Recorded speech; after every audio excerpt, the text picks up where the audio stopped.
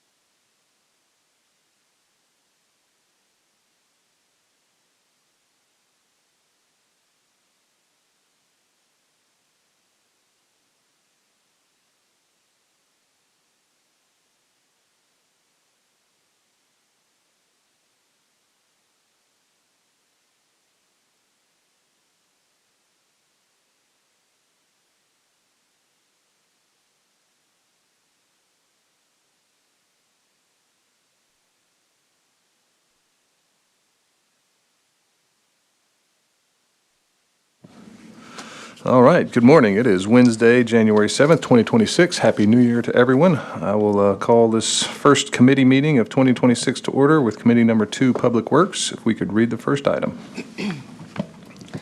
Good morning. Item 1 is a resolution to accept the public improvements and to release the subdivision performance bond, letter of credit dated May 7th, 2021, that secured the improvements to Stonebriar Plan Development Phase 10, part of Area 8, PD 03-335CO, sponsored by Commissioner Erica Sugarman and Commissioner David C. Bradford, Jr.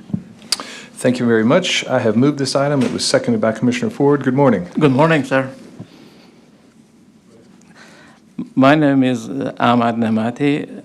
I'm senior engineer with Shelby County Roads and Bridges and Engineering. This item is the release of the performance bond and acceptance of the public improvements of Stonebriar Phase 10. This development is located on west of Hacks Cross Road and north of State Line Road. This phase added 57 lots to the existing development. The developer has completed the public improvements, and Shelby County Engineer's Office has inspected and approved the roads and drainage system. City of Memphis Engineering has inspected and approved the sanitary sewer system. Administration recommends approval. Thank you. Thank you, Mr. Nmati. Seeing no commissioners in the queue, we will take this item to a vote.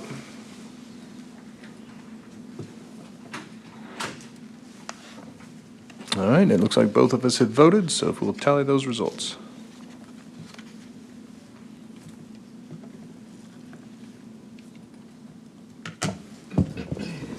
We have aye votes from Commissioners Bradford and Ford. We have 2 aye votes. Thank you. This item will go down with a favorable recommendation. Chair. Yes, sir. I see 3 and 4 are similar, so after we dispose of 2, can we do 3 and 4 collectively, read it in the record, and do one vote? I think that would be a wonderful idea. All right, Yes, thank you. let's read item 2. Item 2 is a resolution approving a contract with Grinder, Tabor, and Grinder, Inc. for construction of the Big Creek Park Phase 4 signage package as part of the National Disaster Resilience Competition Grant in the amount of $525,170 with an extra work allowance of $26,258.50 for a total appropriation not to exceed $551,428.50. This item requires the expenditure of FY 2026 Federal Housing and Urban Development Funds in an amount not to exceed $551,428.50, sponsored by Commissioner David C. Bradford, Jr. Thank you. This item was moved by Commissioner Sugarman. Commissioner Ford has seconded it. Good morning, Mr. Mason. You've got a report for us? Yes, sir. My name's Chris Mason. I'm with Shelby County Engineering Department, and this resolution approves a contract with Grinder Tabor Grinder for construction of the signage package, which is the final package of the Big Creek Resilience Project, in the amount of $551,428.50. It includes the construction of monument signs at the park entrances on Highway 51 and on Singleton Parkway, directional signs of how to get to the park, parking area signs, trail maps, and installing trail mileage markers along the trail. Due to funding availability, the scope of the project was reduced from the original bid by deleting one of each kind of sign to make it fit in budget. The contractor warrants compliance with the provisions of Section 3 of the Housing and Urban Development Act of 1968. The purpose of the Section 3 is to ensure that the employment and other economic opportunities generated by the HUD assistance or HUD assisted project shall to the greatest extent be feasible. The administration recommends approval of this item. Thank you, Mr. Mason. I don't see any commissioners in the queue, so let's take this item to a vote.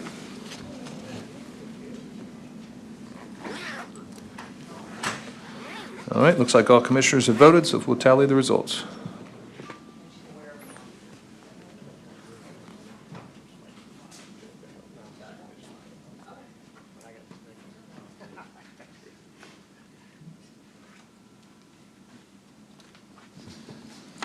We have aye votes from Commissioners Sugarman, Ford, and Bradford. We have 3 aye votes. Thank you. That item will go down with a favorable recommendation. All right, and as per Commissioner Ford's recommendation to keep us moving in efficiencies, let's read item 3 and 4 together, and then we can get one report on both items and vote on both of them at once. Item 3 is a resolution authorizing the mayor to enter into a cost-sharing agreement between the City of Memphis and Shelby County regarding environmental response activities at the Jackson Pit site with associated costs of remediation to be shared equally between the city and county, subject to the consent order of the Tennessee Department of Environment and Conservation, TDEC, sponsored by Commissioner David C. Bradford Jr. Item 4 is a resolution amending the FY 2026 operating budget and appropriating funds in the amount of $225,000 to the City of Memphis for environmental work at the Jackson Pit landfill site that is being equally cost-shared between the City of Memphis and Shelby County. This item requires the appropriation of FY 2026 stormwater special revenue funds in the amount of $225,000, sponsored by Commissioner David C. Bradford Jr. Thank you. This item was moved by Commissioner Sugarman. I have seconded the item. Mr. Sanders here to speak on both items. Good morning, Darren Sanders, County Engineer. And yes, sir, this item is it's an agreement with the City of Memphis to cost share remediation efforts for the Jackson Pit landfill. The city work is underway to put together a long-term maintenance and management plan, as well as a design plan for repair of the landfill cap. That's a majority of the cost. To kind of give a little bit of background on the Jackson Pit landfill, it's located at the southwest intersection of Chulahoma and Shelby Drive. It was originally a gravel mine that was operated in the 30s and 40s, and then the county, after basically the gravel had been mined out, the county needed a landfill in the area. They acquired it and operated it as a landfill from 54 to 68. And in 1968, they transferred the operations to the City of Memphis, who then operated it to about 72, 73 when it was closed. So as part of a closed landfill, there are certain activities that have to be done to maintain the integrity of the cap, testing, and we're in the process of entering into a consent decree with the City of Memphis, Shelby County, and TDEC on laying out what those activities will be and the milestones. The cost, the city estimates the cost is going to be about $3.6 million over the next couple of years. The majority of that will be spent on the landfill cap. And we're, as a former operator, the state views us as one of the responsible parties, so we're cost sharing it. The city's leading the project, so they're doing all the contracting, and they'll be billing us on the back end for the 50% cost share. Administration recommends approval. Thank you. Thank you, Mr. Sanders. Commissioner Sugarman. Thank you, Chair. And so I just have questions concerning, number one, the special revenue funds as far as the stormwater. Is that for just unincorporated areas, number one? Then number two, what is the balance? Because in my district, we have areas where when it rains or storms, the properties are flooded.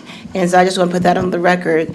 The other thing I want to speak on record is concerning the expansion of Hex Cross. I know this is not the topic. However, my constituents would like to know, and since I want to put it on the record, if you could just tell me when the start date, you can do that in writing in an email, as well as Germantown Road, when will the expansion take place on those? But can you right now just address these special revenue funds?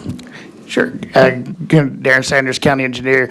Yep. So we do get about $700,000 a year in stormwater funds that are paid through unincorporated residents. Now, we can use the fund because the county owns the property where the landfill currently sits. So for county-owned properties, we can expend those as part of our stormwater revenue special fund. Now, there's about, you asked how much, there's about $800,000 currently in our, but less, of course, this will deduct, so we'll be down to about $600,000 in our fund balance on our stormwater fund after this action here. Thank you so much. Sure. Thank you so much. And if you could just follow up on the other two questions in the email, I appreciate it, because you know how my constituents are. Yes, ma'am. On a regular basis, they're emailing me about those two areas of expansion. And add one more area, Holmes Road, because that's coming up a lot as well. So those three streets, Germantown, Hacks Cross, and Holmes Road, I appreciate it. Yes, ma'am. Thank you. Thank you, Commissioner Sugarman. Commissioner Brooks. Just a couple of questions. What is the location, the address of this Jackson Pit landfill, please? Yes, ma'am. I don't know the specific address. It's right on the southwest corner of Chulahoma and Shelby Drive. It's basically south of the airport. So it services what communities? So at the time that it was operated, this would have been in the 60s and 70s. It serviced the south your portion of the around that area, but it hasn't operated as a landfill since '74. It's been closed ever since. Okay, and so what we're doing here is what environmental work are we talking about? Yes, ma'am. So as part of a closed landfill, we have to do testing of the soil as well as testing of the groundwater to ensure that that we're not getting any contaminants into the environment from the old landfill. Okay, so is that what this 225,000 is for? Actually, a majority of it is going toward design of the landfill cap, which is basically the protective dome over the solid waste. So a majority of those costs, it's the city's estimating with the maintenance plan and the design of the cap is about $450,000 in FY '26.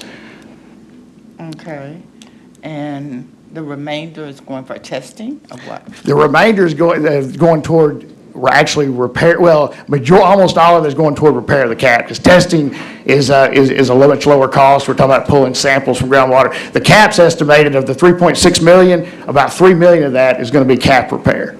So kind of give you, so the 600,000 will be design and testing. Okay, so lastly, if you do find contaminants above and below the aquifer or wherever that's maybe Sure. putting our water source at risk, do you come back to the community and do you come back to us with your?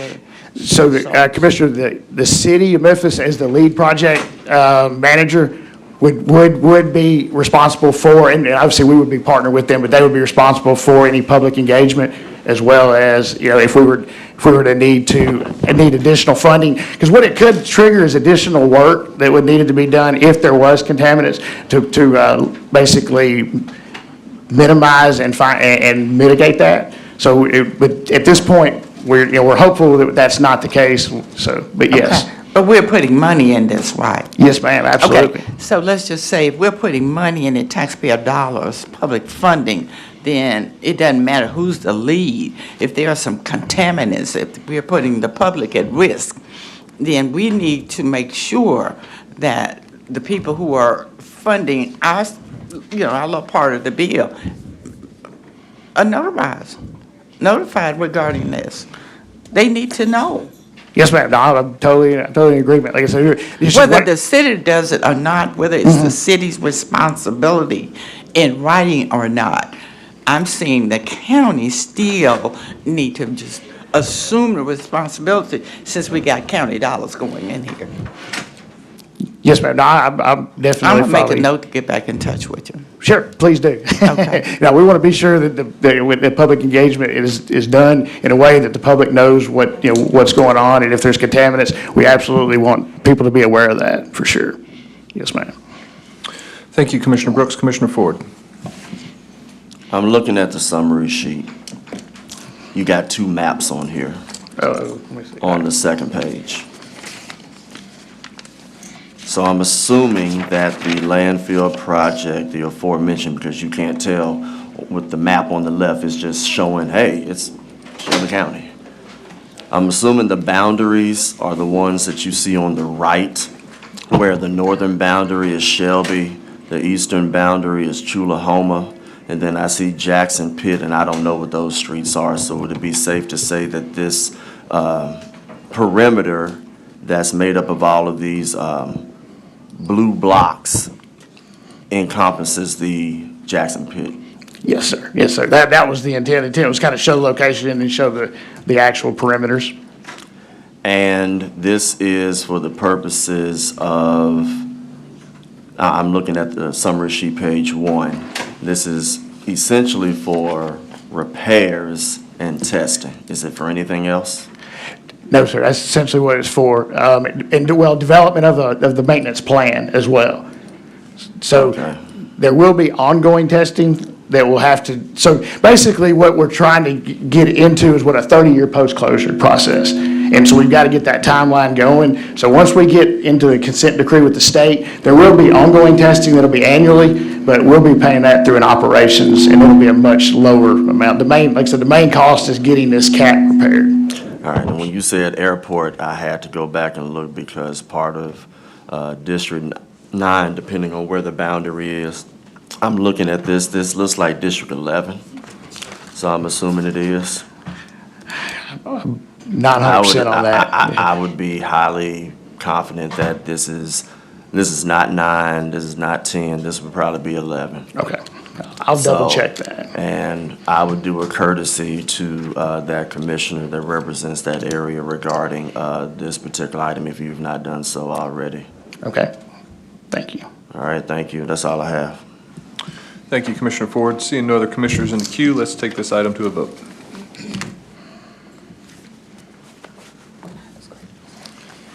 Let's take these two items. We're doing 3 and 4 together as one vote. Yeah.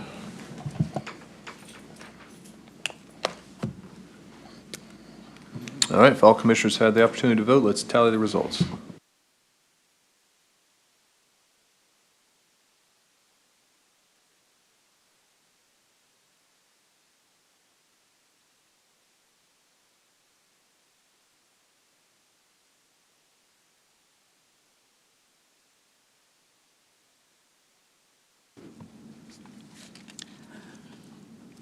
We have aye votes from Commissioners Sugarman, Ford, Wright, and Bradford. We have 4 aye votes. Thank you. Items 3 and 4 will go down with a favorable recommendation.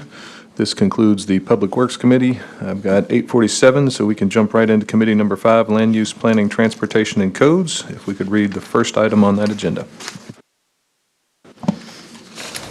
Item 1 is a resolution approving a contract between Shelby County Government and The Works, Inc. in the amount of $254,660.25 for community engagement services for a Mid-South Comprehensive Climate Action Plan as outlined in RFQ number 24-002-16.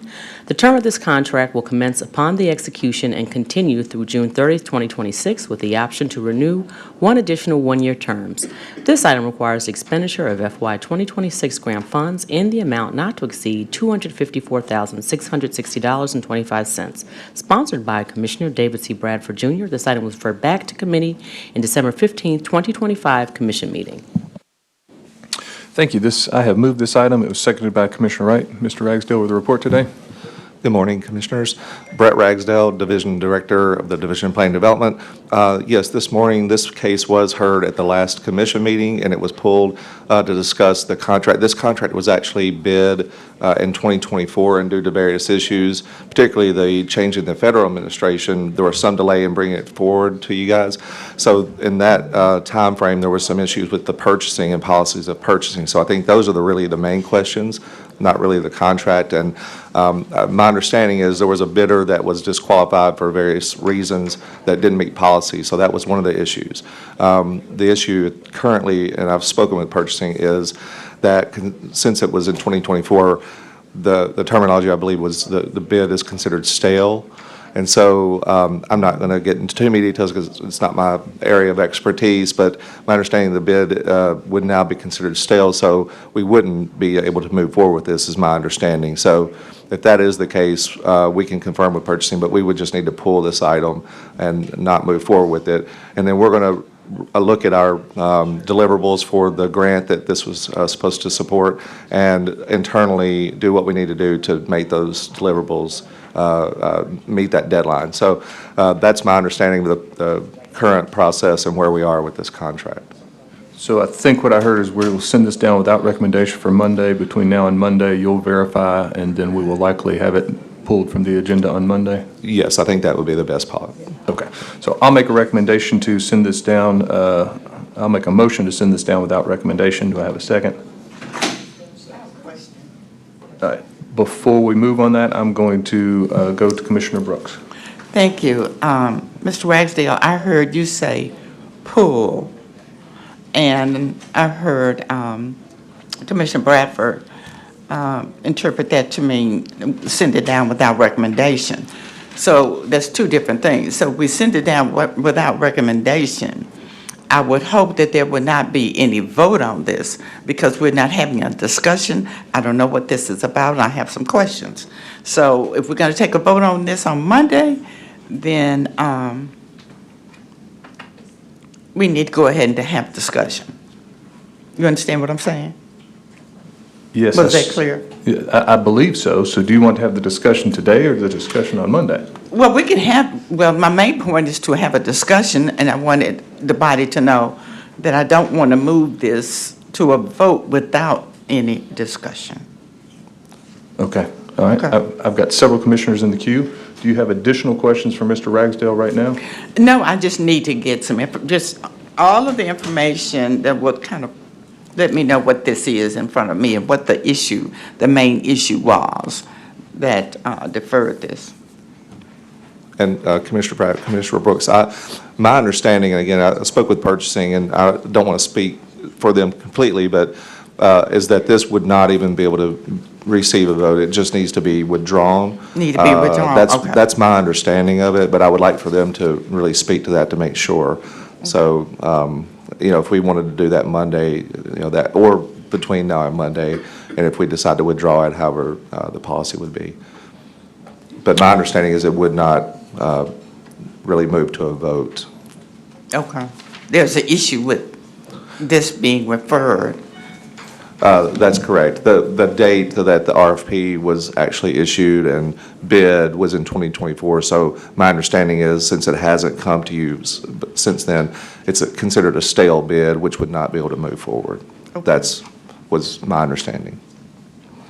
I did just see Mr. Gloucester in the hallway, so we've got two other commissioners in the queue. So I think if we move through this, hopefully Mr. Gloucester will walk in, and if this needs to be pulled, we can pull it today and be done with it. So I'm going to go to Commissioner Sugarman now, if that's okay, Commissioner Brooks. And Oh, then, thank you. And then we'll come back if you have additional. Commissioner Sugarman, go ahead.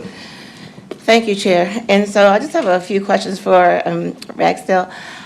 I was very concerned when I sent you, as well as other individuals, an email regarding the processes, because there seems like there's a disconnect between what the commission passes, and not just your department, but other departments as well, because we're passing resolutions and they're not being adhered to, such as the one we spoke about, where I emailed you about the 3 community hearings that is not being complied with. And so that is a concern, because we're getting on this end complaints from our constituents about, number one, not being notified that, for example, gas stations and storage facilities, and that's in particular in my district, and they're not being notified. And if they're notified, it's only one time. And the resolution that I think Commissioner Brooks sponsored stated that we would like, when especially there's a zoning change, that the community have at least 3 readings. So if we need to send you the resolution. The other one is regarding the scorecards, and I don't know what the procedure parliamentarian would be in requiring every department to adhere to our resolutions, especially like the scorecards.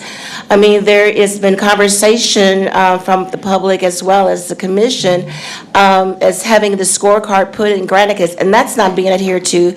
So I don't know if we need to start sending them to the next committee meetings, or do we need to just contact each of the administrators and elected officials about adhering to policies, resolutions, and ordinances that are being passed by this board? Thank you. All right, thank you, Commissioner Sugarman. And then I think we need to alert the CAO that whenever things like that appear, they need to be shown on the agenda as not meeting our permanent rules as well, so that we'll know. So we need to make sure that we change that internally also. So, anything else, Commissioner Sugarman? Yes, point of information. When you see Yeah. also, that means like also indicative of what else? So you're saying we also need to have the CAO to contact all the administrators as well as the elected officials about policies that we are, because my concern is that we're sitting up here, doing our due diligence, doing the research, passing ordinances, resolutions, et cetera. Okay, we're on the taxpayer's dime, but it's not being adhered to. So again, is it the responsibility of the CAO, or is it the responsibility of, I don't know who? Because again, you said also indicating what else? Thank you. It's the responsibility of our staff, the commission staff, to let all the departments know what our policies are so that they know how to be in line with those. And if anything that doesn't meet those policies comes before us, we should be known by verbiage in here does not meet our permanent rules, that for some reason something's in front of us that does not meet our permanent rules. That's what the commission staff should be doing. All right. Commissioner Ford. Did you want to ask Mr. Gloucester what you want to ask? Mr. Gloucester, thank you for coming in, and don't want to hit you cold on this. So this is the item having to do with contract with the works. We actually heard this before the holiday and then deferred it. Mr. Ragsdale has told us this morning that this was actually bid in 2024 and that it is a stale bid. And so there's some question on recommendation from you. Should we pull this item today and then rebid it? Should we move forward with it? So we're just looking for direction from purchasing on this item. Good morning, Commissioners. James Gloucester, Administrator of Purchasing. Yes, correct. The bid is stale now because it's been past 180 days per our policy. So my recommendation would be to pull this and either rebid or get with the department to kind of understand where the scope of work is now, because it's been a long time. So I'm sure a lot has changed since when they first put the bid up. So either be rebid or follow some other process to procure the funds and move through with the process. So I have to meet with the department to do that, but my recommendation, it is stale, so we can't move forward with this particular award. All right, thank you, Mr. Gloucester. So my intention is I'm going to make a motion to withdraw this item. I do have two commissioners still in the queue. All right. Let's withdraw, send down with the motion that's on. Okay, so I'm going to withdraw the motion to send down without recommendation, and I'm going to make a new motion to withdraw this item. Do I have a second? You don't need a second. I don't need a second, okay. All right, so we have withdrawn this item without objection, and then if the department terms they want to rebid it, the department can rebid it, so. All right, hearing nothing further in front of us on land use, I will conclude this committee. Thank you all. All right. Commissioners, good morning. Let's open up committee number 4, Law Enforcement, Corrections, and Courts. Madam Parliamentarian, could we read item 1? Yes, sir. Item 1 is a resolution to accept and amend the FY 2026 grant operating budget to expend grant funds from the Tennessee Corrections Institute for the Shelby County Jail. This item requires appropriation and expenditure of state grant funds in the amount of $9,148, sponsored by Commissioner McWright. All right, the resolution should now be on your screen. This has been moved by Commissioner Sugarman, second by Commissioner Ford. Good morning, Chief Lindsay. Good morning, Commissioners. Happy New Year. Commissioner Wright, we have a substitute for this item. All right, do we have copies of that to pass out? Yes, sir. Your staff has copies of the item. I think I saw Lucretia before, but don't see her at the moment. So if someone, there she is.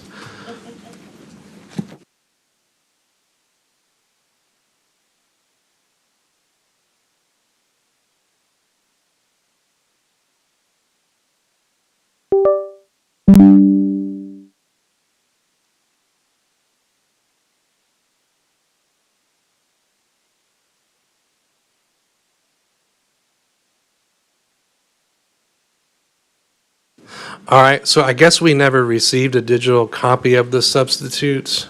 And so,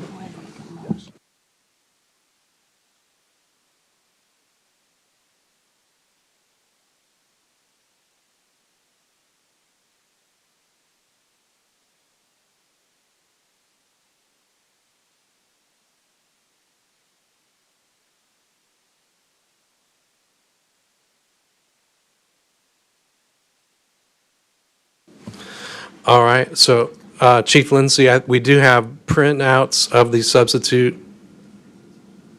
Are we good? Are we good to move forward with that? So I guess I'll make a motion to accept the substitute. No? We don't know what the substitute says to accept it yet, so I would say it needs to be before everybody, and then can be introduced to the body, and then a motion can be made. Okay, I just received a copy. Okay. I think, has everyone received a copy? No, I haven't in my hand. Okay. Go ahead and pass them out.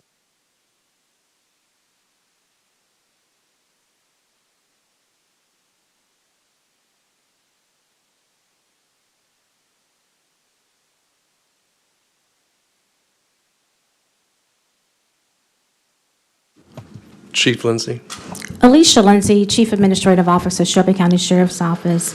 It's not a substantive change. Basically, it's a typo in the second whereas clause. It references fiscal year 2025, and it should be fiscal year 2026. That's the only change in the item. So- That minor.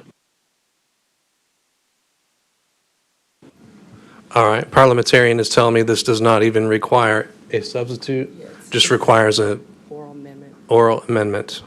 So I will make that amendment to change the fiscal year in the second whereas clause. So I will make that as a motion. Is there a second? Second. I hear second from Commissioner Morrison. Can we do that without objection? Hearing none, so moved. Okay, now it's properly before us, Chief Lindsay. Thank you. Thank you, Commissioner Wright. Alicia Lindsay, Chief Administrative Officer, Shelby County Sheriff's Office, and I have with me Katie Mack, our Grants Manager. The item before you is seeking approval to accept a grant from the State of Tennessee Corrections Institute and to amend the fiscal year 2026 operating budget so the Shelby County Sheriff's Office may expend the funds, the grant funds for the purposes of training equipment required to meet correctional training standards. The grant period runs from December 1st, 2025 through April 30th, 2026. There's not a match requirement, and the funds cannot be repurposed for anything else. We respectfully request your approval of this item, and we're happy to answer any questions you may have. Thank you, Chief Lindsay. Ms. Mack, I don't see anyone yet on the board. I think everyone's received this. So if we're good, we can go ahead and take this to a vote, please.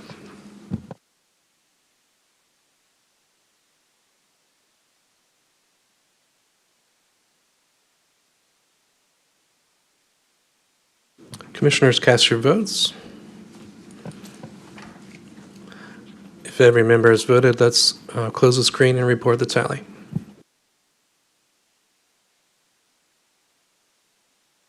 Okay, put me down as a yes. My screen is not working.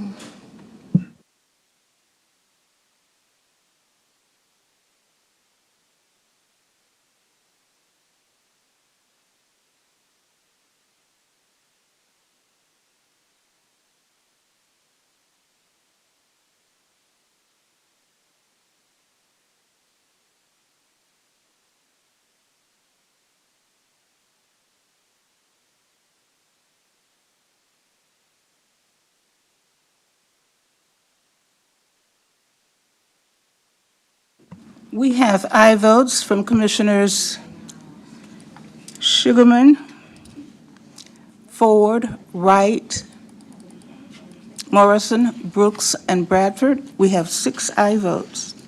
Thank you, Madam Clerk. That item will move down with a favorable recommendation. If we could get IT to please help with Commissioner Sugarman's screen so that she can participate. And let's go ahead and read, actually, before we read item 2, just a programming note. I've been told there are add-ons coming this committee, so if we could get staff to go ahead and pass those out as soon as those are available. Thank you so much. Can we read item 2? Item 2 is a resolution approving the purchase of a U-100 5G Native Identified Unit from Tactical Support Equipment, Inc. in the amount of $72,100. This item requires the expenditure of FY 2026 Sheriff's Office Special Revenue Funds in an amount not to exceed $72,100, sponsored by Commissioner McWright. Thank you. This item has been moved by me, second by Commissioner Morrison. Good morning, sir. Wink down in Shelby County Sheriff's Office. Commissioners, in just this resolution is put in lay terms This is a portable cell tire. The tire currently that we use is only 4G capable, and of course, you know, we probably got 50% of the public now is on 5G. So it is a very proprietary system. This is a commodity purchase. We'll just be purchasing a 5G adapter that we'll install ourselves to make it 5G compatible. There is no ongoing cost, and the total amount of this item is $72,100. Be glad to answer any questions related to this item. All right, thank you so much, Mr. Downing. Commissioner, can I? Yes, sir. I'm sorry. I meant to introduce, making her debut here is the manager of information systems for the sheriff's office, Miss Mary Ross. Pleasure Sorry. to see you this morning. Thanks. This Thanks lady for joining needs us. no introduction. All right, thank you so much for that. I see no one in the queue. Let's take this to a vote.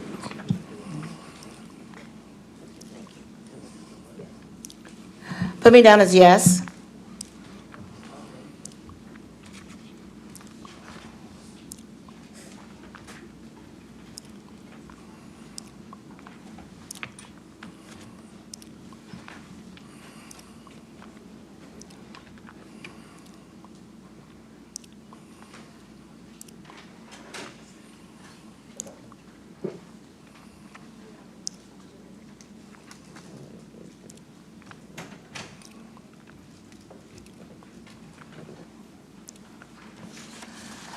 We have aye votes from Commissioners Sugarman, Ford, Wright, Brooks, and Bradford. We have 5 aye votes.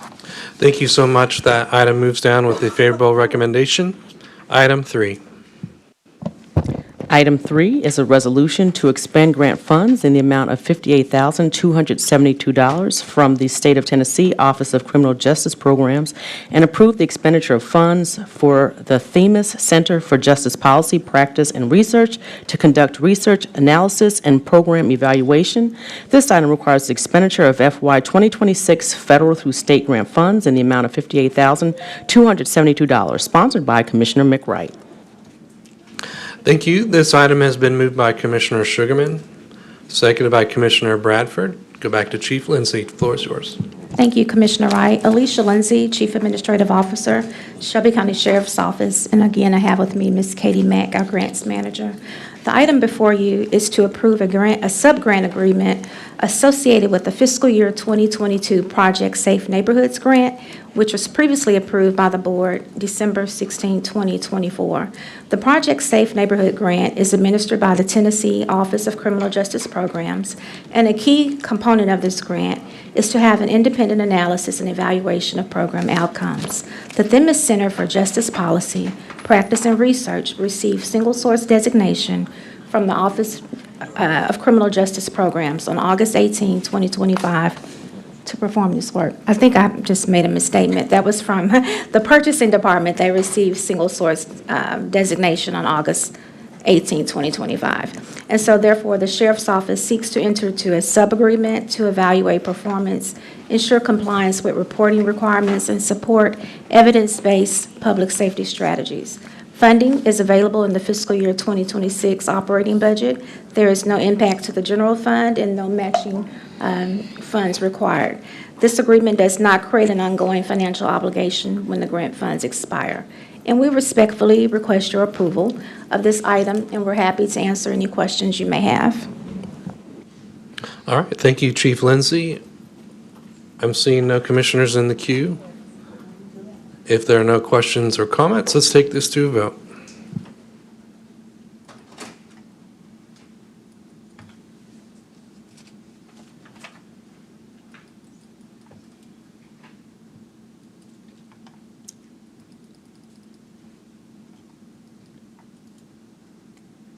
If every member has voted, let's close the screen and report the tally.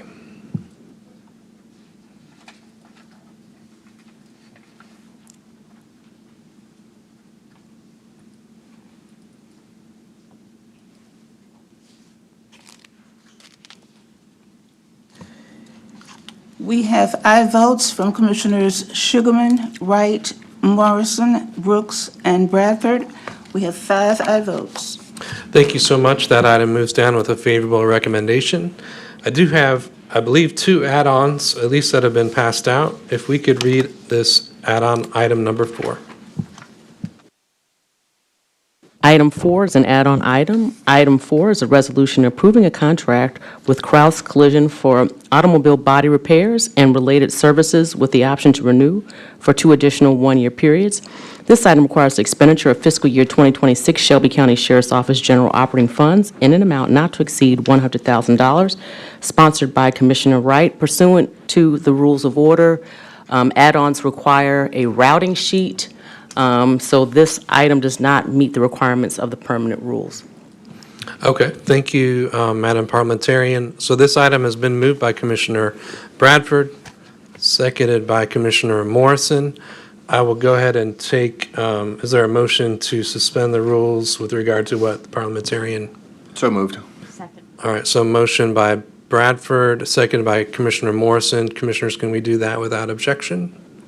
Hearing none, so moved. So we've suspended the rules so we can hear this item. And now let me go back to Chief. Yes, sir, go ahead. Good morning, Commissioners. Mike Dethridge, Administrator, Planning for the Sheriff. To my right is Tim Alvin. He's the manager of our fleet.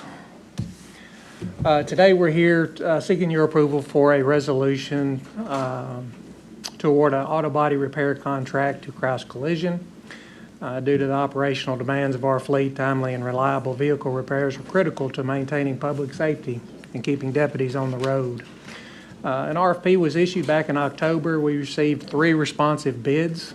While Kraus Collision received the highest overall score from the scoring committee, we are recommending that the contract be split amongst all responsive vendors.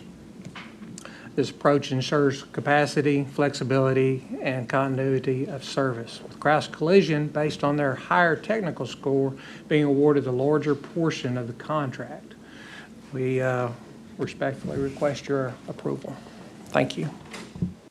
All right, thank you, Mr. Dethridge. I did have Commissioner Sugarman in the queue, but she has stepped away. Let me go to Commissioner Brooks. Just one quick question in reference to the additional, 2 additional one-year periods. Is that necessary for us to do that? Can we just go year to year? Commissioners, as long as it takes in the bidding process, it benefits us to do renewals on contracts.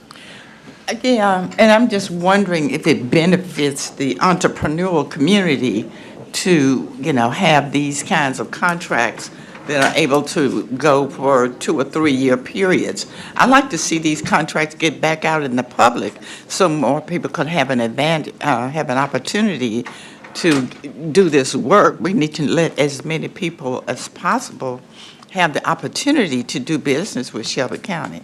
So I just want to know if there's anything sensitive in here that will require these 2 and 3 year period renewals. Alicia Lindsay, Chief Administrative Officer, Shelby County Sheriff's Office. Commissioner Brooks, thank you so much for the question. Since this was an RFP, in the RFP, we spelled out the scope and the terms. And in that RFP, we said it would be for 1 year, well, however many years with 2 additional renewal periods. And so therefore, for this particular contract or anything that we issue an RFP for, the contract has to follow the terms of the RFP. That's my understanding, but I can defer to legal or purchasing to chime in on that. Okay, well, even if we can't do anything with this one, I know we can't, but maybe you could take a deeper dive into this. And so going forward, if it's not necessarily required, let's stick to 1 year so we can kind of spread this money around. There's a bunch of folk out here who are eager to do business and qualify. Thank you, Commissioner Brooks. I certainly understand that, but with the purchasing process, in the past, it may be different now under the Oracle system, but it takes quite a while to go through the RFP process. So, for example, and then just to have a 1 year contract, then we're spinning our wheels each year trying to get RFPs or contracts issued, which is very time consuming. I understand that, and I think too that, since we're in the public service business, we need to put the public first, so, our little inconveniences, we're just gonna have to get creative and find some different ways of maybe taking care of our business so that we won't be inconvenienced. But then at the same time, we need to be cognizant of the fact that this is public money. So let's let everyone have an opportunity to spend it and to enjoy doing business with the county and spending county money. Let's not keep it in the same group.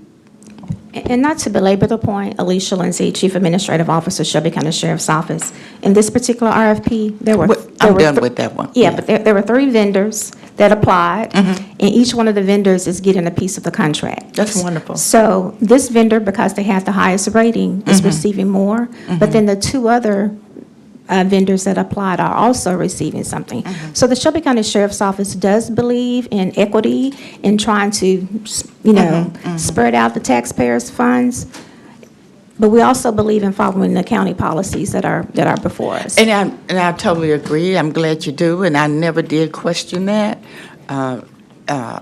My only concern, again, is just to make sure we can spread this money out and make it accessible to as many taxpayers as possible, because we are the stewards. So, let's just try to do our best in getting many people involved in spending this money. All right, thank you, Commissioner. Let's go back to Commissioner Sugarman. Thank you, Chair. And so, a couple of things real quickly. Number one, this is an add-on and did not follow regular procedures, but I just want to say this on record. When I had an add-on as a commissioner and elected official, mine was blocked. It was not added on. So again, we have to figure out how we're going to treat each other fairly and equitable as well as the other elected officials. The other thing I want to say on record is, again, there is no scorecard. Okay, and so my question then becomes, with the add-ons and there's no scorecard, that's another way of circumventing what the commissioners voted on a year ago about requiring everyone who has RFP, et cetera, to have the scorecards. Because when I actually added up one of the scorecards, the person who won the bid was not the one that really should have gotten the bid according to the scorecard. And so that, is very concerning, extremely concerning. And I do support this, but I'm going to also say that we need to figure out a way that's fair and equitable, not only to the public, as well as the administration, as well as the commissioners who are elected by the people.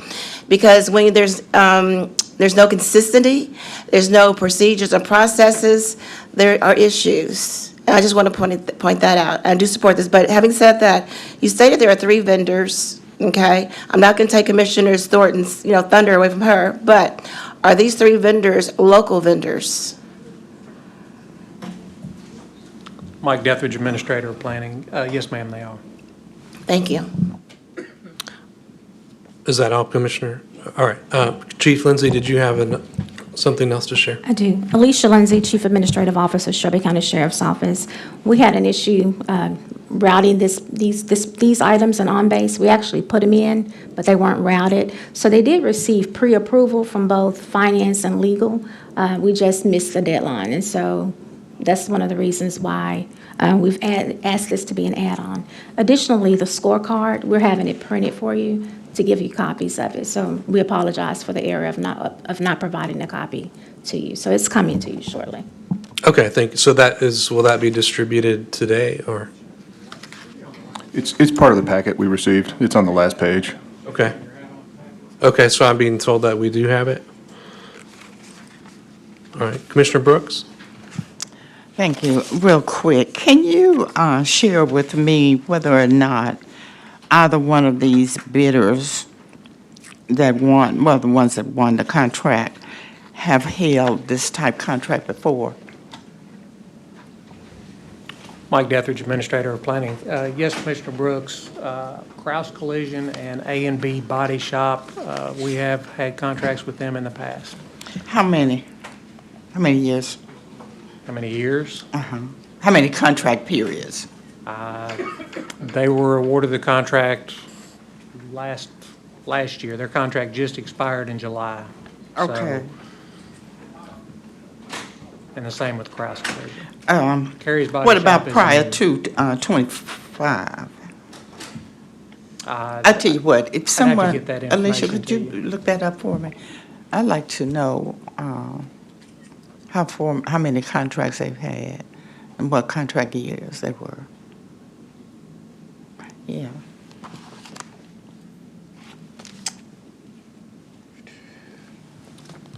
Is that all, Commissioner? Oh, thank you, sure. Okay, all right, I see no one else in the queue. Let's go ahead and take this to a vote, please.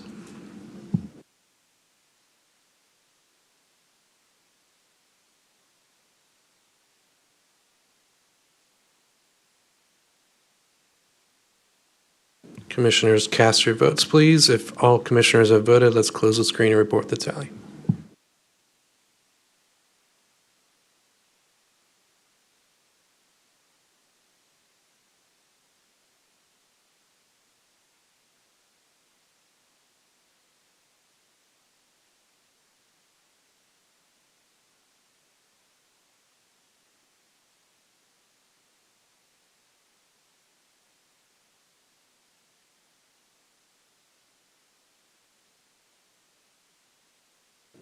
We have aye votes from Commissioners Sugarman, Wright, Thornton, Morrison, Brooks, Bradford, and Chairwoman Avant.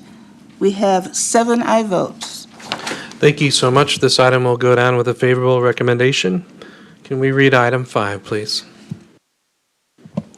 Item 5 is an add-on item. Item 5 is is a resolution approving a contract with Morris and McDaniel, Inc. for the Sheriff's Office Law Review promotional exams with an option to renew for additional one-year periods. This item requires the expenditure of FY 2026 Shelby County Sheriff's Office General Operating Funds in the amount of $129,967, sponsored by Commissioner Wright. Again, as this item does not include a routing sheet, since it's an add-on, then it is not in accordance with your permanent rules. Okay, thank you so much. This item's been moved by Commissioner Thornton, seconded by Commissioner Bradford. Is there a motion on the rules? I move to hear this and suspend the rules. Second. All right, there's been a motion by Commissioner Bradford, seconded by Commissioner Morrison. Can we do that without objection? Hearing none, so moved. So this item is now properly before us. Chief Lindsay, please. Thank you, Commissioner Wright. Alicia Lindsay, Chief Administrative Officer, Shelby County Sheriff's Office. The item before you is to approve a contract for law enforcement promotional exam testing services for the Shelby County Sheriff's Office. The Shelby County Purchasing Department approved this vendor as sole source on December 5th, 2025. The vendor will create legally defensible promotional exams, ensure a fair, objective, and compliant promotional exam process. And this vendor was selected due to their specialized expertise and extensive experience in law enforcement testing. The contract will run upon execution through June 30th, 2026, with 2 one-year renewal options, subject to the annual budget process or the, funding in the annual budget. The contract amount is not to exceed $129,967, and funds are available within the fiscal year 26 general operating budget of the Sheriff's Office. For this item, it was sole source. I'm not sure if there are any documents I need to provide, but if there are none with this packet, but we're more than happy to send them out to have them to you by Monday. And we respectfully request approval of this item. And we're happy to answer any questions you may have. Thank you, Chief Lindsay. Commissioner Sugarman. Yes, I have a couple of questions, and first, I want to start with, why is this sole source? And while they're coming up, I then have a couple of follow-up questions.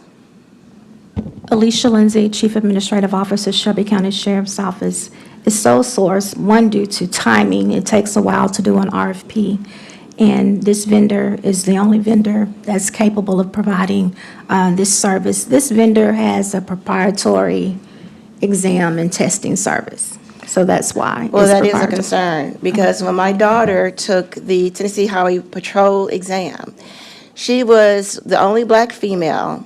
The others were black males, or 3 black males, or 4 Black individuals who took the Tennessee Highway Patrol. She stated it was extremely biased in the questions. She passed, but the other 3 Black individuals did not. And so my question then becomes, if this is sole source, that's questionable.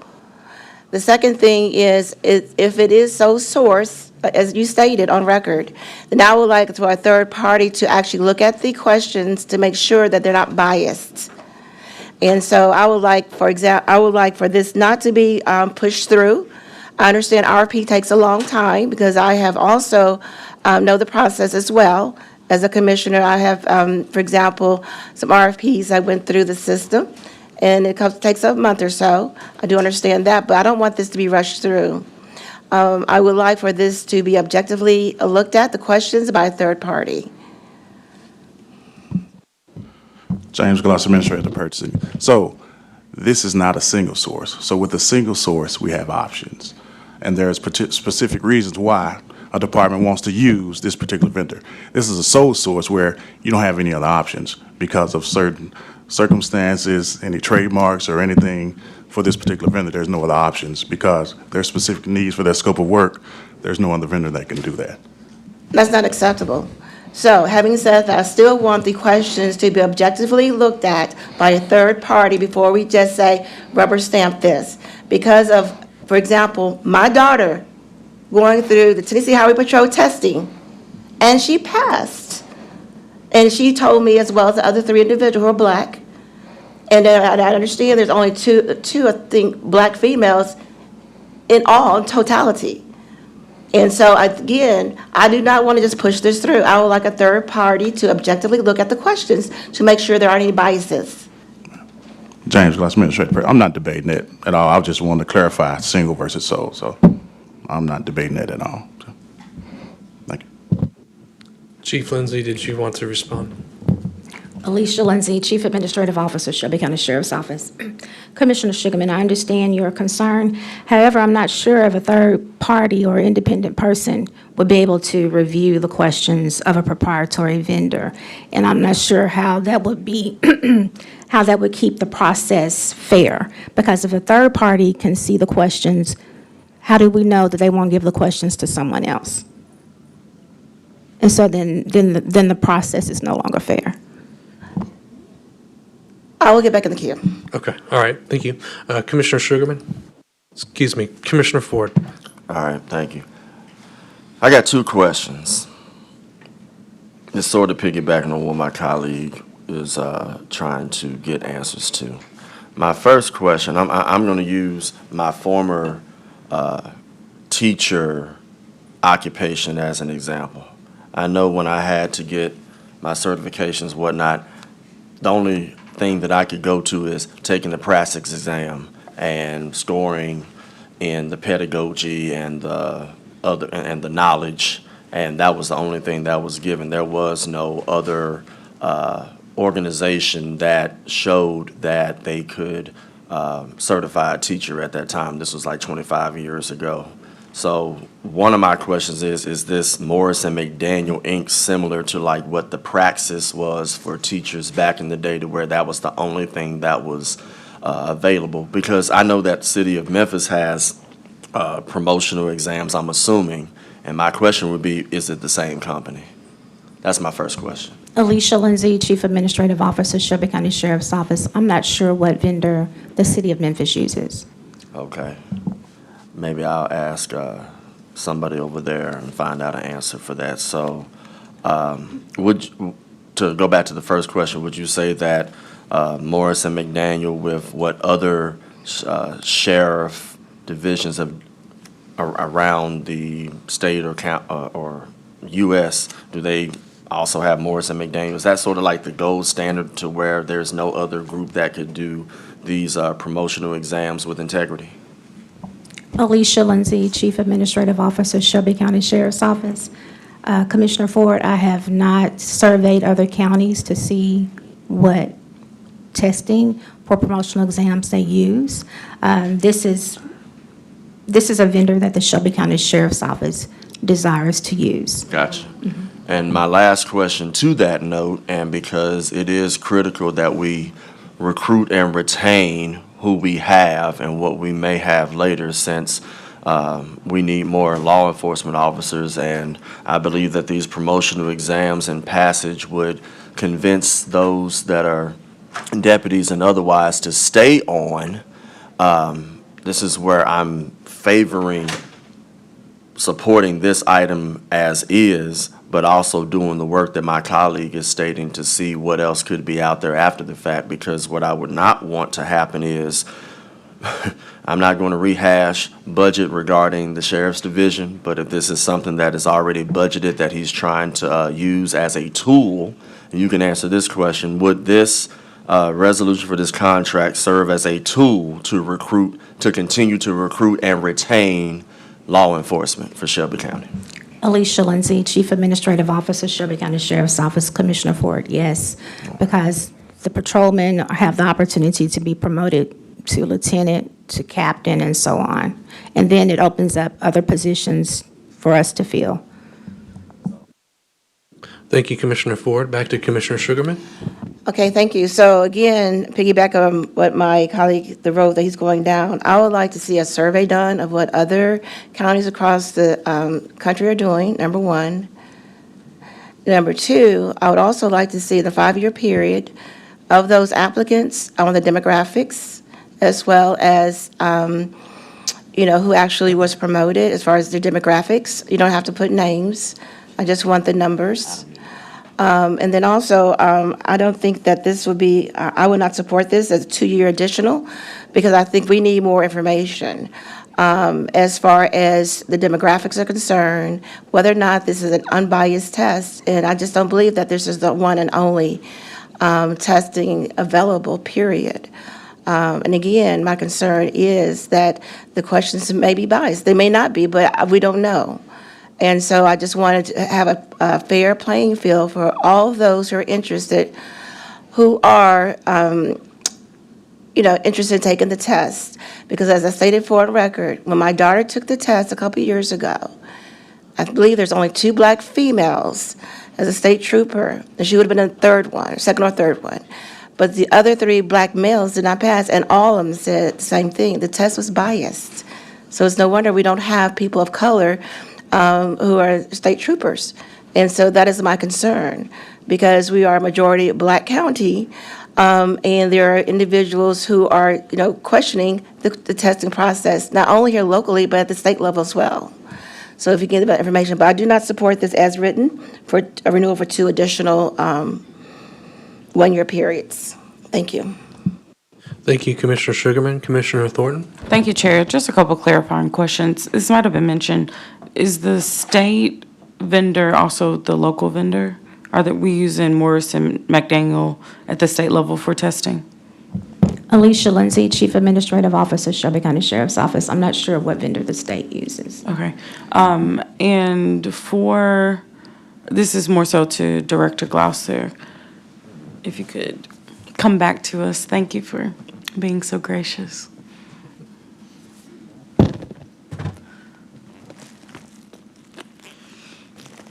This has come up a couple of times before, so this sole source or sole sourcing, is it only sole source because this is the proprietary information that we wanted to choose, or is there another proprietary entity that could also qualify for sole source? Can you just explain how that works? James Gloucester, Administrator of Purchasing. Yes, that's the main reason in this particular situation, the proprietary information that was provided. Is there any way, or how would we as commissioners know if there are any comparable proprietary information that could be considered? Like, is there an alternative to what Morris and McDaniel is offering that anyone else is using? Because when we hear sole source, we think this is the only vendor that is offering it. And it just seems kind of like absurd to just believe that there's no other competitive offering out there. I know that this is who we're choosing, but how do we really know that there's not another competitor? James Gloucester, Administrator of Purchasing.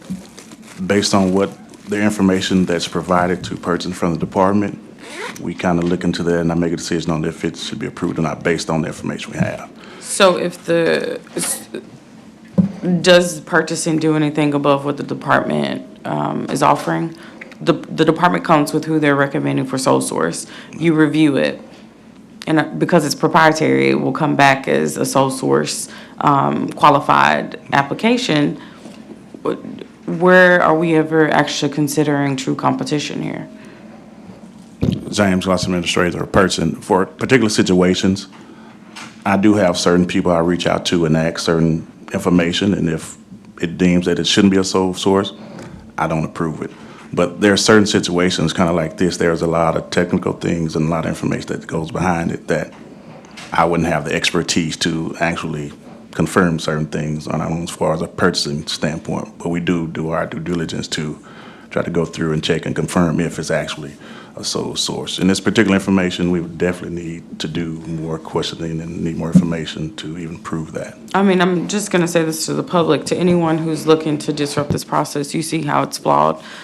The bias coming in from the department goes to purchasing, which may or may not, at your discretion, go into what seems like a small-scale search, not a database that does a comprehensive search, just you calling up people you met at conferences to figure out if this is a good person. And so I do think that this is a huge area for us to look into, just because of the sheer amount of sole source contracts that we're approving. If there are vendors out there that want to get involved, you're going to have to go through more strategic means to be able to get yourself considered in Shelby County. Thank you. All right, commissioners, I see no one else in the queue. Let's take this to a vote, please.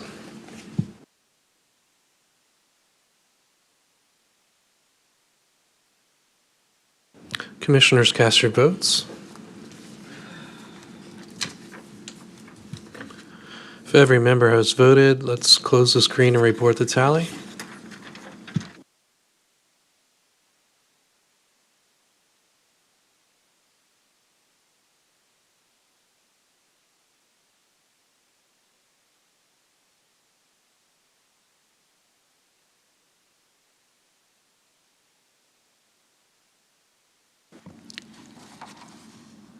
We have aye votes from Commissioners Ford, Wright, Thornton, Morrison, Bradford, and Chairwoman Avant. Commissioner Sugarman has voted no. We have 6 ayes and 1 no. That item moves down with a favorable recommendation.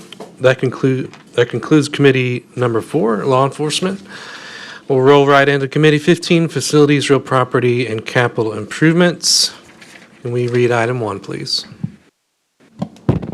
Item 1 is a resolution to grant a sanitary sewer easement totaling 197 square feet, that's 0.00 acres in size, across a portion of real property owned by Shelby County located at 1348 Mississippi and further identified as tax parcel number 014035 000113C, for the use and benefit of the city of Memphis for nominal consideration for its construction of a permanent sanitary sewer facility and the continued maintenance thereof, sponsored by Commissioner McWright.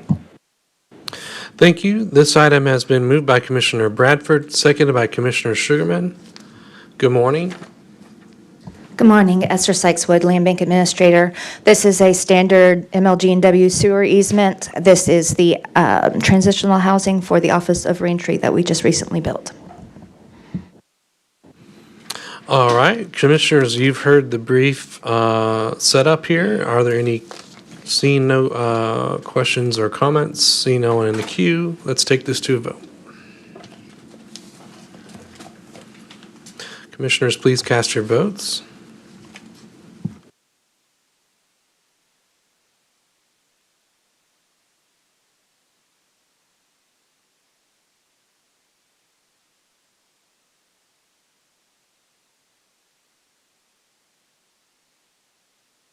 If every member has voted, let's close the screen and report the tally.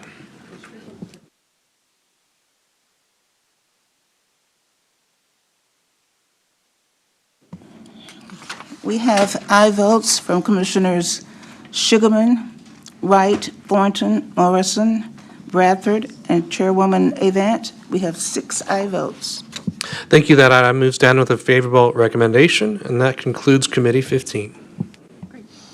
All right, good morning, Happy New Year, everyone. Call to order Committee Number 1, Budget and Finance. If we can read item number 1. Item 1 is a resolution approving a contract with Risk Analytics LLC to provide payment card industry PCI data security standards, DSS, compliance services in an amount not to exceed $82,620 commencing upon execution of the contract through June 30th, 2026, with the option to renew for 2 additional one-year periods. This item requires expenditure of FY 2026 Information Technology Services Internal Services Fund in the amount of $82,620, sponsored by Commissioner Michael Whaley. All right, thanks so much. Item 1, moved by Commissioner Bradford, seconded by Commissioner Thornton. Chief Perry? Good morning, Commissioners. Sandra Perry, CIO, Information Technology Services. This item is seeking approval for a contract with Risk Analytics to provide our payment card industry, which is PCI, services for our compliance for our credit card use in Shelby County government. PCI is a compliance that is required to protect credit card sensitive information from a financial and personal aspect, and it ensures the county meets the renewal and the requirement for PCI, which is regulatory, and for audit requirements. This contract is for an amount not to exceed the $82,620, and it's commencing upon execution, and it gives us the option to renew for 2 additional one-year periods.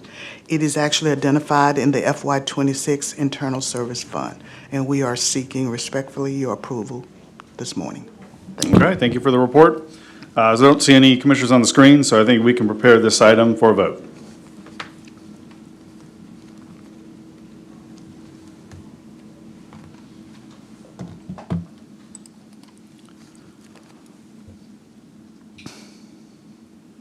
Okay, we can close the screen and record the vote.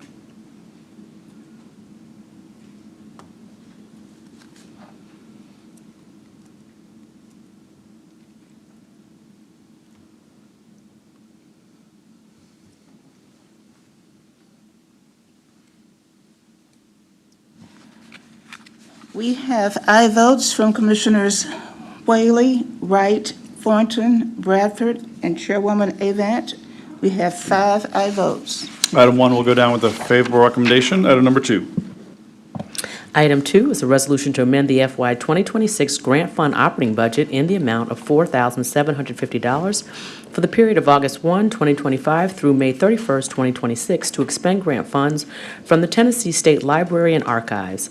This item requires the appropriation and expenditure of FY 2026 state grant funds in the amount of $4,750, sponsored by Commissioner Michael Whaley. Item 2, moved by Commissioner Bradford, seconded by Commissioner Thornton. All right, good morning. If we have a report on this item. Good morning, Cheryl. You just try to hit the microphone again. Good morning, Cheryl Floyd, Chief Administrative Officer of the Register of Deeds. I have with me Vincent Clark. Vincent Clark, Administrator with the Shelby County Register of Deeds and Archives. This grant is to fund a temporary employee to sort records that are in a sad state, about 200 cubic feet of mixed records from 4 different courts, and also something called the Crippled Children's Hospital, which used to be an active organization from the 1910s up until the early 1980s. Okay, thank you very much for the report. Commissioner Thornton? So as I pull up the summary sheet, what is the total compensation for the temporary employee? It'll be for the full amount of the $47.50. How many hours are they working and how long are they working? I forgot, I'd have to do the math. I can do that real quick. It's $20.77 an hour, though. Okay. So And so we're the intent- looking at about 2.5 months' worth of work. Okay, all right, thank you. All right, thank you all. I think we're ready to prepare the screen for a vote on item number 2.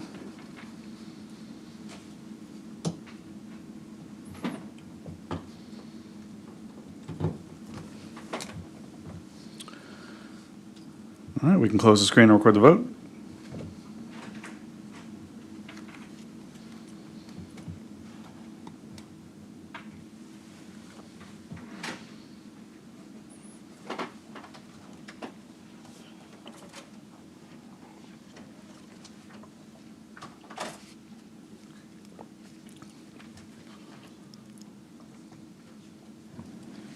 We have aye votes from Commissioners Whaley, Ford, Wright, Thornton, Bradford, and Chairwoman Avant.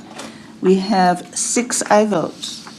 All right, thank you very much. Item 2 will go down with a favorable recommendation, and this will conclude Chair. committee number 1. Chair, I got one question for All you. right, yep, Commissioner Ford. As a piece of new business, I know you received an email from me regarding an entity that's being used in order to help us with some of our internal controls and whatnot concerning our budget. He will have to, it's OpenGov for everybody that is listening. And I know the city of Collierville uses it, I believe, as well as a couple other entities, and they've done great work in order to make sure that our budgets could possibly adhere to what the comptroller has stated that has not happened over the last 4 years. So my request is for next month in committee for that organization to be able to present in front of us here. So I would ask on record if we can make that happen for the first Wednesday in February.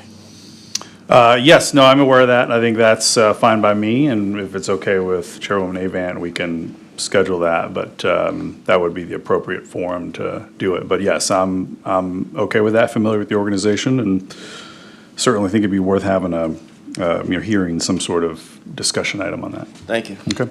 All right, this will conclude committee number 1.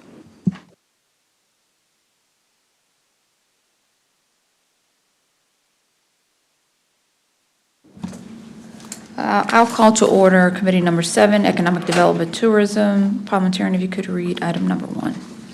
Yes, ma'am. Item 1 is an ordinance, third reading. Joint ordinance of the Board of County Commissioners of Shelby County, Tennessee, and the Council of the City of Memphis enacted pursuant to the Community Redevelopment Act of 1998 and the Uniformity in Tax Increment Financing Act of 2012, providing for the amendment of the Cleveland Street Corridor Redevelopment Trust Fund Ordinance, sponsored by Commissioner McKell Lowry. Is there a motion? I have a motion by Vice Chair Bradford, second by Commissioner Sugarman. Seeing no commissioners in the vote, if we could prepare the screen for a vote.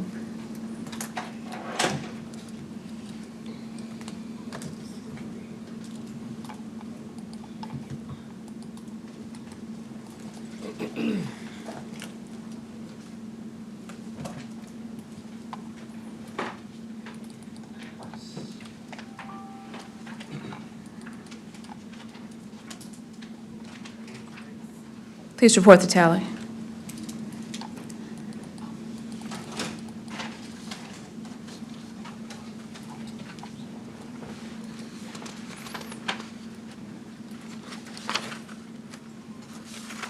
We have aye votes from Commissioners Whaley, Clay Bibbs, Sugarman, Ford, Thornton, Bradford, and Chairwoman Avant. We have 7 aye votes. That item goes down with a favorable recommendation. This concludes Committee Number 7. Good morning, everyone. We will begin Committee Number 3, Hospitals and Health. This should be easy because they are requesting for this item to be pulled and pushed to the next committee meeting on the 21st. Okay. All right. Commissioner Ford, you're in the queue. Before this is read into the record and withdrawn appropriately, my recommendation, and I've already talked to the speaker, is that this item in committee, I want to say last month, was brought up, and on record, there were at least 3 or 4 organizations that would be receiving part of this $1.4 million, which drew multiple set of conflicts for at least 2, possibly 3 commissioners. Because in its original form, if we didn't ask the question, we would not have known about the conflicts. I'm asking when it comes back for him to itemize specifically the $1,436,492.66, so that anybody that may need to disclose accordingly can do so, because the original form, you wouldn't have known anything unless you asked particular questions. Thank So that's you. my recommendation. Thank you. Thank you so much, Commissioner Ford. That is noted. Commissioner Thornton, you're in the queue. Thank you, Chair. In addition, I'm going to ask the director to invite those subcontractors to the meeting, just because there were implications to their performance that could be damaging for them applying for future funds or being considered for future funds. And I know at least one organization in particular, I've seen the quality of their work, and their underperformance, as spoken on record, is very concerning to me. So I would like to see what is actually the rationale around why there is such significant underperformance, but a huge allocation. So if we could make sure that those organizations are here, that'd be greatly appreciated. Thank you. I see Dr. Randolph shaking his head, so he has heard the request. Commissioner Sugarman, you're in the queue. Before we get into Oh, any more, I thank you. apologize. Go ahead, Yeah. Madam Parliamentarian. Yeah, Actually, read it. Any substantive Yeah. conversation about the item is not properly before us. Absolutely. Madam Parliamentarian. Item 1 is a resolution to amend the FY 2026 grant funds budget for the FY 2025 carryover funding in the grant fund restricted fund balance for the Shelby County Health Department Violence Prevention Program in the amount of $969,870.66 for a total of $1,436,492.66 beginning November 1st, 2025 through June 30th, 2026. This item requires the appropriation and expenditure of FY 2026 grant funds in an amount not to exceed $969,870.66 for a total amount of $1,436,492.66, sponsored by Commissioner Miska Clay Bibbs. This item was deferred in December 10th, 2025 committee meeting. Thank you, Madam Parliamentarian. Commissioner Sugarman's still in the queue, but I do want to, that's what I was going to ask, since we're pulling the item. Okay. So in the queue. You still have to Yeah, no, I'm going have to it read proper. what's Yes, in the ma'am. queue. So Commissioner Sugarman actually moved it, and Commissioner Whaley is the second. Thank you. All right, now Commissioner Sugarman. Thank you, Madam Chair. And so this is for Dr. Randolph as well. I would like to have a breakdown of the amount of dollars each subrecipient is receiving. I had requested this in writing several months ago, and I know you just took this position. So if you could just tell me, number one, who are the subrecipients? What is the breakdown? Because one of the subrecipients, I understand, was not even, did not even know they were part of the grant. And that concerns me very deeply, because if people are using other nonprofits in order to get a grant and they're not getting the benefits, that is a concern. So can you please get the breakdown of the subrecipients' role as far as, number one, the breakdown of the dollar amount and what they're using the money for? I'd appreciate that. Thank you. Thank you, Commissioner Sugarman. Dr. Randolph, there has been a lot of conversation regarding this item between last committee, this committee. I'm sure if you need for someone, I'm sure someone's listening to be able to pull the notes so you can come back and be prepared on January 21st. If not, we can work together to make sure exactly what questions have been asked around this item. Thank you. All right. This item will be pulled for next committee, January 21st. 2026. So not pull, are you saying to defer it to? Defer it. Yes, ma'am. Okay. Could you get a second? Second.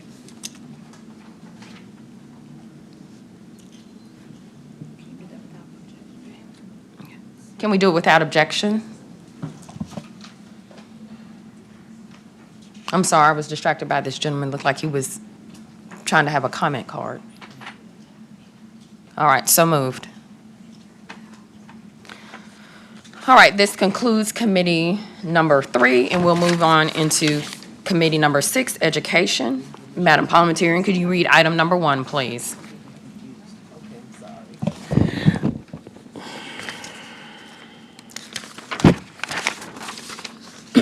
Item 1 is a resolution amending Resolution Number 19, adopted September 22nd, 2025, which aligned the elections of the Shelby County Board of Commissioners pursuant to Tennessee Code annotated Section 49-2-201F, sponsored by Commissioner Erica Sugarman. The item was moved by Commissioner Sugarman, a second by Commissioner Thornton. I do see at this time we have a substitute. I'd like to make a motion to move the substitute. All right. Does she have a second? Second by Commissioner Brooks.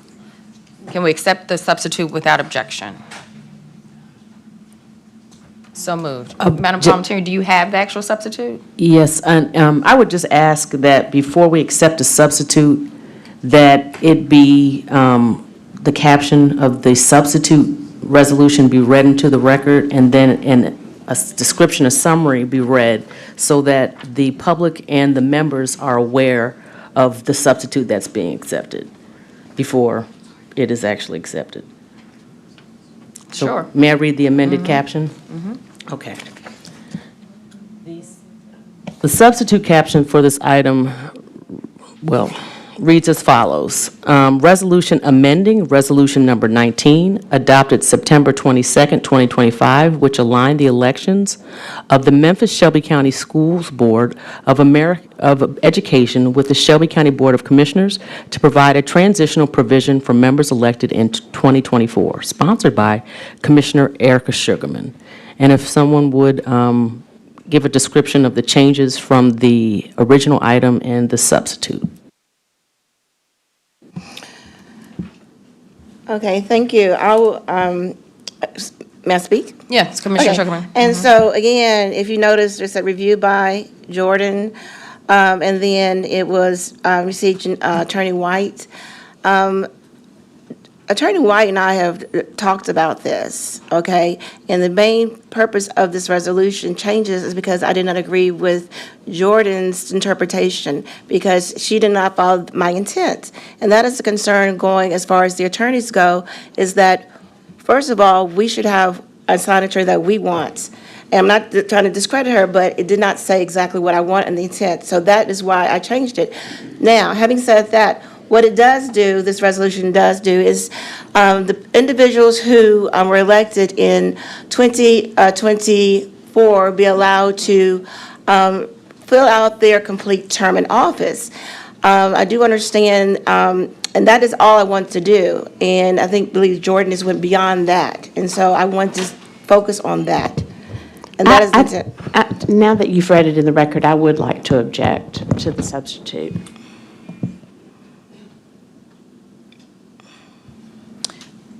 So you have it on record.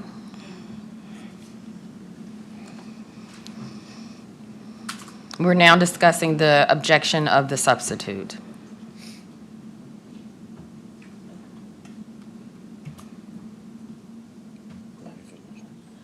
Commissioner Sugarman, you technically still have time. Okay, so. In the 1 minute or so. Okay, I just waited to hear why she's objecting. Okay. So That then, was not clear to me, so so I Madam don't know what Clerk- to respond if I don't know what she's objecting to. no problem. I was just following the cue. So Madam Clerk, can you then move to Commissioner Morrison so that she can state her objection? Well, I object because I agree with the way it was passed on September 22nd. Commissioner Sugarman. Okay, and so again, this substitute was not for the substitute of the one on the 22nd. This should have been a new resolution. This is a new resolution. All it is doing is just amending the resolution that's already been passed. So the only thing it does not change the terms or anything like that. It allows those individuals who ran for office to complete their term. And it's an amendment. So I don't understand what you're objecting to still. It's an amendment. Well, I don't agree with the amendment, so I object. Thank you, Commissioner Morrison. So we're now at the point of where we actually have a comment card on this item, but we first as well need to vote on whether or not we're accepting the substitute or not, because there is an objection on the floor.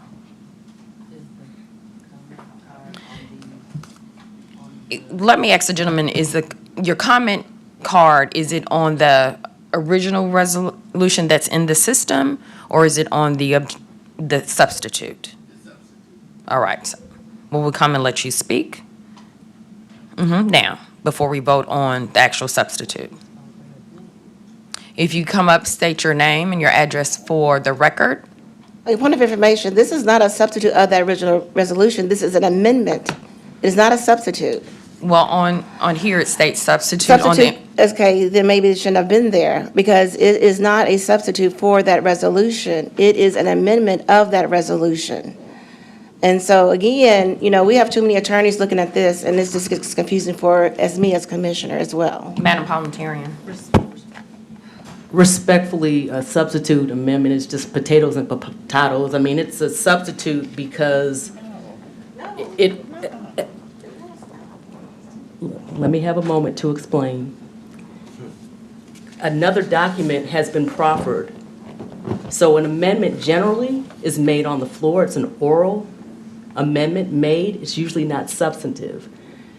This is a substitute because it changes the character of this item.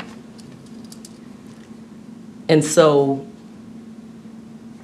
at committee, it's just for it to go down with a favorable recommendation, then it's just a majority of those present and voting.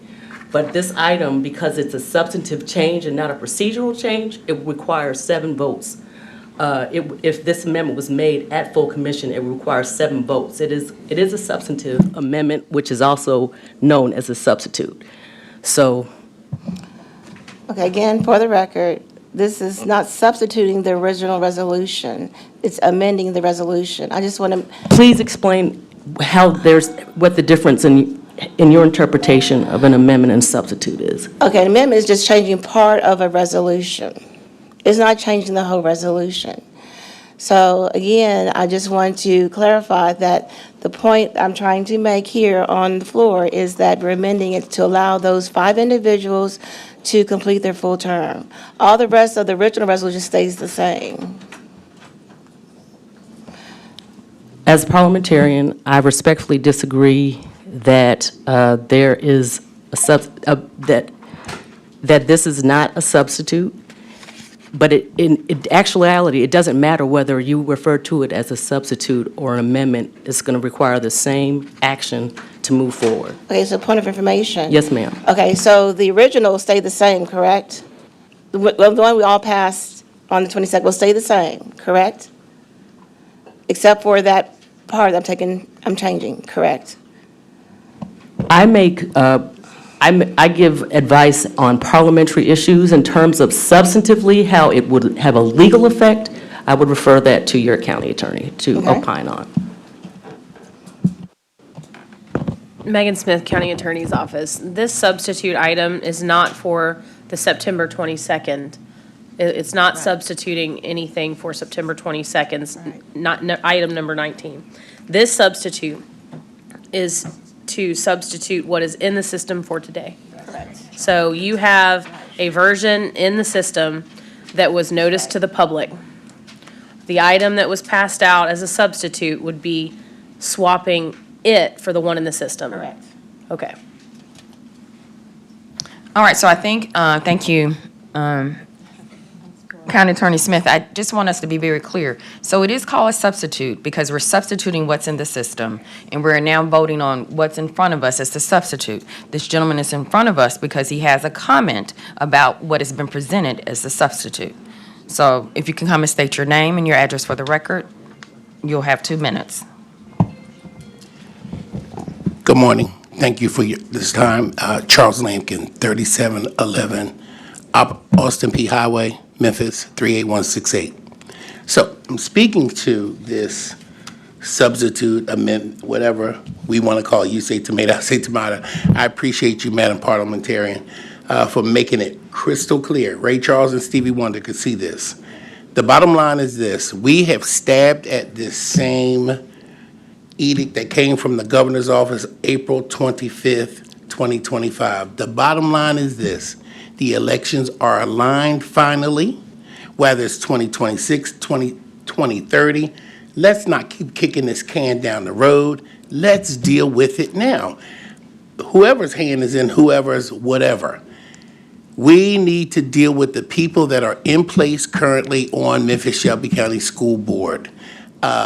We have this opportunity to allow the people to speak once again as to wherever we are with regard to how they have performed, how they have diligently or not perform governance.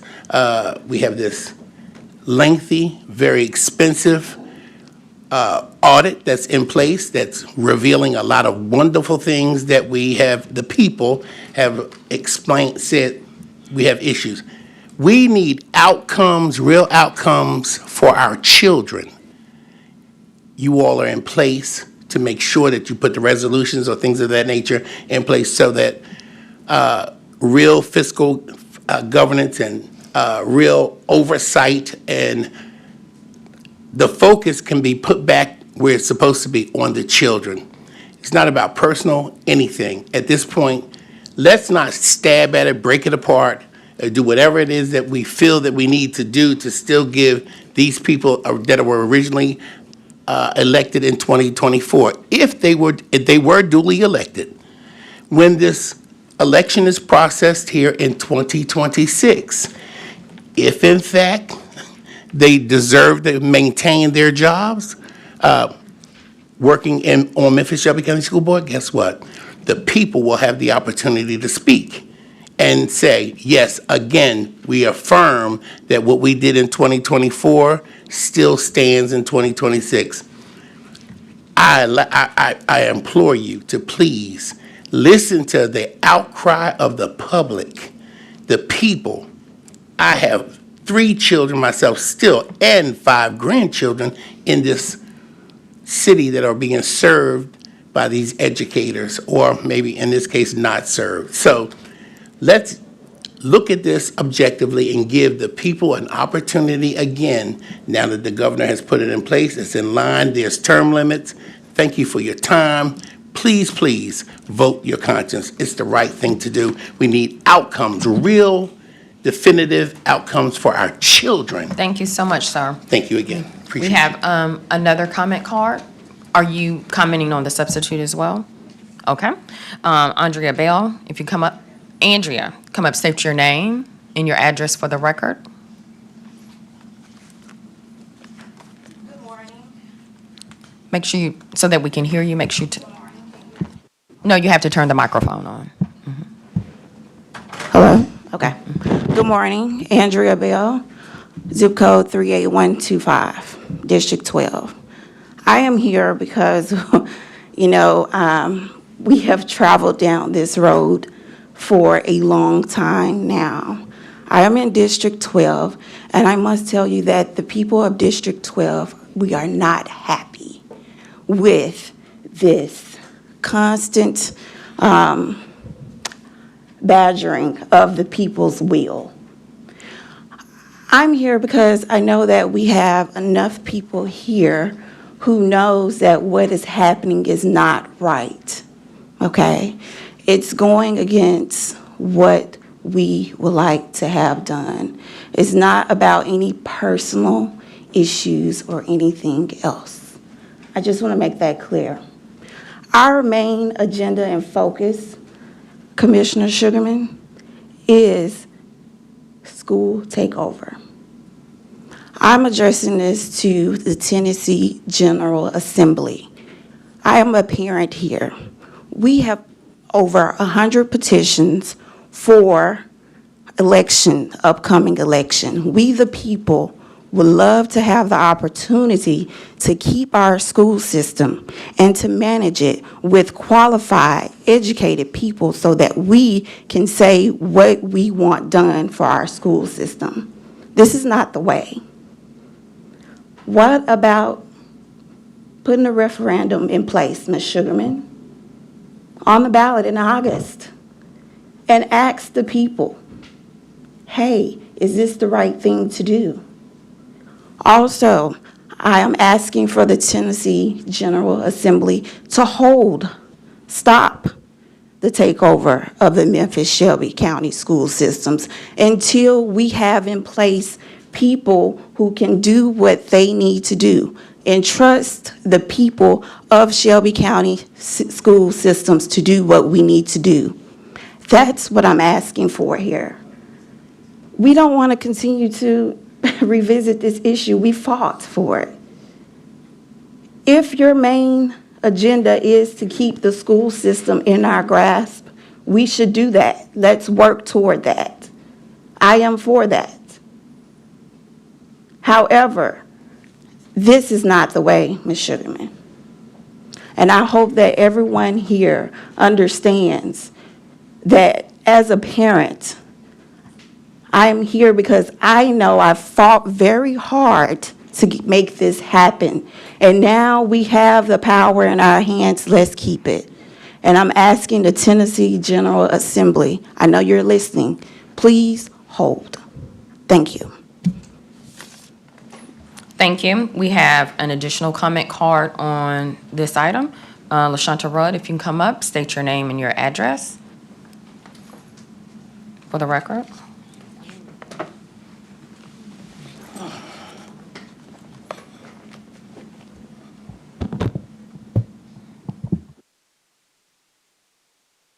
Good morning. I'm LaShonta Rudd, 1200 Davis Street, District 10.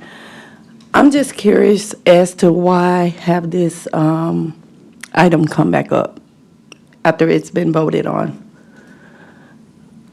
Commissioner Sugarman, what is your connection with the school board members? Why are you persistent to continue to bring this item back up before the people? May I address? Commissioner Sugarman? Yes. And so, I don't know if you're aware that we are being sued. Allen Wade, as well as the Bobango Group, are suing us. Having said that, that means taxpayers' dollars will go towards defending these individuals. And then on the flip side, also, as well as the Shelby County government. And as a fiscally conservative person, we have to do due diligence, we have fiduciary responsibility to shorten someone's term. And it's a slippery slope, because when they start just, the term, taking someone's term of office who's been elected by the people from 4 to 2, that's an issue. It's a slippery slope that I don't think we should go down. And the reason why I brought it up now is because in light of what I've been informed of, we are being sued again. And as you know, we are broke. We, as a body, we did not raise the property rate at all. But people are still suffering. They're still agonizing over the increases that they are dealing with.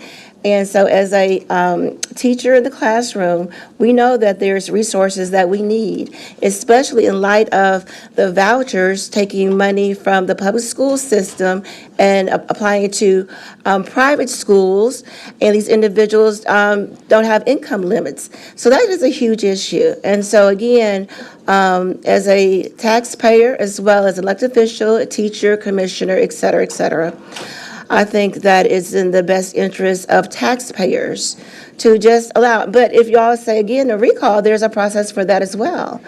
Doing it this way is not the way, okay? And so again, to the state, it's on you all as far as allowing a recall. But because we passed it at the commission level to allow a recall, and if that's the way you want to go, then fine. I would support that, as opposed to taking someone who's been duly elected and shorting their length of time. That is unconstitutional, and it's not right. Thank you. Ms. Rudd, Madam Clerk, can you add a minute back to her time? Thank you, Commissioner Bibbs.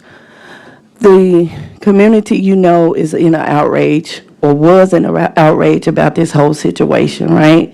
And so it was voted on, and the vote stands. And I think this body of government needs to move on from this. We do not need to go backwards. We need to continue to move forward. Thank you.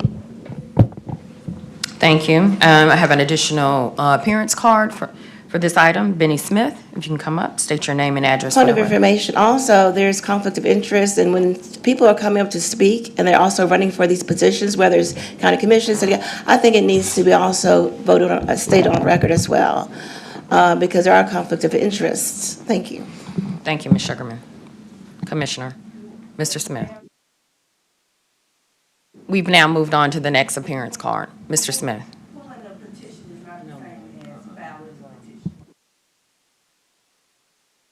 I sure am running for re-election. Thank you. All right, let's focus So on Mr. just Smith. just a point of order, there will not be conversation back and forth in the committee room. Thank you. Benny Smith, 273 Colbert Street West, Collierville, Tennessee. I came to stand in support of Commissioner Sugarman's resolution. As I understand it, she's seeking to not abridge the terms of the commissioners that would be affected. The things that are not being addressed in the current resolution in its current form, and I'm the secretary of the State Election Commission, so we look at these rules and what is on the ballot, and I'm reasonably versed in how elections are run and what the rules and processes for elections are. It does not address longevity. It does not address the terms and how it's calculated for pension for these individuals who are having 2 years taken away from their terms. One candidate is now disqualified because that particular individual isn't even eligible to run in a primary because federal employees are not eligible to run in primaries. It also overturns the will of the public because they were duly elected. It doesn't handle campaign expenses. These people raise money to run for these offices. Many of them are still paying off debts, and now they're still having to pay for those debts, and their terms have been abridged because it is an abridgment of terms. Also, it doesn't address what happens if they win again. And so this is why it's improper for this board to take this action. If these individuals who the public wants off, they're now being placed in a calendar year where it's the lowest turnout of record. If you run in May, this is the lowest turnout. So the turnout for a school board seat may be less than what a candidate received in their own election in August. But if they win again, then they have 10 years instead of 8. And so there's a lawsuit. I think the lawsuit has merit from looking at it as an election commissioner. We don't have it. I've looked at the Senate, Title II, the statutes when it comes to terms. There is nothing on record that allows for anybody after the election has been certified to do anything respective to terms. And so the resolution that as I see it, is nothing more than a calendar invite in Outlook, where you've set on the calendar when a term can begin, but it does nothing to address the actual terms that were already voted for. If a person chooses to run for a 2-year term, that's different. But they ran for 4-year terms, and they raised money based on the 4-year terms, and they still have debts based on those 4-year terms. And so there's just a lot that will just cost the taxpayers money, and that's my concern. Thanks. Thank you, Mr. Smith. That is our last appearance card on this item. Commissioner Brooks. Mr. Smith.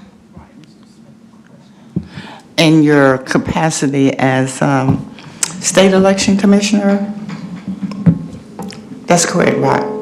No, as a citizen, but no, I want to ask a question in that. Yeah, you can put that hat on? Okay. Yes, I can put it on. Okay, so what I guess the question I have is what would be the requirement of the local election commission in a situation such as this?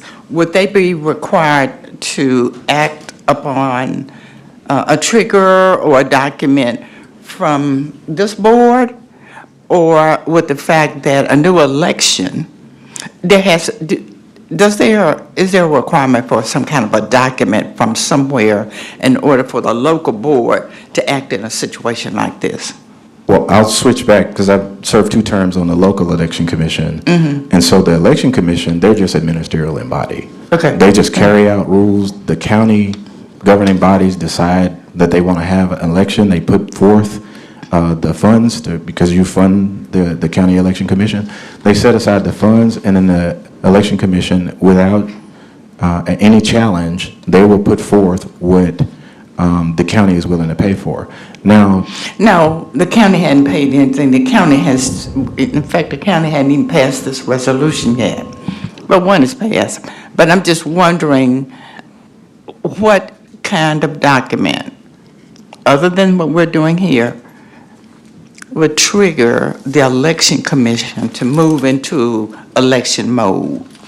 That would be the regular process of setting out petitions, putting forth what goes on the ballot. Again, it's administerial in body, so if there is, like we have ordinances, we have resolutions that will go forward to put things on the ballot, they're merely saying you're going to pay for it, we'll put it on the ballot. Their job is to just make sure that it is in the machines, it's on the paper ballots, and that they adhere to the guidelines. Now, at the State Election Commission, and I will be asking this we have a State Election Commission meeting in Nashville Monday, and I'm going to be asking at the state level, can we even place those names on the ballot? Right. And so I think that's where you're That's what I'm trying to get to. Right, because if it's in court, then there's no, it has to be a decision before the election commission can act. And I think that's what I was going around the way trying to find out. More importantly, in this situation, wouldn't they have to wait for a court decision before they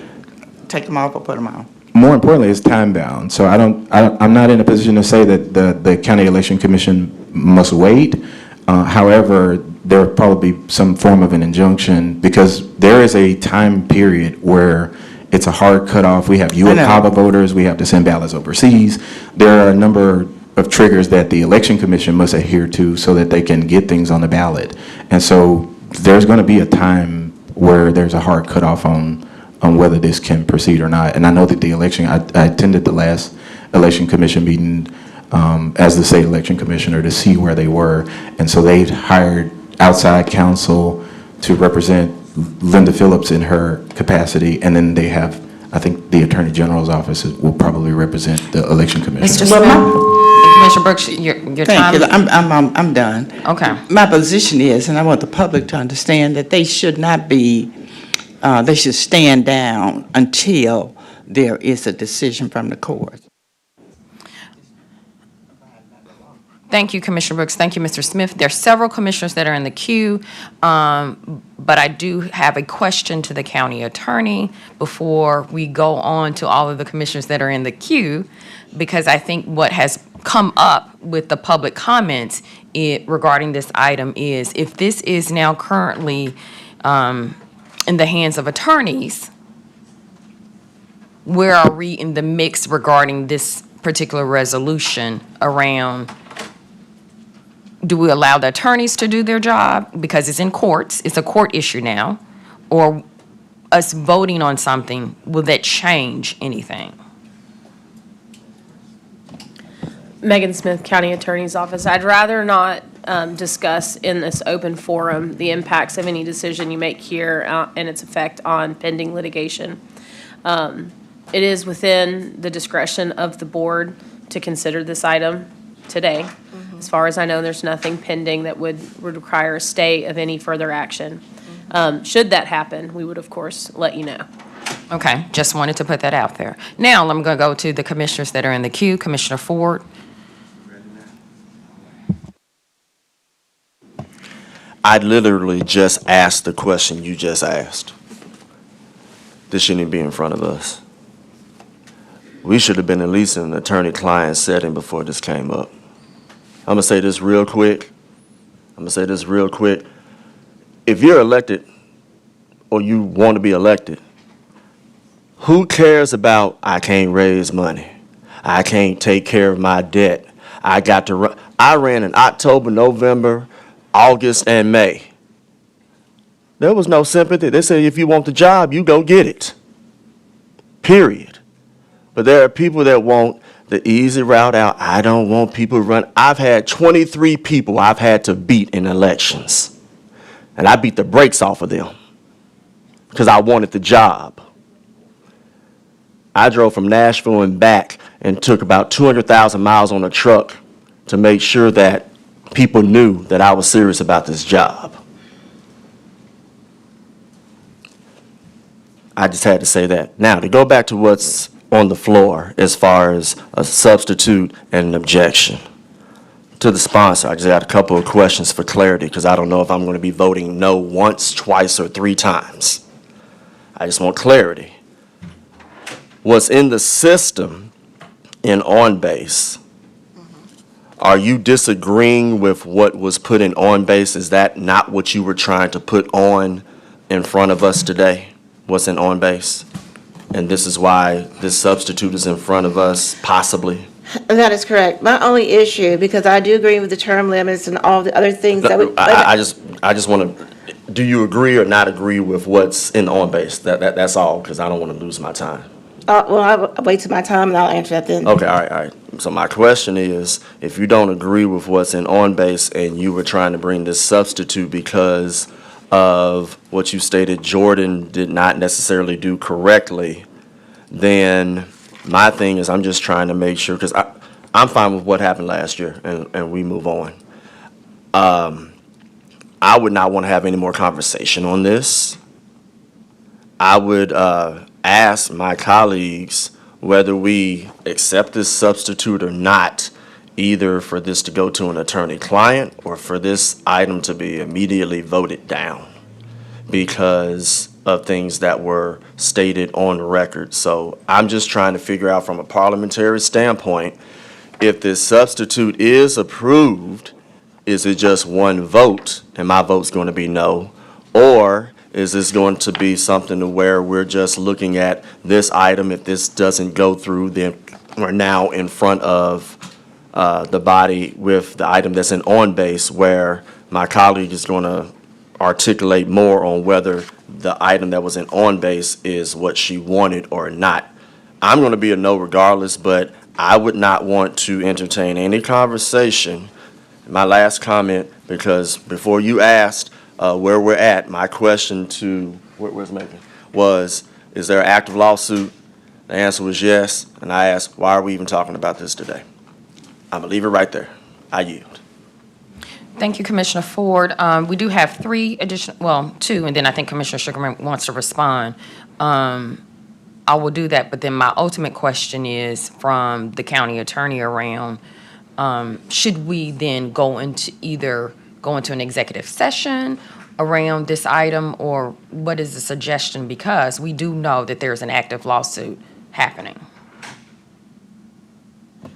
Megan Smith, County Attorney's Office. Obviously, at the discretion of the chair, if you want to go into an executive session, we certainly can. I don't know that it's necessary at this point.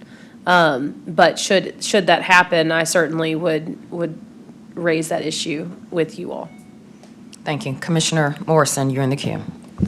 Thank you, and thank you to you that came out to speak again on this item. And I agree with most of the comments made. In my view, and I'm both against the resolution as it reads in on base, and I'm against the resolution, the substitute resolution. I agree with the comments. I mean, this has been passed back properly, and I question if it's proper to even have it before us again. I don't understand how we can pass something decidedly and then bring it back up over and over and over again. It's a waste of our time, in my view.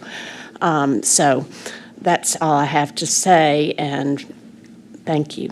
I would ask again to the county attorney, is it proper to continue revisiting over and over and over the same item that has been properly handled?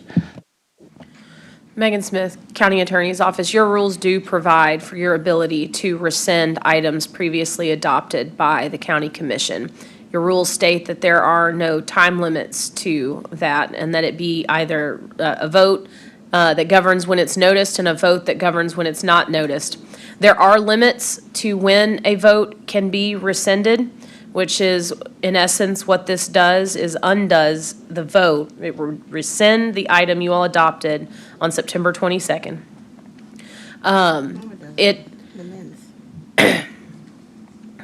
In any event, if some impossible to reverse action had been taken after the adoption of an item such as that one, then this item would not be properly before you. We have not hit that barrier, so this item is properly before you for your consideration. Thank you, Ms. Smith. Thank you, Commissioner Morrison. Commissioner Thornton, you're in the queue. Thank you, Chair. My vote is an obvious no. I would like to just clear up something just from legal. It's been mentioned that the Board of Commissioners is currently in litigation. Are we being sued? It was my understanding from the headlines of this Election Commission? Can you just clarify? Yeah, Megan Smith, County Attorney's Office, you're correct. It's the Election Commission that's been sued in Chancery Court. Okay, just wanted to clear that up just for the record. Depending on how far this item goes, I'll have additional comments, but I just want to just root this whole issue in really our why. It's around the underperformance of our children. And so when it comes down to, whether something is an amendment or, I think it's becoming more focused on the technicality and not the root. The root is our children. And when it was before us, we had a huge, overwhelming, diverse base of persons that came down to the commission to speak on the item, bringing it back in this diluted form and really confusing form, really to me is a disservice to the amount of people who spent so much time tracking the previous item and coming down to speak on it. If we recall, this was something that was brought before us as an add-on, and so I just think that the disrespect to the constituents is in how we're going about moving this resolution through. I do think that we need to kill it today, and that if it needs to die again on Monday, so be it. But this is something that is currently being litigated. If anything, we need to wait until that process gives us a definitive answer. Every step of the way, I asked legal, is this the initial item something that we can consider? It was told to us through legal opinion that it was. And so we were consulting legal. We reached out to the Attorney General's office. I don't think we ever received an opinion, but there was due diligence to be able to ensure the legality of what we have voted on, not once, but twice. And so I really want us to be able to just remember the timeline and the track record that got us here. So, I'm sure that the intent of the sponsor was well-intentioned, but I do think that we have actively as a body decided on this item and we need to stand firm. Thank you. Thank you, Commissioner Thornton. Commissioner Sugarman. Thank you, Madam Chair. And so again, it's interesting that everybody wants to interpret my intention, whether it's legal, my colleagues, et cetera. But I'm going to tell the public again, my intention is very clear. It's not to rescind anything, it's to amend. There's a huge difference. And then the second point I want to make is that, we are an elected body, just like the school board members are an elected body. And for us to shorten their term is an overreach. The second point I want to make is that the fact that, this is a slippery slope, okay? If we start with the school board, then another elected body, whether it's state, can say, okay, we're going to limit or reduce the term of office of the commissioners or the city council or whomever. So it's a very slippery slope that I don't think we should want to go down. The third item I want to point out is that with this resolution, my intent, for the record, since everybody that wants to interpret my intentions up here, is the intent is to avoid the lawsuit. Taxpayers' money will be spent, whether the lawsuit is directed at the Election Commission, et cetera. It again is taxpayers' money. And as a taxpayer, as a teacher in the classroom, I would prefer to see our taxpayer dollars go into where it's needed the most, in the classrooms. And as far as accountability, as far as the school board, the only function that we have a county commission is to fund. We cannot create policy for the school board. So that is, again, an overreach. And so my question then becomes to the county attorney who's sitting here. If this goes through, okay, what impact would it have on the lawsuit? Because if they're allowed to complete their full term, and that's the crux of the lawsuit, then the lawsuit appears to me to be moot. And that is the whole intent of this resolution, is to avoid going to court. Thank you. Can you answer that for me? Megan Smith, County Attorney's Office. I cannot comment on pending litigation. Well, that is my intent. It is not necessarily to rehash anything. And it's also interesting is that individuals, up here who very seldom come to commission meetings are making a grandstand about what we should do over and over again. This is where we vet things, and this is where we allow the public to speak. And for someone to say, well, you're out of turn, you're, this, that, and the other, rehashing stuff, but this is where we do it. In a public forum, not behind closed doors. And that's exactly why I brought this, so we can deal with this and avoid a lawsuit. That is the whole purpose of this. Thank you. Thank you, Commissioner Sugarman. Commissioner Wright, you in the queue. Thank you, Madam Chair. I did just want to speak very briefly on, it was mentioned that how this item was blocked as an add-on.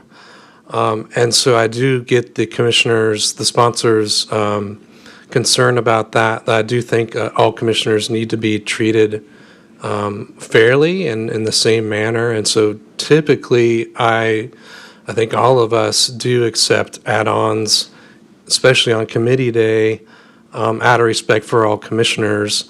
On this particular item, it was a little bit different in my view, because we had already addressed this issue so many times in the past, including votes leading up to passing the original resolution, and then the votes dealing with the veto and the override of the veto. So that is the reason why I voted the way I did, as far as not accepting it as an add-on in our previous committee meeting, is because we had dealt with these issues already so many times and heard from members of the public. That's the reason for my vote on that. As far as what's before us, again, I respect all commissioners, even those I disagree with on issues. And so I would certainly support if your intention is to bring the substitute versus the, whatever's on in the system, this is your resolution. And so I think I respect your right, your power to bring the resolution in whatever form you wish to bring it. At the end of the day, I object to your resolution in its whatever form it ends up being, but I respect your right to bring it in the way that you see fit to bring it. So I'll be supporting your motion to substitute, but at the end of the day, will not support the resolution. I hope that makes sense. Thank you. Thank you, Madam Chair. Thank you, Commissioner Wright. Commissioner Whaley. Thank you, Madam Chair. So I think just echoing some of the previous comments on this, when we passed it initially, it was really intentionally simple, in that it was simply an activation of the state law as the state law was written.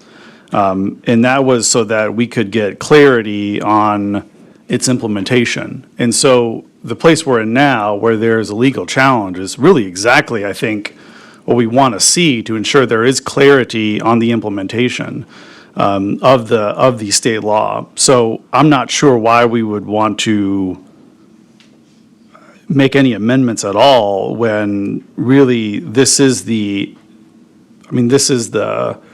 many ways, the purpose for having a court system is when you have ambiguity or you have different interpretations, which is what we've had on this item. That it allows that clarity moving forward and that you respect that judgment.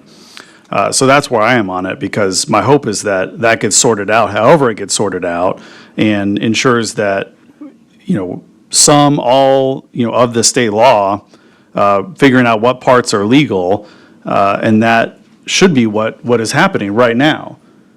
So I just I'm confused. I just don't understand why. That isn't process. That is what we want to see happen. We want the clarity. So for that reason, I won't support it, because I want to, hopefully get some resolution to this issue. Thank you, Madam Chair. Thank you, Commissioner Whaley. Commissioner Sugarman. And thank you. And so in response to my colleague, this is not the first item that I try to bring on as an add-on. And so I just want to put that on the record. And that's been blocked out. If I want to pull the records, I can do that as well. Again, the point of this resolution is so that we can avoid going to court, because it is an overreach and we will lose, and to avoid, saving taxpayers this money, especially in a time when the need is so great, when there are federal cuts coming down the pipeline, people are reaching out for more and more support and help. And again, I understand what you're saying, Commissioner Whaley, about letting the courts decide, and the decision is going to be, they're going to abide by the law. And of course, to abridge someone's term when they've been duly elected is unconstitutional. And, I'm going to vote and I support this because, again, my intent was to avoid this lawsuit. And it's on you all's heads, as far as it going through to the court system, because, again, it's a waste of taxpayers' money. And so this is my intent, is not to confuse. And then also, the state has also indicated that they're going to allow recalls, and that will be more proper as opposed to abridging someone's term in office. And I just hope that, in the future, they don't look to the commission to abridge our term of office as well, because again, this opens that Pandora's box. Thank you. Thank you, Commissioner Sugarman. We have 2 additional commissioners down the queue. My hope is then we can actually vote on the substitute up or down. Commissioner Ford, you're in the queue. I see a blank, but okay. No, above mine, but okay, I'm going to say this real quick. I am going to echo what my colleague Commissioner Wright stated, because you're absolutely correct that depending on what commissioner you are treated in a different way. We're going to have some conversation after this is disposed of, but you're absolutely correct, because I have several instances where not only do we have people that, since you brought up add-ons and you opened the door, I'm going to talk about that. You have particular individuals that make it their practice to let it be an add-on, which means the public will not be able to see it. So I appreciate you actually putting it out there for the public to see. You didn't play hide and go seek like some people who say, oh, I got an add-on. It hasn't been viewed by anybody, and the blank is always there on the prepared by. And some of us have had some of those items pass. But when other commissioners may follow particular rules, then it's like, oh, well, did finance look at that? Did legal look at that? I don't think we're proper. But when a particular commissioner or commissioners, and I got the documents right here, and if I got a name drop today, I will. Like I said, some people ain't gonna have no Happy New Year. It's different. So I agree with you. The best way is because of what has transpired, and that's why I asked you the question. I just didn't want to run out of time. You did bring it. You did bring it to where people can show up and see that it's on record, unlike some of our colleagues who don't believe that they should follow anything. But if you call them out, they say, oh, well, that's indecorum. They don't even know what decorum means. They don't know the definition of that. Their definition is, I can't debate with Commissioner Ford. I can't be articulate like him, so I'm going to go the decorum way. The same thing they want to do with you, and the same thing they want to do with the person from District 10. We're going to talk about that. So I think the best thing to do is, so I don't have to vote 3 times. I don't mind this being the substitute, but I'm going to be voting no, but I'm not going to discuss any more on the topic because of what I stated before. If we have a lawsuit out there, we shouldn't have any more conversation. But if you are saying, I'm talking to the sponsor, that your goal was to have this instead of what was in the on base, I'm fine with that, but I'm still going to be a no for all the reasons that were stated. But I appreciate you saying what you have said, because over the holiday, I have noticed the hypocrisy that some of these people have had going into an election year. And I think it would be in some of these people's best interest to stand down on a lot of the things that they're trying to do just to get elected or reelected. I'm not running for anything else. I'm going to say what I need to say and do what I need to do. And I yield, because I said all that within the 3 minutes.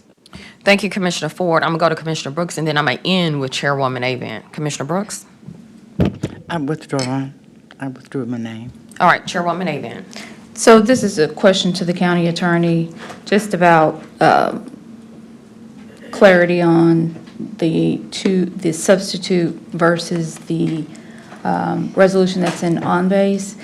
I'm just wanting to make sure that there's clarity, right, with alignment, because I don't think that the one in the system ends the alignment, and what is the difference between that and the substitute?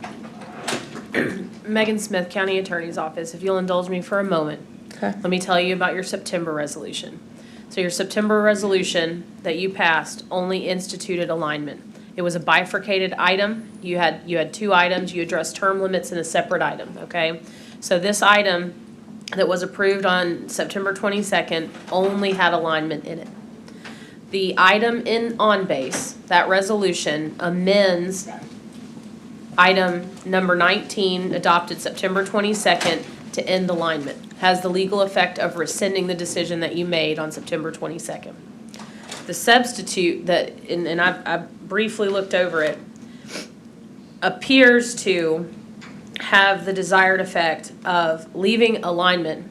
However, those Board of Education members who were elected in '24 would complete a term through 2028. And that there is some instruction that alignment be carried out in some other way. There's no clarity really on when alignment takes place in this substitute item. You could infer 2030, but my recommendation would be that you get more specific in when exactly alignment is continued by the Board of Commissioners. It looks like that's the idea, but it's not defined in the substitute. Okay. And for that reason, and because there is litigation pending, I'm going to vote no on the substitute. And I will, again, if the substitute is voted in, and this goes down, we will have an executive session on Monday, because I do think the county attorney, because the lawsuit is not between the county commission. The county commission is not being sued. So in order for the county attorney to provide more insight to this body prior to Monday's vote, I would like her to consult with the election commission so that she can brief us in private in executive session. So if this substitute goes down, or either, we'll have executive session on Monday to address any questions that this body has, just so that there's clarity about why there hasn't been an executive session prior. It does need to be some consideration from the county attorney, because the lawsuit is actually between the folks that are being sued. It's actually the election commission and not this body. Thank you, Chairwoman Avant. We're now at the point, Madam Clerk. Commissioner Brooks. Thank you. I do want to reiterate my, I think I would prefer to go into an executive session also, because I got a couple of questions, and I'm not sure if I need to ask them here now. Well, I can ask them here now, but I'm not sure if I get an answer from the attorney in reference to the election commission and their move. And also, what is on the table? Well, I guess we need to just talk about it legally. I'm trying to understand the process that will enable the election commission to move forward. Isn't that something that would take place before they move forward with this resolution that we passed, the first one we passed? Well, the second one. The first one was no confidence. Megan Smith, County Attorney's Office. I'm not sure of the Election Commission's process, and that's certainly something that I can inquire on and advise on Monday. But would we be required to send them something after that resolution that was passed that voided 2024, 5 members of 2024 terms? In terms of submitting the resolution to them, is that what you're asking, Commissioner? Well, I don't know what all they need, what all they would have to have for that. I don't either, but I'm happy to reach out to them and have that answer for Monday.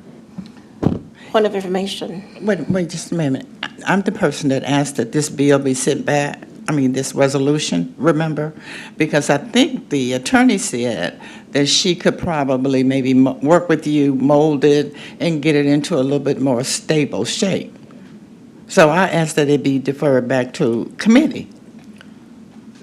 Yes, we So edited. I'm not sure what was in her head in terms of helping you to make it more stable. We edited and provided the one that's in your on-base system, having Okay. signed off on it. Yeah, right, okay. So, well, going back, I'm done, my time is up. Okay. Are you saying this is not a substitute amendment? Or it is a substitute amendment? The item that I'm looking at is a substitute resolution for the one that we worked on and is uploaded into the on-base system. So what, it's a substitute resolution, or? Yes, a substitute resolution. Okay. Okay. It is substantively different. In order to be a substitute amendment, then it would make the resolution. It would replace it, right? Yes, ma'am, in its entirety.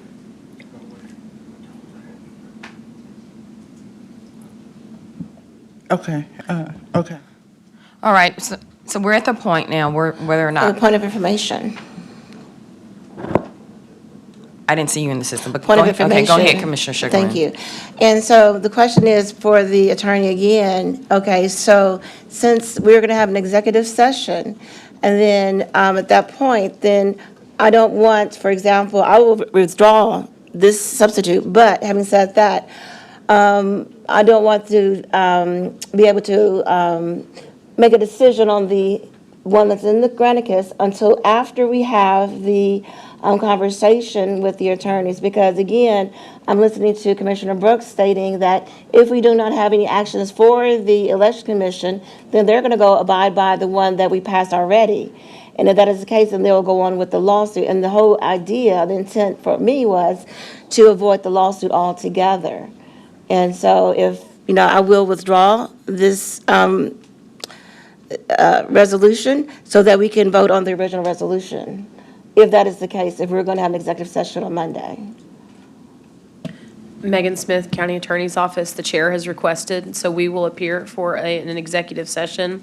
But as to the impact on either of these items and the litigation, that's not something we'd be able to predict. It is not our litigation, but we hope to have more information for you on Monday. Okay. Thank you. Thank you. Thank you, Commissioner Sugarman. So where are you now? Yeah, I withdraw this one. Do I get a second? Okay. Can we accept that without objection? Okay. Oh, May I say something? I think it was pointed out to me, and I may be mistaken, that the caption of the original item may need there might be a typo. Is that correct? Okay. Seja. So, wait, just for clarity, the substitute has been withdrawn. Yes, the substitute has been withdrawn. We're now back on the original item that is in the system. So, Madam Parliamentarian, you're looking at the original one? Seja.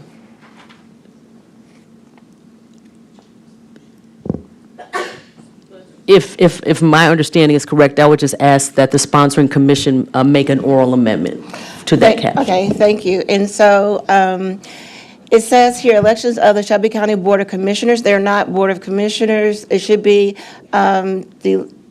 which align the elections of the Shelby, wait a minute. What, that's correct. 1 second, please. What is the correction? So Commissioner Sugarman, maybe your staff person could share with you, because she's the person who brought it to our attention.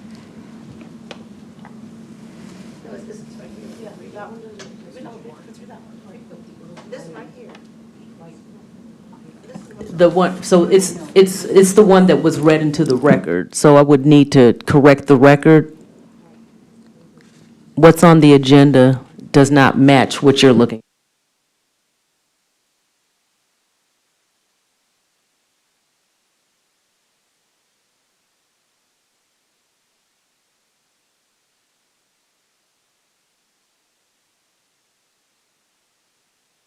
Okay, so it should say, thank you. It should be Shelby County Board of Education, not commissioners. Okay, so just make that, so make a motion to just replace the Okay, word. so Yes, moved. ma'am. Wait a minute. You can say it online. Okay. Commissioner Sugarman, if you could just state it for the. Motion to amend, let me see. To replace commissioners with education. Thank you. In the caption, thank you. It's a second. Can we accept that? Can we accept that without objection? So moved. All right, are we, Madam Parliamentarian, did you? Okay, all right, so we're now on the original item, and we're at the point now where we vote on the item. Madam Clerk, can you please prepare our screens for voting?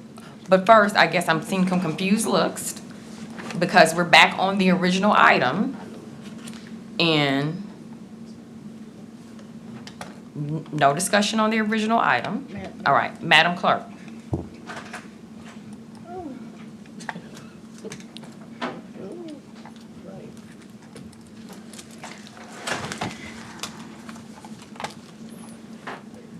Madam Chair, while we are voting, can we get the parliamentarian? I don't know what the original item is. I need to make sure I'm Yes, doing the right vote. Thank you.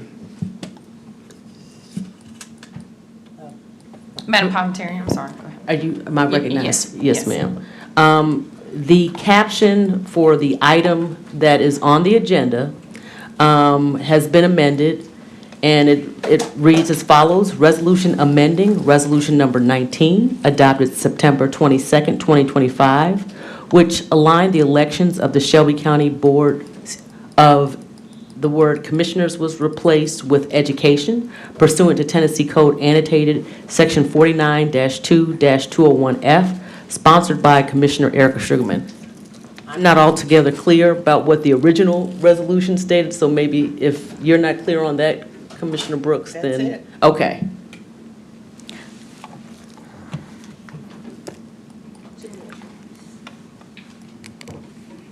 Commissioner Brooks, are you needing additional clarity?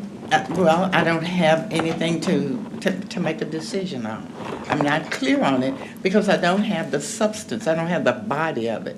The original item that's in the. Well, I The think one we're, we're getting ready to vote on, I'm just not clear on it. And I don't want to vote against it and, Can you access it? no, my thing is broken. Okay. It was the item that was in. Okay, okay.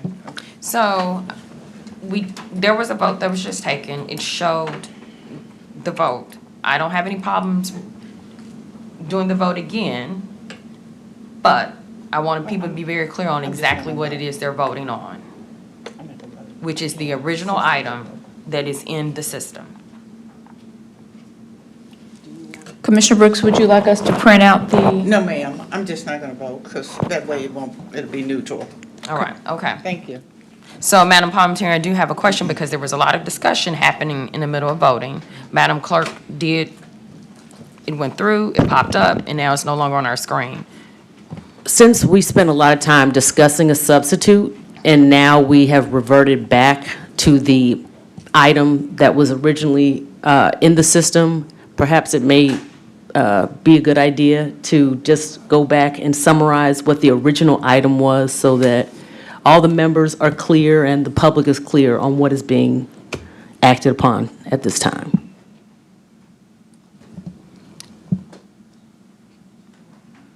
Madam County Attorney, can you state what's in the original one, and then we will do another vote for the record. Megan Smith, County Attorney's Office. The item that is in the system allows those individuals who are elected in 2024 to not have to run for reelection until 2028, thereby not instituting the alignment. It has the effect of rescinding the decision to align that was adopted September 22nd, 2025.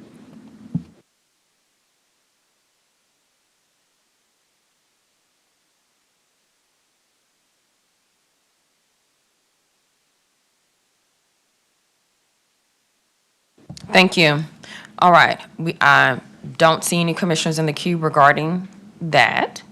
So, Madam Clerk, if you can, please prepare our screens for voting again. Thank you.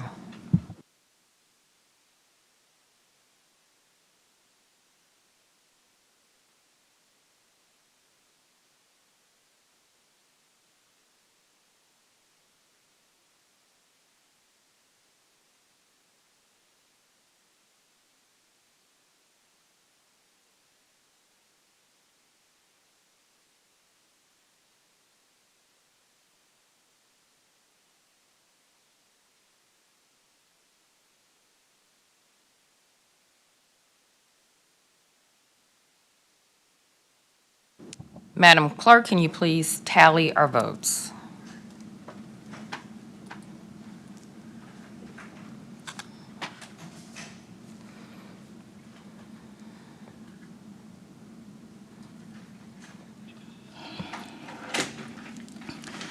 We have an aye vote from Commissioner Sugarman, Commissioners Whaley, Ford, Wright, Thornton, and Chairwoman Avant have voted no. Commissioner Caswell has abstained. We have one aye, 5 noes and 1 abstained.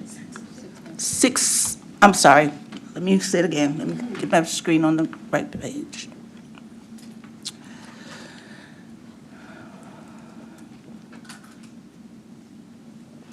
We have I votes from Commissioner, and I vote from Commissioner Sugarman. Commissioners Whaley, Ford, Wright, Thornton, and Chairwoman Avant have voted no. I didn't have her name on there, I'm sorry. Correction, Commissioners Whaley, Clay Bibbs, Ford, Wright, Thornton, and Chairwoman Avant have voted no. We have 1 aye, 6 noes, 1 abstained. Thank you, Madam Clerk. This item goes down with an unfavorable recommendation. This officially concludes committee number 6.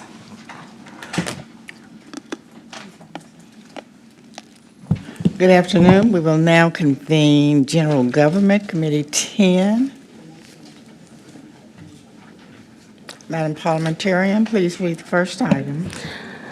Yes, ma'am. Item 1 is a resolution approving the sale of 24 county-owned delinquent tax parcels acquired by Shelby County from various Shelby County tax sales to identified purchasers at various prices collectively totaling $143,640 pursuant to Tennessee Code Annotated Section 67-5-2507 and authorizing the Shelby County Mayor to execute quitclaim deeds, sponsored by Commissioner Henry E. Brooks.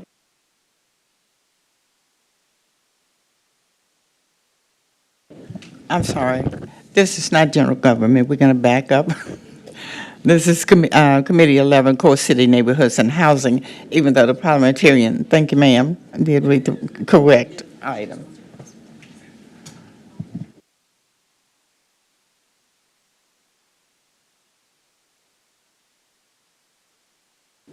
Do we have a presenter, Ms. Sykes-Wood?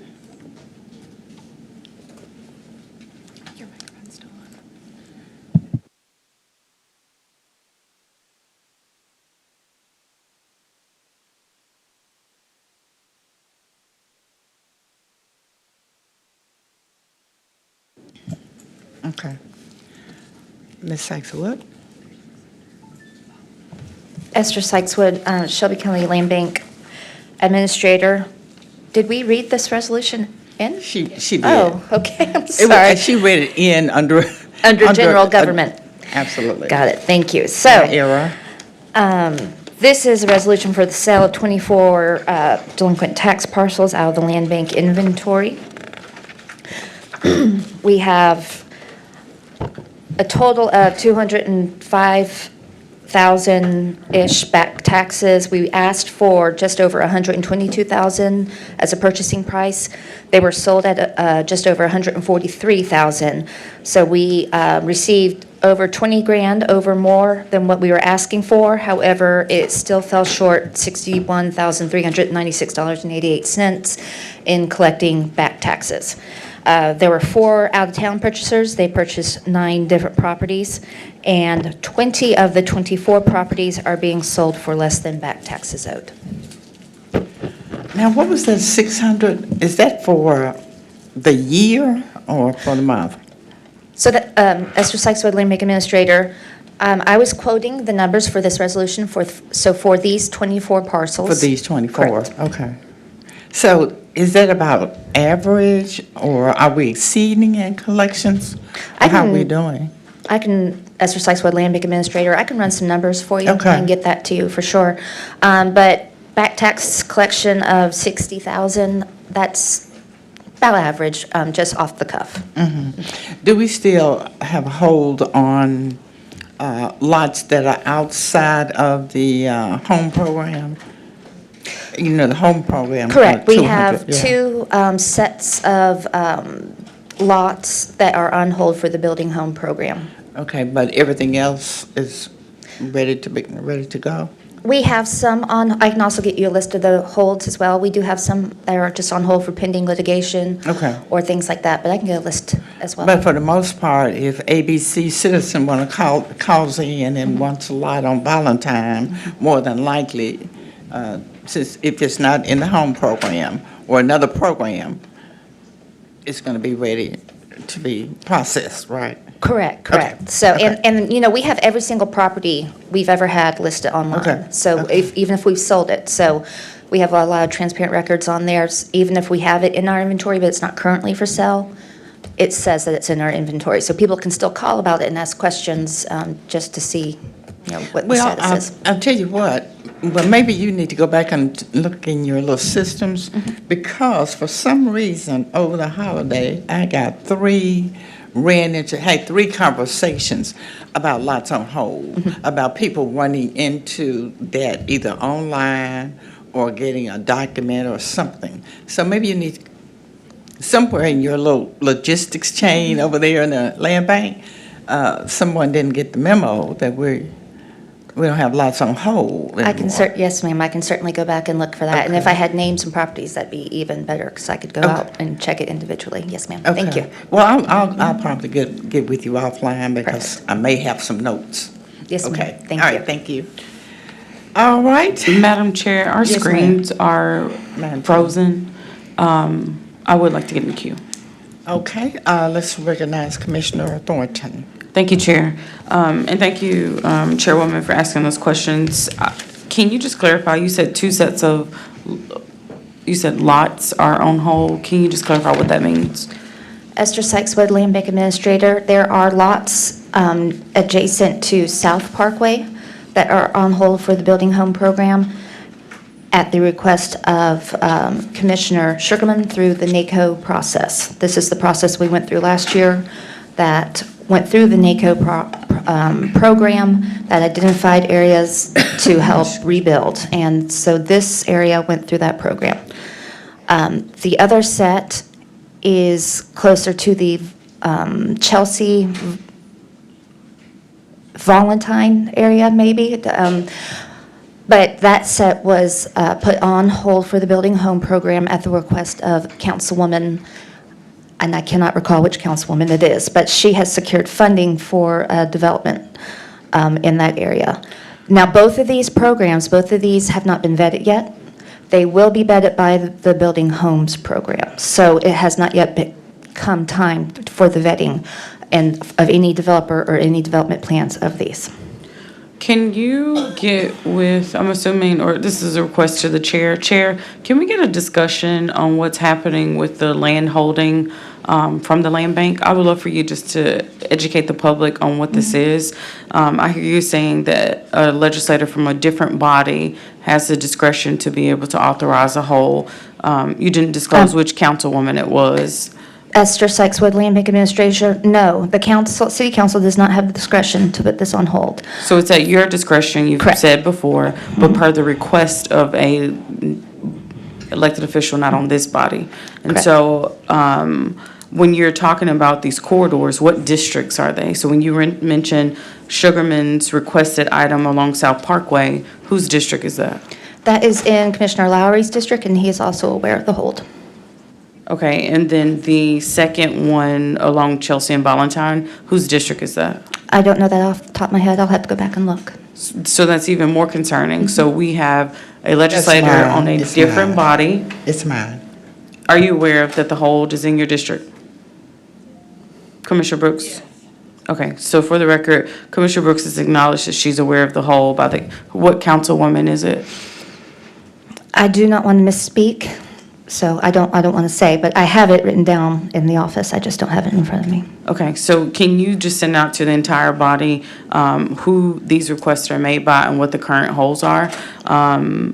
And whose districts they're within? And then there was additional information you committed to giving to Commissioner Brooks. If you could just send that out to the entire body as well, that would be helpful. Land holding is something that I do think that the public needs to track. In addition to whoever Commissioner Brooks has spoken to, I've had constituents who have attempted to place bids on lots, and they've been told from your office that they are currently on hold. And so that's leads into my second question. For clarity, if the lots are being held, can the public still bid on those lots, or does that take them out of inventory for the public? It is still in inventory, it is still visible on the website. They cannot submit an application to purchase if the property is on hold. So at the discretion of whoever these requesters are, well, per the request of these persons to the person that has the discretion to actually act on it, y'all are now taking a public process to 2, 3, 4, 5 people's discretion. And I just think that without notice to the public, without any understanding of process, there's always been so much confusion about how to purchase these land bank properties. We're creating additional confusion here. And all I'm asking for is some transparency. We should put a public notice out the way we publicly notice our meetings to educate the public on, at any point in government's existence, there can be a hole at the discretion of the administrator per the request of whoever, someone on the body, someone not on the body. I don't even know legally what governs even the request process. There's a lot going on here, and if I had to guess, these parcels, they're not just undesirable parcels. You know, these are probably hand-picked parcels that have higher value than most within your inventory. And so what is the program actually going to do? How is it going to benefit? I mean, there's so many questions that the public will have, and we're just moving at whose interest? No one has a clue. So I would like to see more clarity about this. I would love to, again, make this request of the chair to be able to bring this to a full discussion, because this is not the first time it's come up. But the clarity is still questionable. I don't want to know, and actually you've disclosed in email that there was a hold in my district, that I made a request to remove the hole. And so it's just like, I didn't know that the hole was there, no one noticed me. But for my constituents being frustrated, I wouldn't have known. So I do think that this process needs to tighten up, and that people need to lean into this, particularly those people who are purchasing actively on the land bank. Thank you. Thank you. Let me just clear up one thing. I think we had 2 different questions. My question was around people who were just browsing the land bank, and they saw that. They did not get to the bid stage, so that was totally different. But what we can do is maybe the next committee session, the 21st, we can have a discussion item. And Commissioner Thornton, why don't you get with Ms. Sachs-Wood and just give us some questions? And that way she can get you taken care of and answer all of your questions. All right, Ms. Sachs-Wood, you have something else? No, ma'am, we can discuss it next time. All right. Thank you. Seeing no members in the queue because the machines are broken. Any further discussion? Seeing none, let's get ready for a vote. Madam Clerk? Oh, I moved, and it was moved by Commissioner Thornton, second by Commissioner Sugarman. Okay.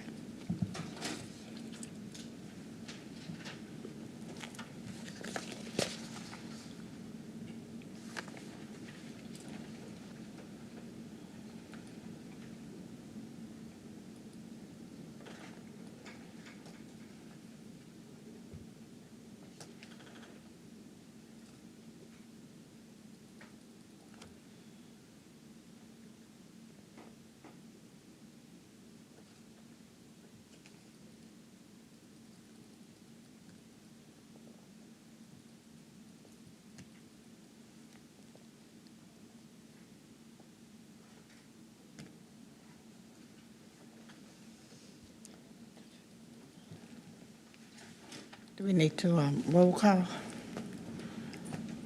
Every member? Can any member vote? We have aye votes from Commissioners Caswell, Sugarman, Ford, and Thornton. Brooks. And Brooks. We have 5 aye votes. Thank you, Madam Clerk. This item goes down with a favorable recommendation. Thank you very much. That will conclude Core City Neighborhoods and Housing, Committee 11. We will now move to General Government. Committee 10, Madam Parliamentarian, first item.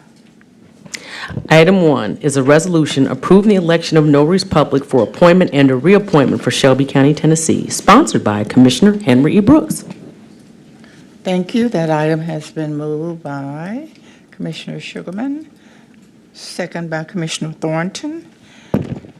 All right, do we have any presenters? Seeing none, the county attorney does not report any conflicts. Seeing no further discussion, we'll move this item to the board for a vote. Madam Clerk.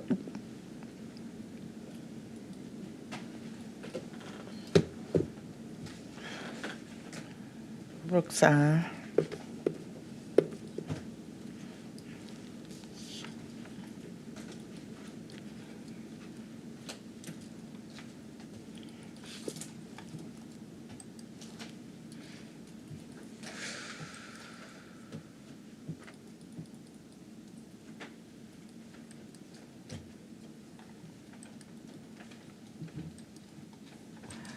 We have aye votes from Commissioners Clay Bibbs, Caswell, Sugarman, Ford, Thornton, and Brooks. We have 6 aye votes. Thank you, Madam Clerk. That item goes on with a favorable recommendation. Madam Parliamentarian, item number 2. Item 2 is a resolution approving the county mayor's nomination of Frankie Dakin for appointment to the Shelby County Health Corporation, sponsored by Commissioner Henry E. Brooks. Thank you, Madam Parliamentarian. This item has been moved by Commissioner Thornton and second by Commissioner Sugarman. Good afternoon. I think, Mr. Massey, you want to introduce your nominee? Thank you, Madam Chair. Good morning, Commissioners, and Happy New Year. Carl Ray Massey, Special Assistant, Shelby County Mayor's Office. Today, I'm here to represent the mayor with the nomination of Frankie Dakin to the Shelby County Healthcare Corporation Board, which serves as the governing body for the Healthcare Corporation services within Shelby County. Additionally, the board monitors quality of care, promotes community health initiatives, and holds executive leadership accountable to improve access and delivery of healthcare for all residents. Our nominee, Frankie Dakin, brings extensive leadership experience in government, policy, and community engagement. As city manager of Millington, he serves as chief executive for a full-service municipal government, overseeing multi-department operations, financial management, and strategic planning, including negotiations with healthcare providers and intergovernmental partners. His background also includes significant roles in public service, nonprofit leadership, and economic development, complemented by board experience with organizations such as Bridges USA and Let's Innovate Through Education. Recognized nationally as Harry S. Truman Scholar, Dakin combines fiscal stewardship, governance expertise, and a strong commitment to equity and community health, key attributes for advancing the mission of Healthcare Corporation. At this time, I would like to present Frankie Dakin and address the commission. Thank you. Mr. Dakin, you're recognized. Thank you, Madam Chairwoman, and thank you, Mr. Massey, and thank you all for your consideration here today. This commission has really taken some incredible action to support Regional One Health and this board, and we're grateful for it. And if I am approved, I look forward to working on your behalf on that effort. If I can, this work is deeply personal to me, as it is to many in this room. I've had members of my family's lives saved at Regional One Health. This is an incredibly important asset to our community and to the individuals that I serve in Millington and the employees that I'm responsible for. So with that, I'm happy to address any questions that you may have, and I would appreciate your consideration. Commissioner Thornton. Thank you, Chair. Director, how long are the terms for these appointments to this body? The term length is 3 years. 3 years. This is just a moment to the board. I don't know how many people, not to the board, but to the public, these board appointments are an opportunity, so I encourage y'all to get in there. Correct me if I'm wrong, but another top staffer from Lee Harris's administration is also on this board. I believe Daniel and Inez is also one of your recent appointees, correct? Carl Ray Massey, Shelby County Mayor's Office. Yes, ma'am, that is correct. Okay, so, I mean, not that it's too much of a concern, because I know the service to the county from the individuals, but stacking the board with members from Lee Harris's administration seems a little peculiar to me. So I'm just going to tell you, like I told Ms. Inez, one of the things that I saw, I had the opportunity to serve as a proxy for Commissioner Brooks at a past meeting. And when I went into that meeting, I naturally asked questions about the contracting within Regional One. Of the unrestricted funds, which even that, I would question legally about the restriction and unrestriction and just what is governing that. Of the unrestricted funds, only 2% was going to minorities at the time. And so that's a huge concern for me. I've lifted that up a lot to be able to vocalize that Regional One is now spearheading and championing a $1 billion renovation with a track record of 2% spent with minorities. So if we're talking about being particularly the largest municipality in Shelby County, a predominantly black municipality, how do those things line up? And so there hasn't been a lot of transparency. I have seen significant underperformance in this role, and it would be my expectation that anyone being appointed to it for the next 3 years, that you'll be an internal champion to ask those questions and really figure out what do we need to do to be able to make this $1 billion project a transformative and catalytic project for the business component of it. I've never doubted the caliber of service, the high quality, world-class facility, all of that. But on the contract spending, particularly in lieu of the repeal of NWBE, huge flag, major questions. And so, I would love to hear you speak just on your understanding of those issues and your conviction to being able to raise those issues in the boardroom where the public just really doesn't know how things are being decided. Thank you. Well, let me try and help my colleague with some of that. At least she can go to sleep a little better, knowing that the Black Caucus does have an economic inclusion task force that we created, so that we could do just that. Following your meetings, following my meetings, following the resolution of August 24, there were certain items that needed to be conditions. I don't like to say conditions, but that's what it is. In the resolution that had to be met in order for, in addition to Region 1 drawing down $350 million. There were several things. And of course, we do not have oversight and monitoring countywide. So we formed the Black Caucus Economic Inclusion Task Force mainly as an oversight to ensure that each one of those items that was referenced in that resolution, given $350 million to Region 1, would be met in a timely fashion, and we would be noticed on that. Those things are happening now. The task force is still meeting. In fact, we have a meeting with the mayor on the 15th in reference to some financial issues. But, Commissioner, in reference to those questions, they're very legitimate. It means a lot to me because I want to see this new Region 1. I was born there, I was told. But most importantly, the wheel tax that those of us supported went toward this. And I can say on this side of the room, two of us at least, have very, very poor districts. And I hate to do a lot of selling, if you will, to let my folk understand we got to raise this wheel tax because we do need to keep Region 1, and we need the dollars from the wheel tax. So they went along with it. So having said that, I want you to know I'm going to stay on top of this. I'm going to be monitoring. I'm going to be bird dogging to make sure that the dollars are spent equitably. The practices and the policies dealing with this Region 1 will all be transparent, accountable, and above board. So you want to say something, didn't you, Mr. Massey? Thank you for indulging me. Thank you, Madam Chair. You're welcome. Commissioner Ford. I won't take that long. It's not gonna be able to have one person to make a change. To my colleague, I appreciate everything that you just said. But 13 people can make a difference regardless on who's on these boards. There will be a turnover. September 1. New mayor, new set of commissioners, anything can change. Anything can change. People can talk about what they want to do, this, that, and the other. Well, if you're part of a board, you need other people. If you're part of this county commission, you need 6 more people to go with you.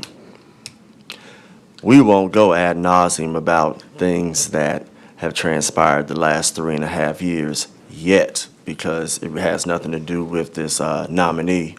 I'm not supporting the nominee for the reason that you said, Commissioner Thornton, because I believe that too many people, well, there's a lot of other things, but we're going to let the chips fall where they may on that. But at the same time, these are 3-year terms, which means whoever the next mayor and the next commission are, they're going to have to work with this group as well as others. But I will say one thing, and you're the vice chair of the ad hoc that we have.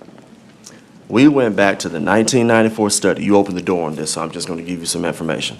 I have a copy of the 1994 disparity study that was done by Memphis and Shelby County. And you're absolutely right.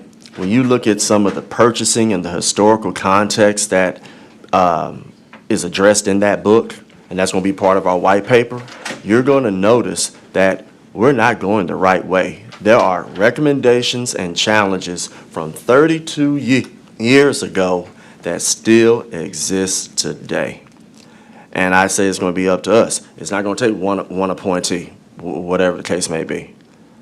And I don't know what they were talking about, but as long as I'm not addressed or anything, my vote is my vote, and I would leave it like that, whatever y'all were talking about. But I would simply say this, with the work that we're doing, our committee ends in August, and it's going to be up to us to make sure that we have some actionable items, whether it's in resolutions and ordinance, to make sure that when we leave this body, it's not something that another body could take away unless they actually do a resolution or ordinance to remove particular things. So I agree with you that this is a big project, and we don't know what the next body may do. But 13 of us need to make sure that, because we are like the mini fiduciaries, to make sure that we make any nominee or any board, including the one that we serve on, accountable when it comes to these contracts. It's about 600 pages. I'm actually working on getting the meat and potatoes on how things were done. It goes all the way back to Boss Crump in the document. There's a lot of good history. But I will let you know that a lot of the conclusions, as I conclude on this, conclusions and recommendations from 1994 still exist in 2026. We got a lot of work to do. So I appreciate your comments, and I'm standing by what I said as far as the item that's in front of us. And I yield back to my colleague, and I will be right back. For the record, Danielle Inez is not a member of the Mayor Harris's administration. She's a former member of Mayor Harris's administration. Commissioner Thornton. Thank you, Chair. It was never mentioned that she's currently a member. Both Mr. Dakin and Inez are former members, as acknowledged. I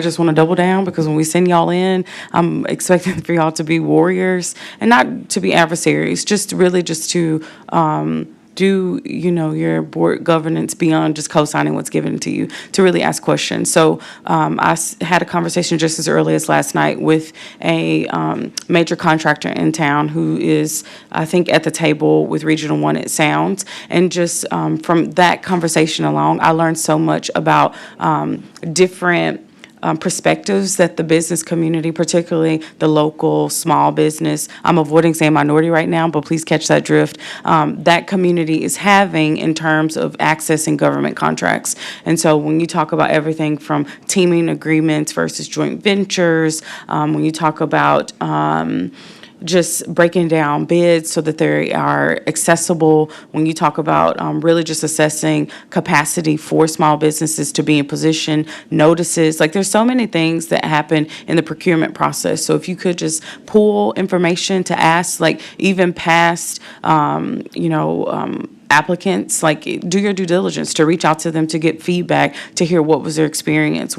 I think that there is an opportunity for board members, new board members, fresh energy that's coming in and is motivated to be at the table, to be able to bring just a difference in process. I'm sure that these things just go as usual, and we see, again, please fact check that 2%, and just see for yourself, how that goes. And if it is an underperformance, help us set a goal that is actually met and not just pursued. We know that there are some real gaps in how procurement is happening, and we just need someone to come in and study, someone who's really curious to figure out solutions. And I just don't want this $1 billion project to fall short. And that's not going to be something that just happens. And just to my colleague's point, by the time these contracts come to us, they're coming for approval. It is hard to turn around these contracts. You can't just easily put something out for bid again. Like, these have been months of work. So the work that is most important, more than our legislative body to me, is the oversight of the board, because y'all are going to be seeing so many more internal actions than we will get to see as a final action. So I support your nomination because I've seen your work and I know your heart. And I thank you for what you'll do. And I just ask you to just go in with a lot of energy to be able to really just, turn over every document and just ask questions. That's all I ask. Thank you. Commissioner Caswell. Thank you, Madam Chair. Thank you, Mr. Dankin, for your willingness to step up to a position like this and the mayor bringing you. I would say this, I'm supporting you because I watch you work honorably. Before you got appointed and elevated to the position you is as manager of Militant, and even when I talk to people like Alderman McGee and others that trust your leadership in their community, we know that we're going to need regional, we're going to need statewide other supports when we're talking about getting this deal done. And so we're going to need the leadership of people in Militant to talk with the state as well to get those extra dollars we need to make this project work. So I hope that you will be able to galvanize those individuals in our suburban communities to support this with one voice, one sound when we go to the state to ask for those extra dollars to come back. But I support your appointment to this body and look forward to your leadership. Thank you. Clay Bibbs. Thank you, Madam Chair. I will just simply state for the record, I am excited for you because I understand your work. I know your work. I've seen your work. I know that you get the many moving parts of what it looks like for something to happen across region, very similar to what Commissioner Caswell just stated around. And I know you will bring that type of advocacy to this work. So looking forward to seeing you in action. Commissioner Sugarman. Thank you, Chair. And also been working with you for a while. And you were with us when we went to Davidson County. You were also the one who supported things that we were trying to do at the commission as well as administration as far as the mental health facility. And so again, I also look forward to working with you, and I look forward to also to get feedback from you as you speak with other board members on how we can be more supportive, number one. Number two, to make sure that the contracts are equitable, things like that, because as Millington as well as other area municipalities being serviced by Regional 1, we want this to be a regional opportunity for all. Thank you. Avant. Thank you, Madam Chair. I, too, want to just thank you for your willingness to serve. I know that with the multiple roles that you have now and in taking on this appointment, that you will endeavor on behalf of all of Shelby County. And so appreciate you stepping up for service. And again, I do support this nomination. Thank you. Any final words? Thank you, Commissioners. Thank you, Chairwoman. Thank you, and I just want to address Commissioner Thornton's concern on the record, and I'm happy to speak towards my resume if that's offline and so forth, and my record on this issue. But I wholeheartedly believe that it's a travesty, the lack of inclusion in Black-owned businesses in our economy, and you'll find a champion in me and Commissioner Brooks. I'm eager to learn more about the work that you're doing and how I can champion that. Thank you. See no other members in the queue. We'll move to the vote. Madam Clerk.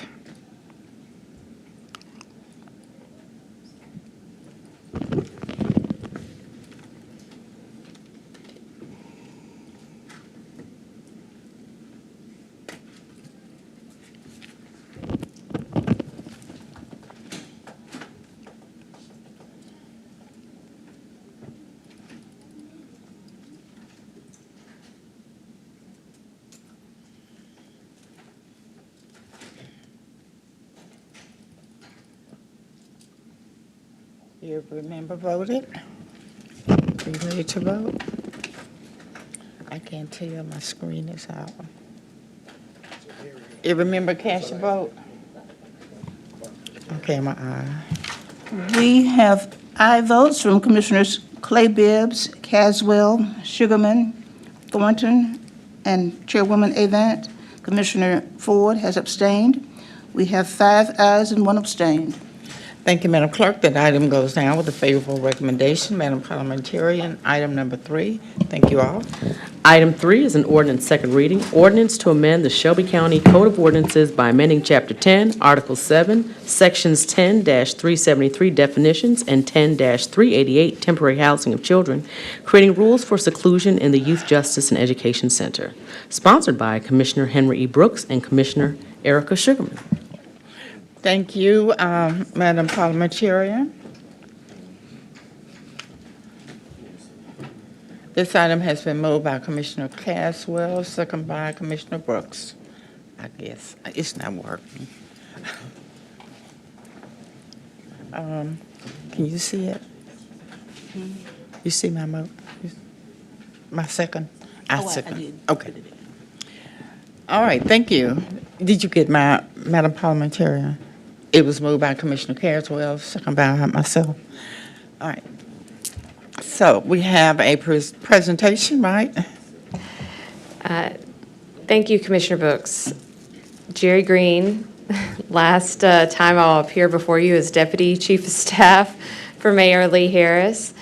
I am happy and excited to be here today, and I have brought with me the man with the plan, Director Alexander, who, despite what you might be seeing in the media, ended solitary confinement for juveniles on day 1 when he took over that facility.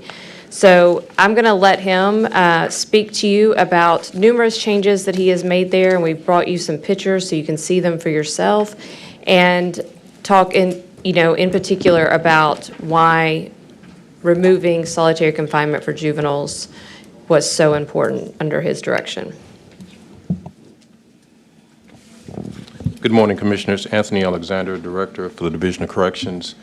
It's vitally important that we recognize and discontinue the practice of isolating individuals simply because of their behavior. We have to address those behavioral problems either through medical necessity, mental health services, or counseling. And so that's what we have implemented at the Youth Justice and Education Center since day 1.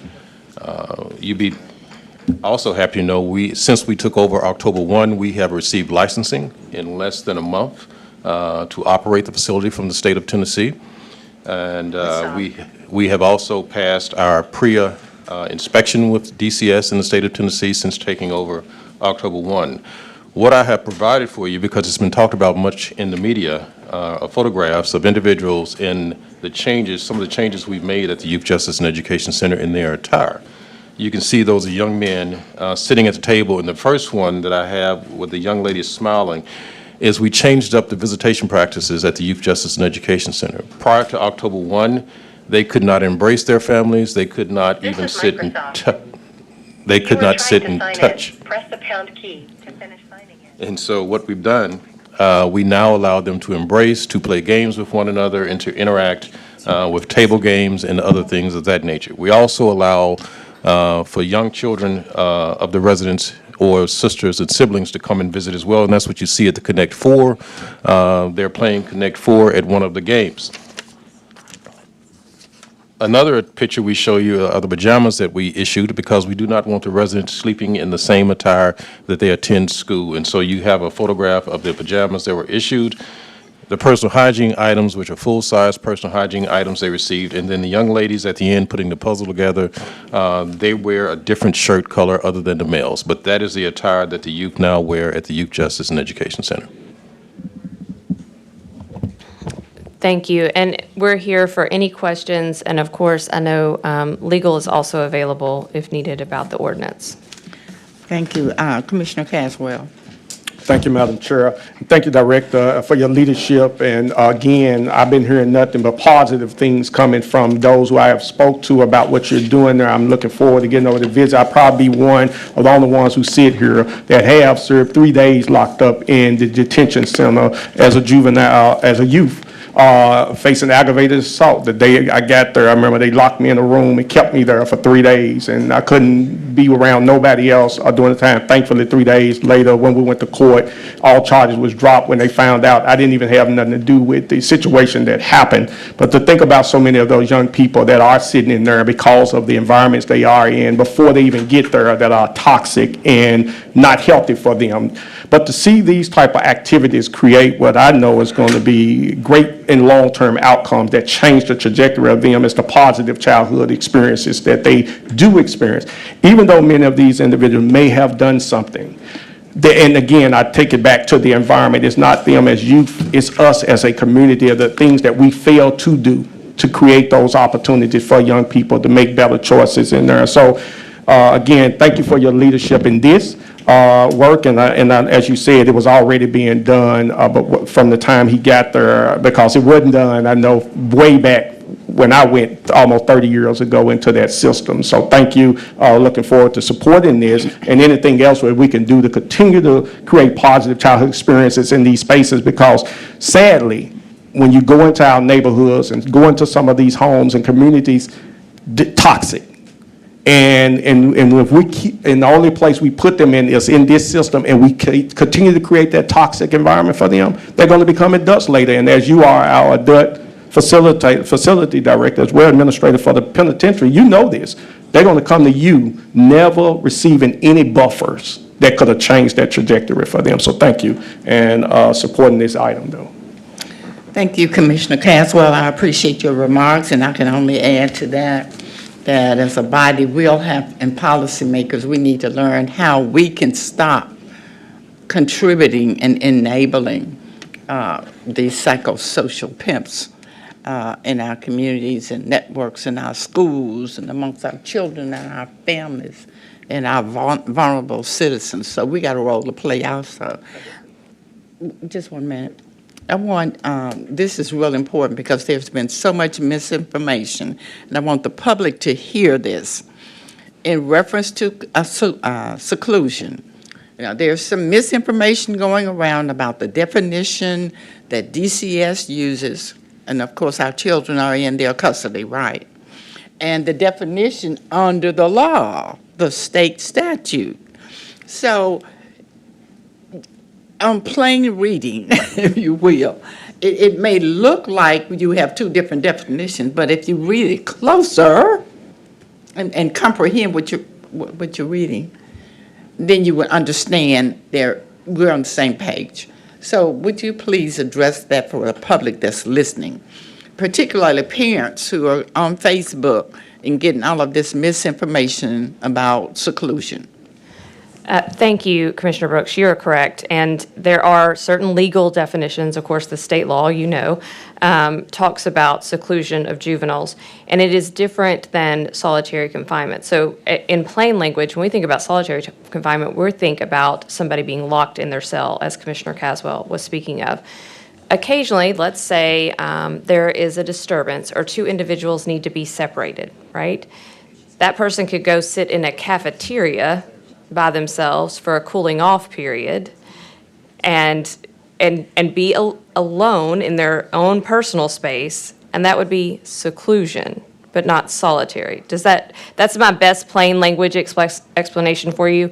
The point that everybody should take away from reading our ordinance and from the actions of Director Alexander, what we're trying to implement past this administration, is something that is even more strict than what the state requires of us.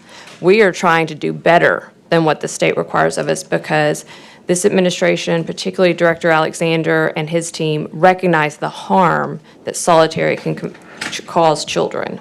And I'll let you pick up from there. If you could just pick up on the amount of time that is allotted under state law versus the amount of time that can be read into DCS practice. Anthony Alexander, Director of Corrections, and so I don't have the law in front of me exactly, so I don't want to maybe misquote that, but I will say this: when we met with DCS in past, what we are required to do anytime we have anyone in a cell or a room, we don't even call them cells, rooms beyond 6 hours, you have to notify the parents, but we don't do that, and so. A reason the person may have to be in a room is because that person may have a medical illness that prohibits them from being in open population area infecting others. It could be that we've had individuals who have come in intoxicated or on drugs and detoxification, and they would have to go inside of a room, if not at the hospital. And so there's various reasons we would place someone in a room, but anytime we place someone in a room, we have to notify the parents. And we cannot do that beyond 6 hours. And so what we will do is move that person, as Councilwoman Green stated, to either a cafeteria or another setting where we can have them out even longer. It may be isolated from the other population, but they're still not isolated in a room where they are behind a closed door. Now, what we have created is safe buffer zones for children.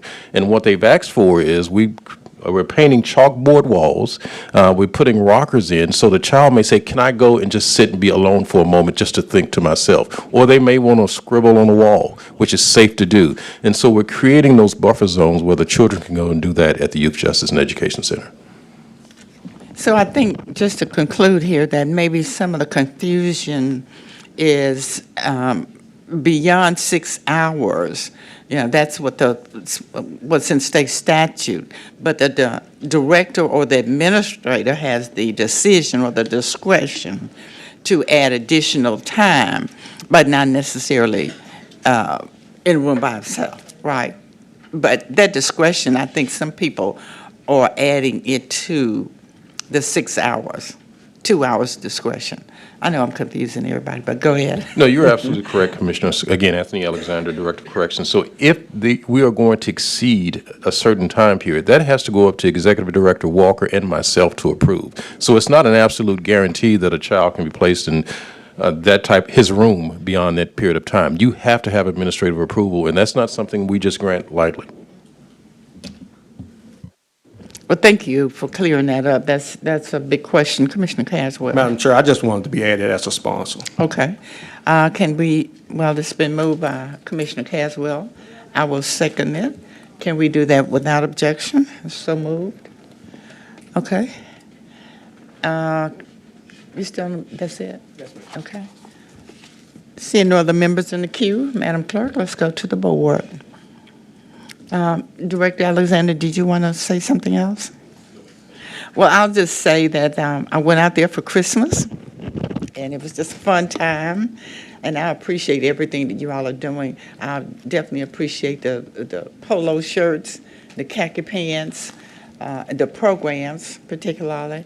And it was such a festive time during Christmas because everyone, all of the children, were out. And we had a big Christmas tree. And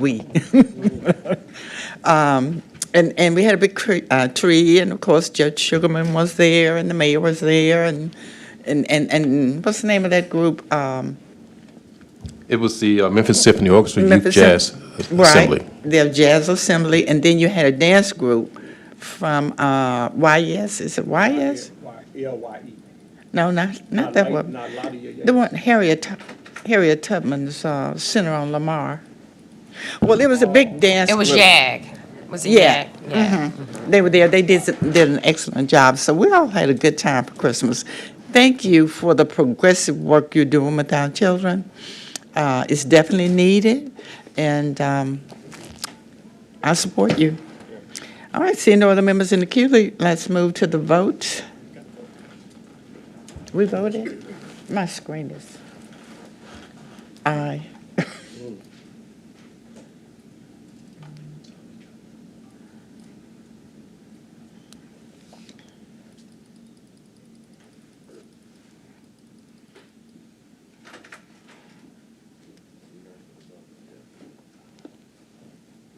Where is the other?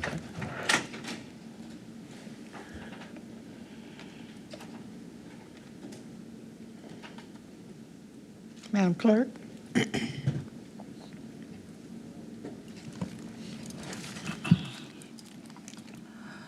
We have aye votes from Commissioners Clay Bibbs, Caswell, Ford, Brooks, and Lowry. We have 5 aye votes. Correction. We have aye votes from Commissioners Clay Bibbs, Caswell, Sugarman, Ford, Brooks, and Lowry. We have 6 aye votes. Thank you, Madam Clerk. That item goes down with a favorable recommendation. Thank you all. Madam Parliamentarian, next item, please. Item 4 is an ordinance, second reading, ordinance to amend the Shelby County Code of Ordinances to add Article 8, Family Leave Division 1, Paid Parental Leave under Chapter 14, Employment and Employees, for the establishment of a permanent paid parental leave program for Shelby County employees, sponsored by Commissioner Erica Sugarman. Thank you. That item has been moved by Commissioner Sugarman and second by Commissioner Ford. We'll move to the sponsor, see if the sponsor has, we have a presenter.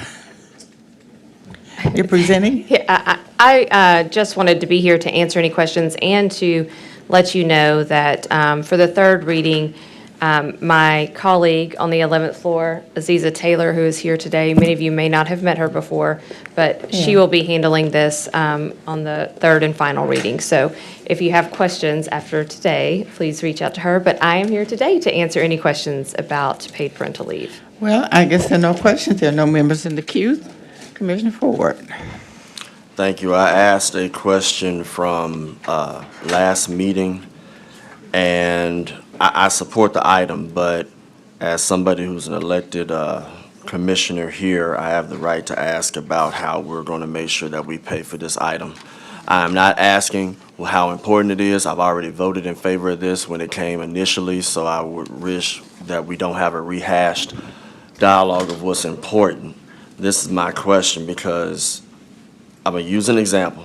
When we codified in the same way the tax relief matching program, even though it was not signed by the county mayor, and we as colleagues had to find the money for the item.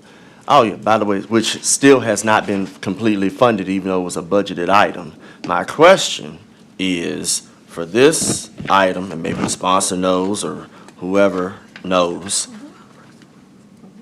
it was brought up last month that the goal is after it passes third reading, hypothetically, and signed off, it will go into effect immediately. So I'm asking, where in the coffers will this be paid for the purposes of making sure that for the next fiscal year, we can make sure that it is funded for that entire year, since we have, let's see, it's about 6 months left after this gets signed off and whatnot. That's my only question, and that's the only thing I want to know. I don't want to know about how important something is or whatever the case. I just want to know, it gets signed, where is it coming out of for the purposes of us continuing? That's it. Thank you, Commissioner Ford. Jerry Green, Deputy Chief of Staff. The answer is pretty straightforward. This is just part of the salary we pay all employees. So where it comes out of is employee salaries. Of course, that's lodged in different divisions, but whether they are, in our janitorial services or they are in the DA's office, they have a set salary and they're paid their regular rate. They just receive the time off. It has been worked into our budgets in that manner for the last several years. So to make sure I got this right, so let's say that, I'm going to go back and use a teacher example. So let's say that you got a teacher in the school system who already has a set salary. My colleague who's a sponsor on this understands exactly where I'm coming from. So you're basically saying that with those particular employees, this is already baked in for the purposes of them not having to necessarily lose pay, but they will essentially just have to pay, like for instance, sick, like the sick days and the personal days and all of those days that are baked in. You're saying that instead of them losing pay, they would just continue to have the already existing pay. Is that how I'm hearing this? Yes, Commissioner Ford, that's exactly correct. I yield. Commissioner Sugarman. Just want to take a personal privilege, if I may. Yes, ma'am. I just want to congratulate you on your new appointments. And so, again, I'm sure you do a great job because you've done a great job in your capacity here as well as on City Council. So congratulations. Thank you, Commissioner. I appreciate that. Okay, I want to echo that. I tell you, some people can manage to get all kinds of jobs, all kinds of appointments. Moms, we just continue to take on the There work. you go. Okay, women power. All right, seeing all the members in the queue, did you have some last words? You want to say anything? If not, we'll move to the vote. Madam Clerk.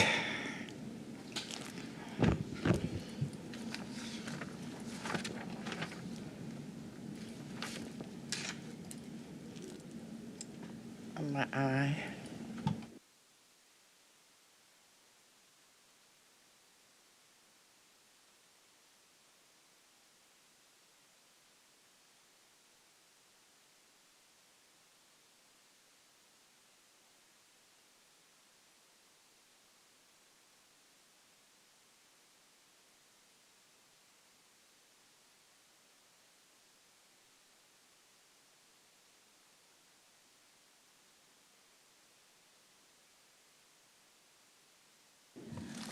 We have aye votes from Commissioners Caswell, Sugarman, Ford, Brooks, and Lowry. We have 5 aye votes.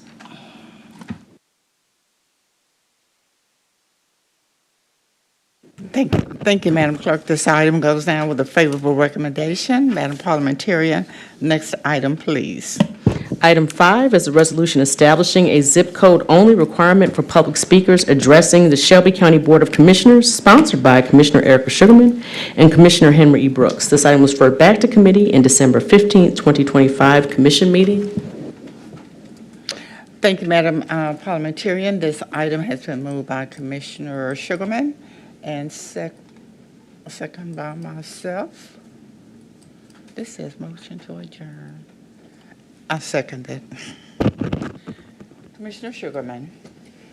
Thank you, Madam Chair. I'll make a motion to move the substitute, and the difference is this is to mirror what the City Council will be bringing before their body on Tuesday. Again, I've had constituents, as well as people not necessarily from my district, to voice their concerns at our meetings that they do not feel comfortable with stating their address, whether it's their home address or business address, what have you, and they would like to just voice their name and zip code, and we will maintain the cards in the records. Thank you. All right, thank you. Commissioner Ford.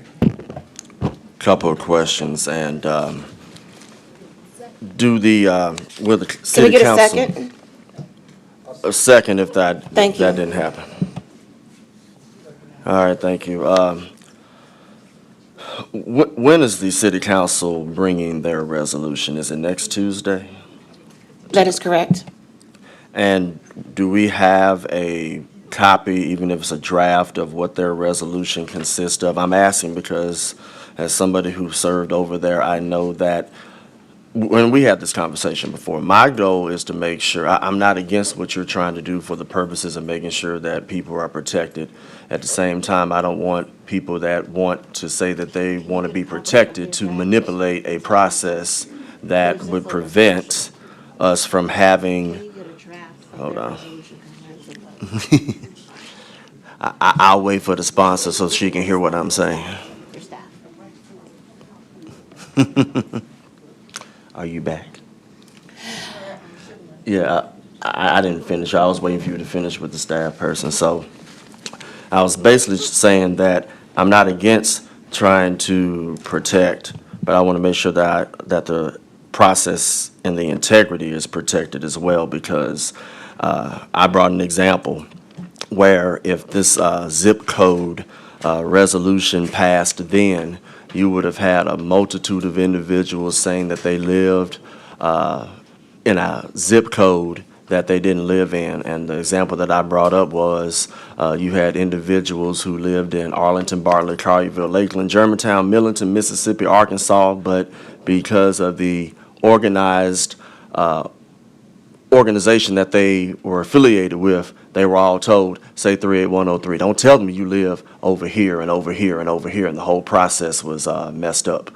And I'm just going to simply say it like this, it produced a false narrative to where when those people came down, it made it appear as if, oh, so many Memphians are down here for this particular item, when in all actuality, less than 30% of those people lived in the city, but they were trying to influence the votes of 13 individuals. So my question is, and this is probably to the minutes, clerk, there was conversation last month, and I remember bringing a change to number 2. I know we're talking about a substitute now. So the change that I was talking about was to make sure that we still had, and maybe the sponsor can help me out with this. I'm looking at page 2 and 3 of your substitute. It says each speaker shall complete a speaker comment card providing the full name and street address for administrative and residency verification purposes. These cards shall be collected and maintained by the Minutes Department of the Shelby County Board of Commissioners.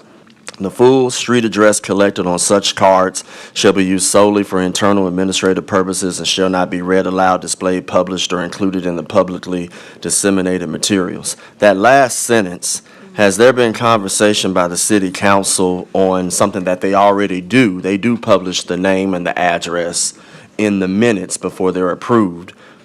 Has there been conversation, to your knowledge, where they are attempting to change that already existing practice, to your knowledge? To my knowledge, yes. Okay. I'm going to see if I can get a copy of what their resolution is, because I would like to see that. I will say that let's just be prepared for those that try to take advantage of the changes in an adverse way. I want my colleague to be open to where there might need to be changes to these changes, because like I said, I can only give you my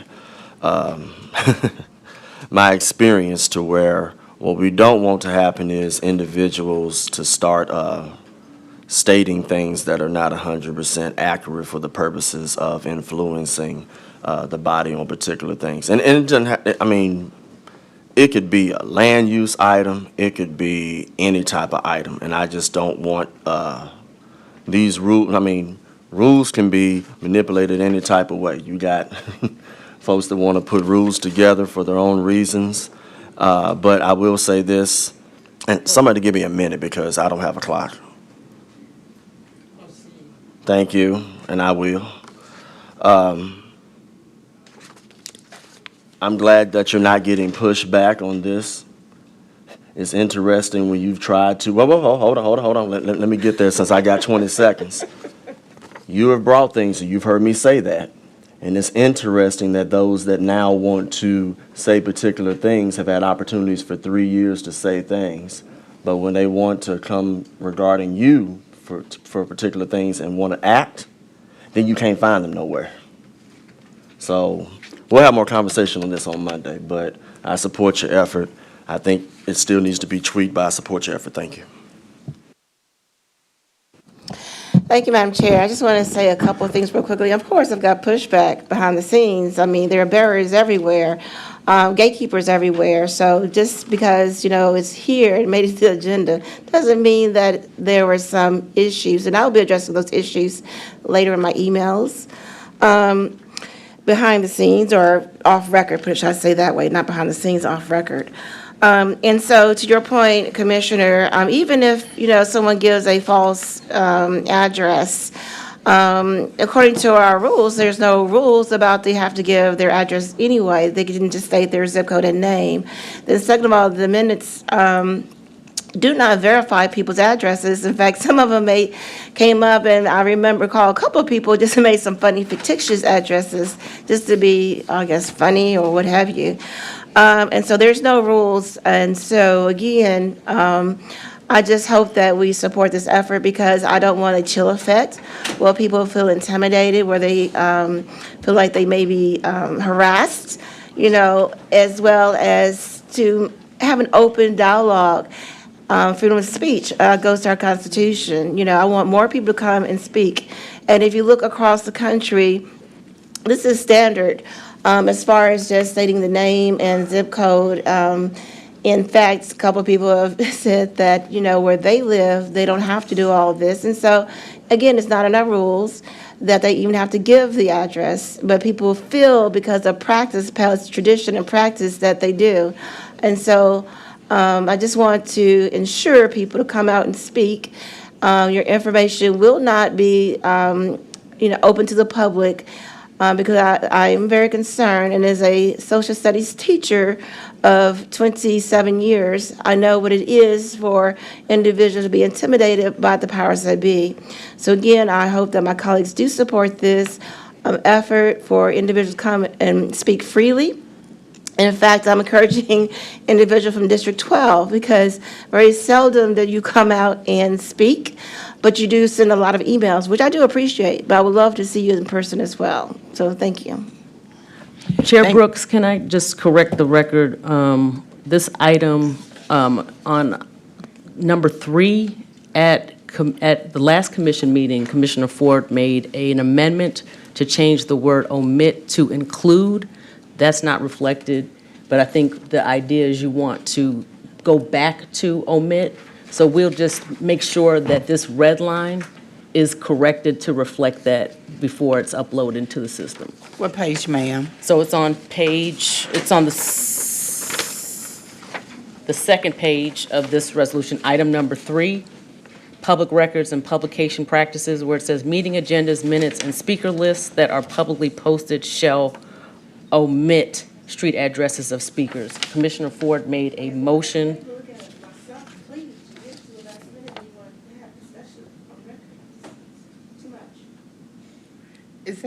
Are you reading? I also want to talk a little bit about rules and them being applied consistently. So, because this is not personal. This is just the record. At commission, he made an amendment, and Commissioner Ford, correct me if I'm wrong, and it's just the amendment was not reflected in the item.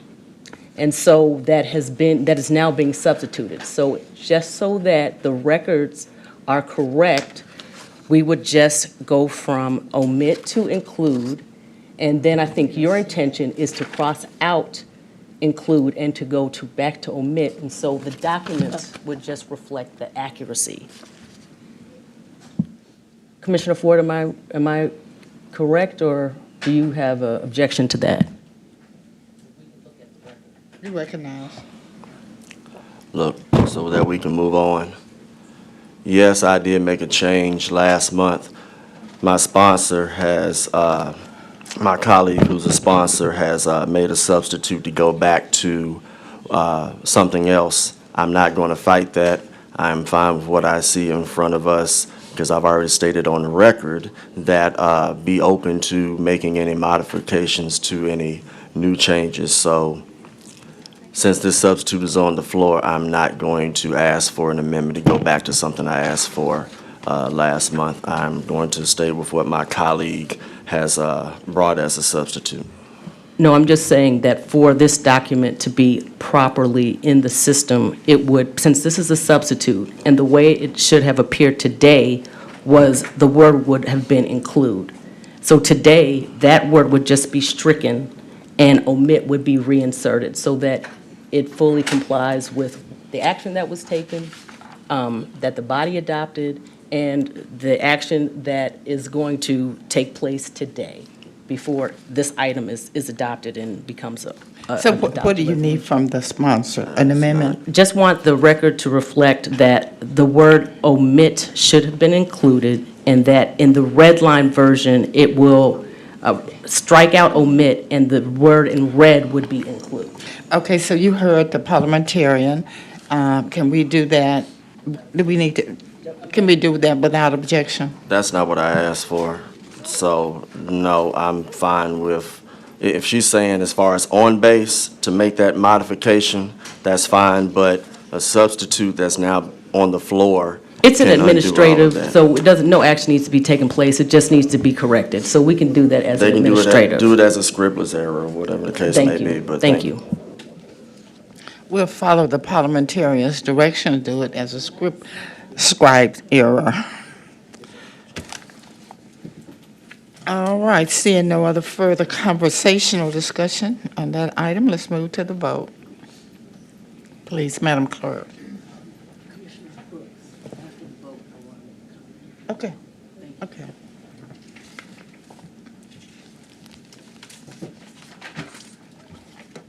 I'm an aye.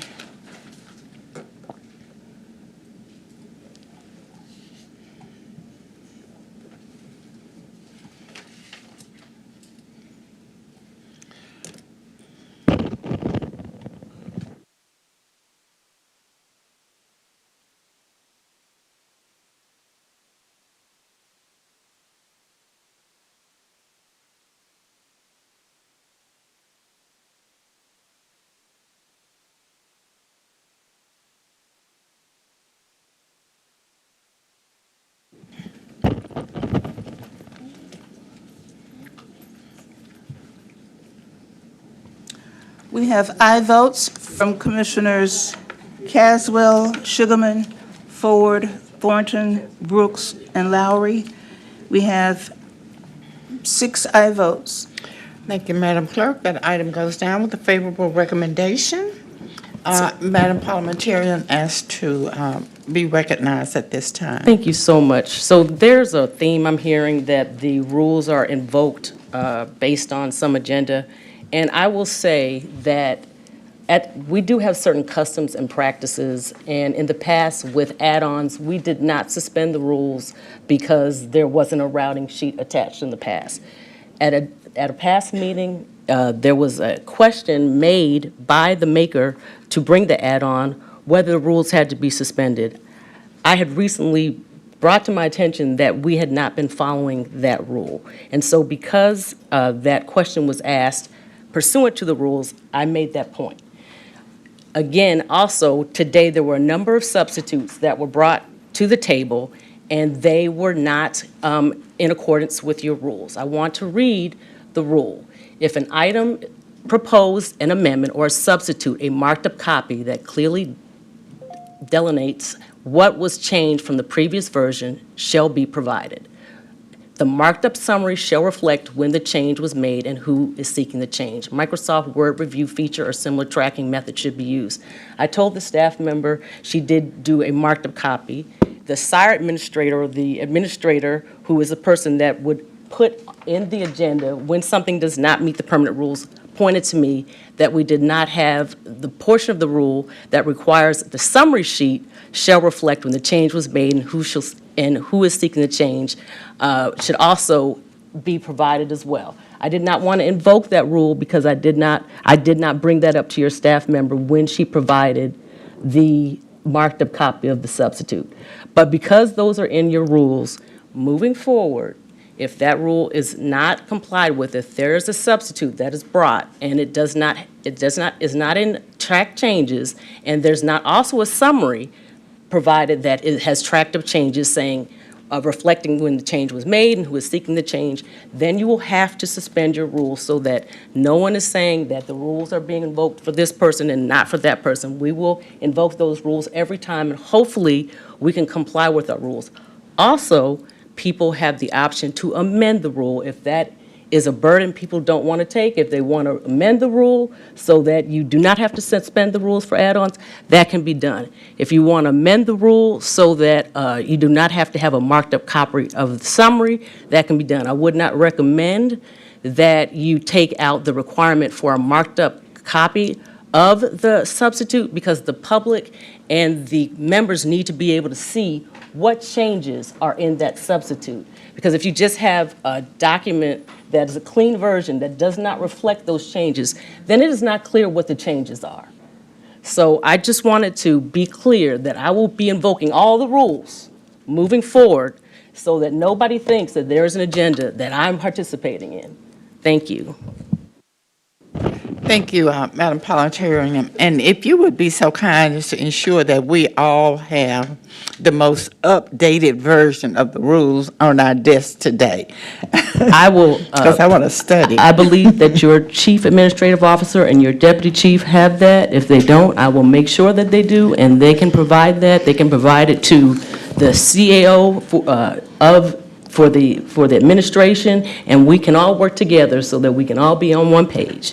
Thank you so much. Okay, great. All right, what we'll do now is, we appreciate that. We'll move to item number 6. Madam Parliamentarian, if you'll read the caption. Item 6 is a resolution approving program guidelines for the Board of County Commissioners Commission Summer Youth Program 2026, sponsored by Chairwoman Shantae K. Avant. Thank you. That item has been moved by Commissioner Sugarman and second by Commissioner Lowry. We have a presentation. Administrator Perry. We don't have a presentation, Commissioner Brooks. Clay Perry, Administrator, County Commission. This resolution is approving the guidelines for the County Commission's Summer Youth Program for 2026. Nothing in the guidelines has changed since the previous year, but we're required to bring them annually. Are they in the system? Yes, ma'am. Okay, good deal. Commissioner Thornton. Thank you, Chair. Administrator, this has come up before, and I should have asked it before today's resolution, but between the City of Memphis, the mayor's operation, are we streamlining the application process, or have there been any conversations across 3 programs to figure out just how many applicants are not being selected across the 3?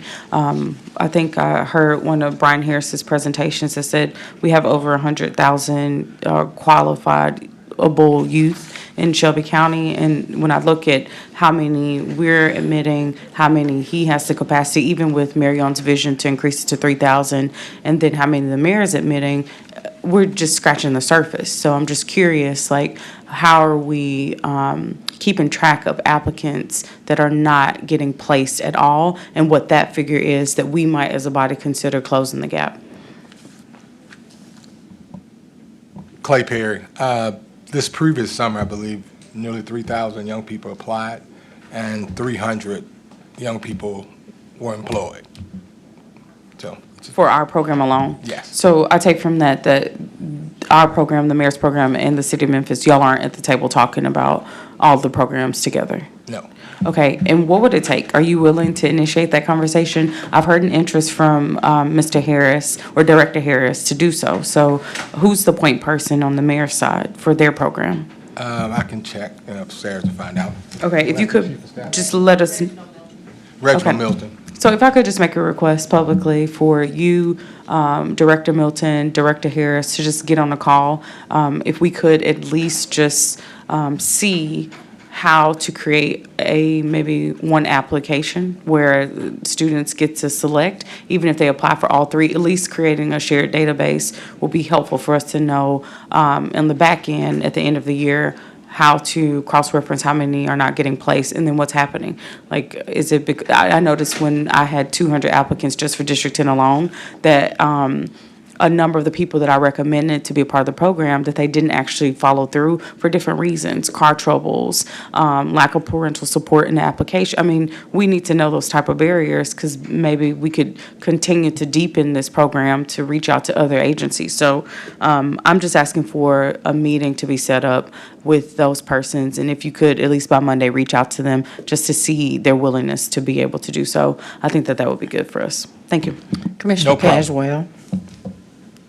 Thank you, Madam Chair. I would like to hear if it may, he was going to respond, because my question is kind of in line with that. Okay. No problem. I'll reach out to former Commissioner Milton as well as Brian Harris. And I appreciate that. Mr. Clay, I just say this is that in line with that, because I know I just left for another conference in Louisville and I heard the numbers from other cities of the extra investment. Even in Atlanta, I know they're going up to 6,000 youth this summer for youth. Mayor talking about doubling it across the street. For years, but even before getting on this body, it was the fact that we had many years 10 and 12,000 kids applying at the city, but only 1,700 kids being able to get that job. We know that in this city, we got over 20,000 opportunity youth, right? These 16 to 24-year-olds, and they're just out there, and they haven't had these opportunities. I like, in part, that we are kind of looking at them working within our districts, but the city have kind of made that one of their things, so you could take the transportation piece, kind of say, hey, they got a company down the street they can work at, right? And that opportunity is given. I hope that in that this body understands that there are a lot of opportunities missed. So even when we talked about this past budget where it was kind of exposed to say all the money go to pre-K, we left the opportunity youth that we could have been saying 1 penny goes to opportunity youth that gave these young people the job, because where we are now is those opportunity youth are being locked up. Because they are sitting in that neighborhood and community without an opportunity. These are great opportunities for those 200-300 kids, but we got 3,000 to apply. And so those 2,700 kids just out in their neighborhoods with nothing to do this summer, with no opportunities to enhance themselves, I think we have to, as a body, say that we're going to put money in there to address it, right? We have to. But to that point is that, how can you tell us the success of the rate of what these kids are like? What's the attendance rate of them going to their jobs, showing up, even though we give them these opportunities? 'Cause a lot of people say that we give them the opportunity, but they don't take advantage of it. Are the 300 that's showing up, that get this opportunity, are they showing up consistently? And if you can give us any type of measurement or data points that you're using to say that these outcomes are helping to lead to something better for these young people, which I know, but if you have any measurements to share with that, I appreciate it. The measurements, Lynn Ford would have most of the measurements documented, but I'll say this, we work with corporate sponsors, county agencies, and nonprofit organizations. And we attempt to go out of our way, especially if we get a child with transportation problems. If we can find a business in that neighborhood where that child can stay, we do it. We got a sponsors letter, we reach out to businesses, as small as the ice cream shop and as large as Federal Express. So we try our best to place children in areas where they can get to work, learn something, and get paid. Commissioner Thornton. Thank you, Chair. Administrator, is there a list of the site placements that we've used in the past? Yes, ma'am, I can get that to you. Okay, nice. Where is this information publicly being posted? Like, I think to the public, we should be able to see the businesses that are supporting our youth so that we can intentionally support those that are supporting the future. And so I think that if you could just advise us today on where that information is, and if we could just continue to just post that publicly, that would be helpful as well. We're going to be posting the application shortly, so Rashad Cobb, who does our PR, Rashad, you can include our sponsors. And specifically by sponsors, I'm talking about the site placements. Yes. Okay. Those are the sponsors. Nice. Thank you. It would be a good idea to add to our site placements. Maybe we could get more people in the downtown area or close to neighborhoods, because we have a public transportation problem. We know that, and we have a poor city. We know that. So if we could get more children to be able to get a scooter to their job, or maybe walk, because there are some businesses downtown, architecture farm, all that kind of stuff on the south end of Maine. But, well, that's north. Anyway, I think we need to try to find more site placements that are closer to the downtown area or closer to the majority of the children's homes, because public transportation is just terrible. So we got to do a different reach. Yeah, okay.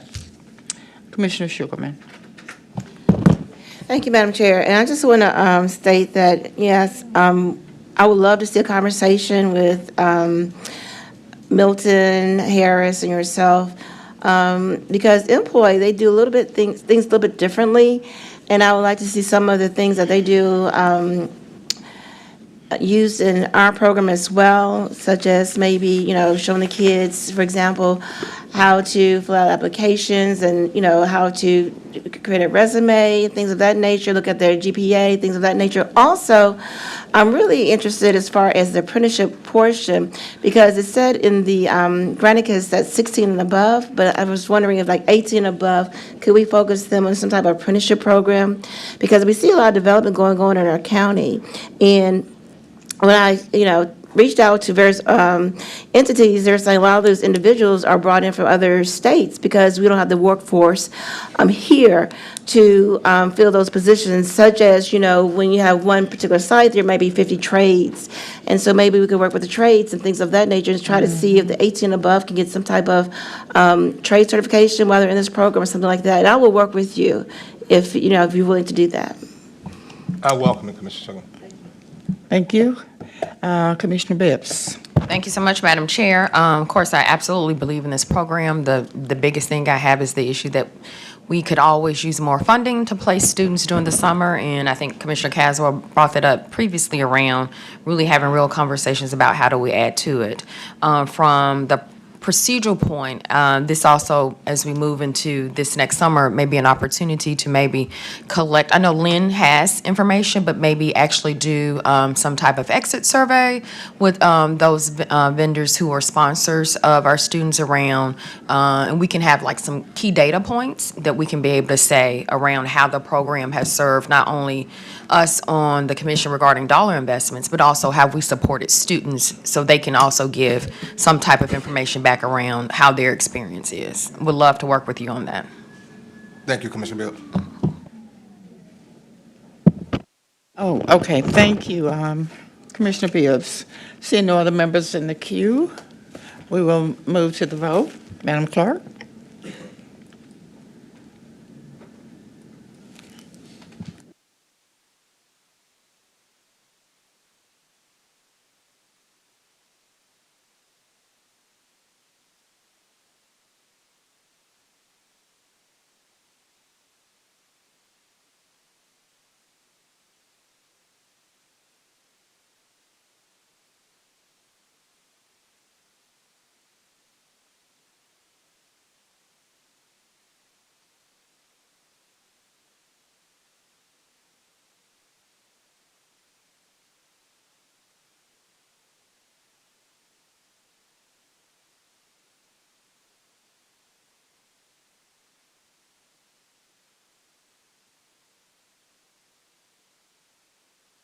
We have aye votes from Commissioners Clay Bibbs, Caswell, Sugarman, Ford, Thornton, Brooks, and Lowry.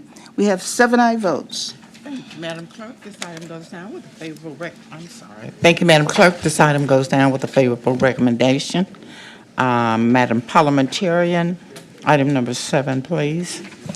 Item 7 is a resolution to amend the Board of County Commissioners Permanent Rules of Order, PRO, Rule 12, to authorize members of the Board of County Commissioners to institute procedures to censure commissioners in the event the conduct of commissioners is determined to be disruptive by a supermajority vote of the Board of County Commissioners, sponsored by Commissioner Mikkel Lowry. Thank you, Madam Parliamentarian. This item has been moved by Commissioner Lowry and second by Commissioner Caswell. Commissioner Lowry.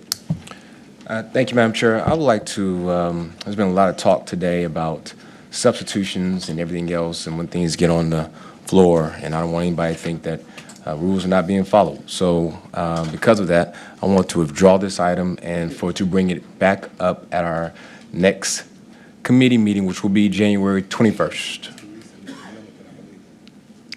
Okay, that item has been withdrawn by the sponsor. So is it withdrawn or deferred? I'm sorry. Thank you, ma'am, but deferred until the 21st. The sponsor has deferred this item until January 21st. Wait a minute, she's trying to say something. Yes, ma'am. You recognize? Thank you. Thank you. Lisa, Overall County Attorney's Office. I just wanted to note that this was a caption-only item. It was my understanding that this item was under legal review, and it was uploaded as a caption simply to make sure that the deadline was met, but it was being reviewed. Thank Thank you.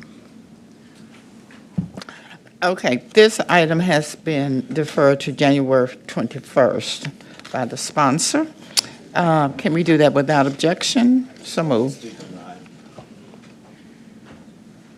If I have to object just to make a comment, I will, and then No, withdraw my objection. not at I just all. need to Just speak. go right ahead. Oh, thank you very much. Let me just say this for the record, just in case this does come back, it needs to be completely withdrawn. It would be in the best interest for this item not to even be brought forth. Let's just make some things clear that some people in this body, as well as the media, are leaving out intentionally because it doesn't fit the narrative that they are drastically trying to sell to the public, but it's not working out the way that they want it to work out. You got desperate people doing desperate things. Anyone that's watched this entire fall since the inception of this new chairperson can easily see that this is nothing but an attempt to retaliate against one particular person and maybe a couple others against let me just put it this way. Using government as a tool is very dangerous. This has nothing to do with decorum or disrespecting women, much less black women, but everything to do with controlling protected speech and taking a commissioner's elected liberties because of the personal and political insecurities of others. For the record, this commissioner made mention in September of filing an HR complaint in September on the chair, the general government chair, the register, and the county mayor for reasons ranging from the creation of a toxic work environment to violating my rights as an elected official. When I stated this on public record, there were actions raised by other commissioners that included possible quid pro quos being offered by my colleagues from the mayor and his administration in order to pass legislation to target one particular individual. When that information was stated on public record, the motivation to recreate the Ethics Commission ceased after multiple attempts. You see who reviewed this item. I don't even know that person gonna have a license after this year. I turned in hundreds of pages, this is important, of documents to the head of HR. In November, HR, under pressure and directive by Harold Collins and Lee Harris, forced HR to turn over the complaints and related documents that I turned in, which means the entire process is no longer confidential or anything. That was done deliberately. Moreover, the attorney that was hired to investigate is the son of the special counsel hired by Memphis Shelby County Schools, an entity that the current chair formerly served as a member. Additionally, in pure attempt to ensure that law enforcement officer was able to receive his benefits for being injured on the job, this commissioner raised a point of order 3 times, a recognized procedural right under Robert's rules and our permanent rules. Under our rules, the chair must recognize the member. That did not happen, so the rules on record weren't even followed. Instead, I was denied the floor. The parliamentarian who lacked certification incorrectly advised against acknowledging the point. And when I attempted twice to cite the rules so that we could proceed properly, the chair threatened to cut off my microphone and to remove me from the meeting. Yes, I responded with rhetoric, which is part of robust debate, especially when rules are being ignored to silence one member. Can you give me, well, I'm getting in one more time because I can, because I got two times. You can get out. I'm going to finish what I need to say. Yes, I responded with rhetoric, which is part of robust democratic debate, especially when rules are being ignored to silence one member. The chair now has attempted to reframe her own procedural violations as a personal affront and to shift the narrative away from her conduct. Conduct from not just this incident, but behavior going back all the way to September, which I have documented, as well as other things.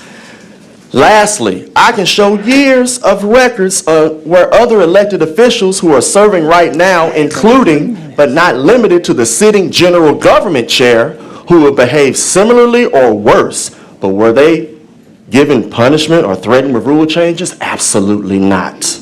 I've been the only one that has been threatened with removal and decorum, and it's only invoked when I speak. Many who like to use that word, as I said previously, don't even know what that word means. These so-called rule changes were introduced shortly after my complaints and criticisms that are both within the scope of the legislative duties and protected speech that I have a right to, and the other 12 as well.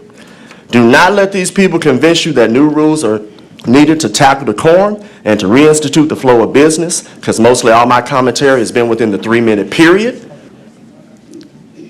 allowed by our rules, so that argument is invalid. It is a disguise for retaliation. an abuse of official power, and definitely do not let individuals or factions such as your Shelby County Democratic Party and others who have not done anything to enhance the quality of life for people in Shelby County to use identity-based framing for the purposes of denying, deflecting my last sentence, and destroying. This is not about who anyone is. It is about what they did. The rules should protect all of us or none of us. It would be in the best interest of the sponsor to withdraw this item. And if he doesn't, it is what it is. Madam Parliamentarian, I withdraw my objection. can we do that without objection? Okay. Madam Parliamentarian, next item, please. Yes, ma'am. Item 8 is a resolution to amend the fiscal year FY 2026 General Fund Operating Budget in order to transfer funds from the County Clerk General Operating Fund to the Shelby County Division of Public Works in the amount of $28,800 for the purposes of paying current and outstanding lease obligations for Shelby County Clerk operations in Millington, Tennessee. This item requires the transfer of FY 2026 Shelby County Clerk operating funds allocated in account number 040-800-601-6714 to the Shelby County Public Works Operating Fund in the amount of $28,800, sponsored by Commissioner Amber Mills. Thank you, Madam Parliamentarian. This item has been moved by Commissioner Ford, second by Commissioner Thornton. And we have a presentation. Good morning, Commissioners. Good afternoon, Commissioners. Dr. Lasagna Harris Hall, Deputy Chief Administrative Officer. The resolution before you is to amend the FY26 General Fund Operating Budget in order to transfer funds from the County Clerk's General Operating Fund to the Shelby County Division of Public Works in the amount of $28,800 for the purposes of paying current and outstanding lease obligations for Shelby County Clerk operations in Millington, Tennessee. This item was unanimously approved by this body on July 22nd, 24. The only commissioner that was not voting aye on this particular item was Commissioner Avant, who was not present at that meeting. The contract has been fully executed, and a partial payment of $9,600 on this contract has already been paid. So the balance is $28,800. The administration recommends approval. Thank you. This item has been moved by, I already said that. Are there any questions? Seeing no members in the queue. Is this generally how we do this? This is, I'm sorry. Go ahead. Come on, I got you. This particular item, there's precedent set in June of '22. The administration brought forward a similar item in the amount of $540,000 to transfer. We amended the same. We did the same action by amending the but the fiscal year budget at that time to transfer $540,000 to cover postage. So this action has precedence in that it was taken by this body in the year 22, calendar year 22, to transfer funding for postage. So we have done this in the past, wherein the legislative body has taken specific action. Yes, ma'am. Okay. Well, that's a little bit different, but let me hear from the clerk. She's sitting back there. Yes, ma'am. Thank you. She brought some people with her. So let's let her come on up.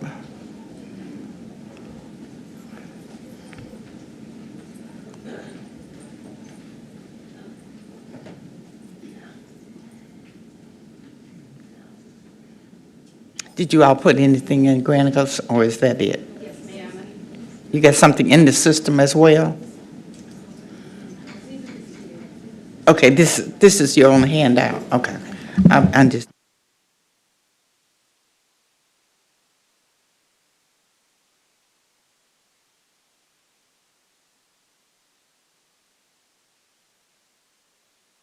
Okay, Madam Clerk, you're recognized. Thank you, Madam Commissioner, and to the members of the Shelby County government. We do appreciate you all. We also respect each of you, no matter what matters we're involved in. because your role is important, significantly important, not to just the citizens of Shelby County, the citizens and customers, but also to the office of the Shelby County Clerk. As you all know, the office of the Shelby County Clerk is the day-to-day revenue generator. We have endured a lot. I'm very proud of our team that we've kind of pushed through quite a few challenges. This issue that is before you today is specifically regarding new rent, first-time rent for Millington. And Millington, historically, when the military moved into Shelby County, the military asked Millington government, can you add another site close to us here on the base so that we did not have to necessarily go outside of the boundaries for them to be trying to get their personal information, their personal business taken care of. We do have a location that is right down the street, but it only has like a 4 or 5 man operation, and it is completely filled on a regular basis. So obviously Millington did make that decision, and they created the Millington location. The challenges that we've been having is, number one, we were not invited. We were never told about a lease. I don't know how a lease got signed. There is, and I say this respectfully because I try my best to remember what my official and legal duties are, but there is a question that was asked by the state, and that is, can the mayor and respectfully, can the mayor and/or the county commission control the spending or decision-making of an independent office? And the response is, and again, this is specifically for this cause, the response is, it depends, however, in general, no, because you don't know how that decision could impact that operation. When it comes to the facilities that we have, inside of the document that we have given you, on page 5, you will see our service areas for all of our locations are the following. In Washington Avenue, we have 1,207 square footage in our largest area downtown for customers.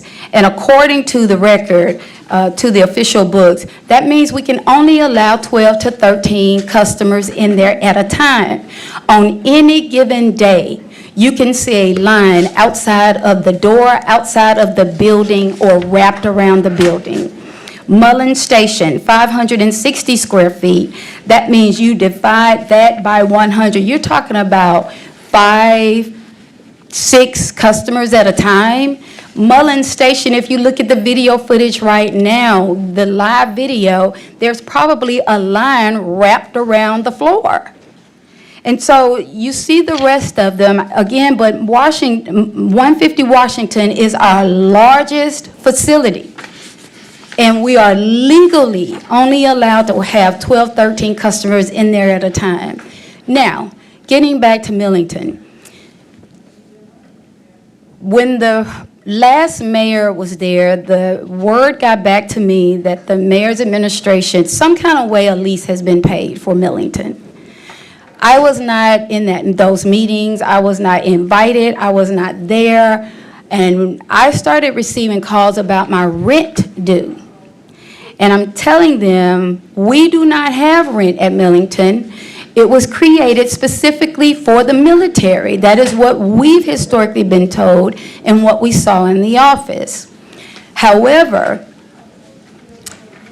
as we navigated down that road, and I told them, who's been paying for rent? Who authorized it? I was not at the table. I was not in a position where anybody brought that to our attention. So to make that long story short, if I can, ma'am, I ended up getting a call from an individual who's no longer employed with the county. And it was from, I guess, part of the rental property or the land bank, I'm not exactly sure. She's no longer with the Shelby County government, and she wanted to talk to me about my lease. I've never been offered or signed a lease with Millington. and somehow some payments, or something about some payments coming up, and I wanted to know who paid it, who authorized it, if we were not in the room to have a conversation. We don't have a problem doing whatever is required of us. But when decisions are made and we're not at the table, I'm not sure that I'm not comfortable being held accountable for decisions that are made outside of our team. And when I asked for a copy of the contract, there was no copy of a contract. Who signed it? And I will end it with this, if you all don't mind me respectfully saying this. Something similar to this happened with the state of Tennessee, a contract with the state of Tennessee. I am seeing my cut and paste signature on official government documents with people I've either never met, heard of, or discussed an issue with. For the Shelby County Clerk's Office, again, Millington has 1,544 square feet. It's not enough space to even serve the customers. However, we created a solution, a potential solution, prior to the current administration, and I will go on the record to say that I have not yet had an opportunity to meet with the new Millington mayor. Our team hasn't. But we placed another recommendation and option, and that is to have a minimum of 3 kiosk service centers in that space where only 5 to 6 customers are legally allowed to be in, and place a kiosk in the library and a grocery store or 2 in the surrounding area. They were beyond excited. Again, I feel like I keep finding myself with my back against the wall. We're not here to go against government, to fight against government, to not support what it is you believe you can recommend that we need. I'm uncomfortable doing something that I've been forced to do over the last several years, which is operate outside of compliance. So we can give you the fix, but we can only have 5 to 6 customers in our current space. Okay, thank you. Thank you, ma'am. Madam Clerk. We do have 2 members in the queue. Commissioner Avant. Thank you, Madam Chair. So Clerk Halbert, how long have you all been in the current location? The current Millington location, I'd have to look at the records. Let me see if I put that on here. I'm sorry. If we put that on here. I don't think we have the dates on there, but they've been in there for years upon the entrance of the military. And I just So can't prior to you taking office? Many years prior to me, ma'am. Okay, so if that was already an established location, which Shelby County government leased or contracted for space, I guess I'm confused about why we're having a discussion about whether or not we should be just paying for space that we... No. That's not the issue that has been raised. We're allowed to have 5 to 6 customers at a time in the Millington space. On any given day is more than that, and oftentimes a line. Okay, now, respectfully, just of the amount of time. Yes, ma'am. So I'm just trying to get to the crux of this. If you're in the space and you're serving customers, and there's already a contract that was in place prior to you taking office. No, ma'am, there wasn't a contract, to my knowledge, Well, to my understanding. they've been leasing this space or No, been ma'am. in this, so you're saying that they were in the space without a contract? Yes, or at least- ma'am. Could I have Ms. Hall come back, if you don't mind, just so that I have a question, answer the question?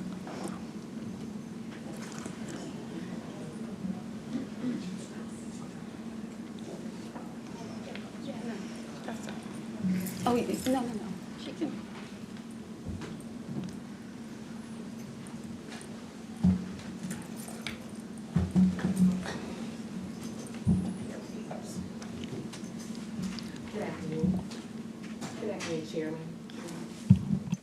Hi.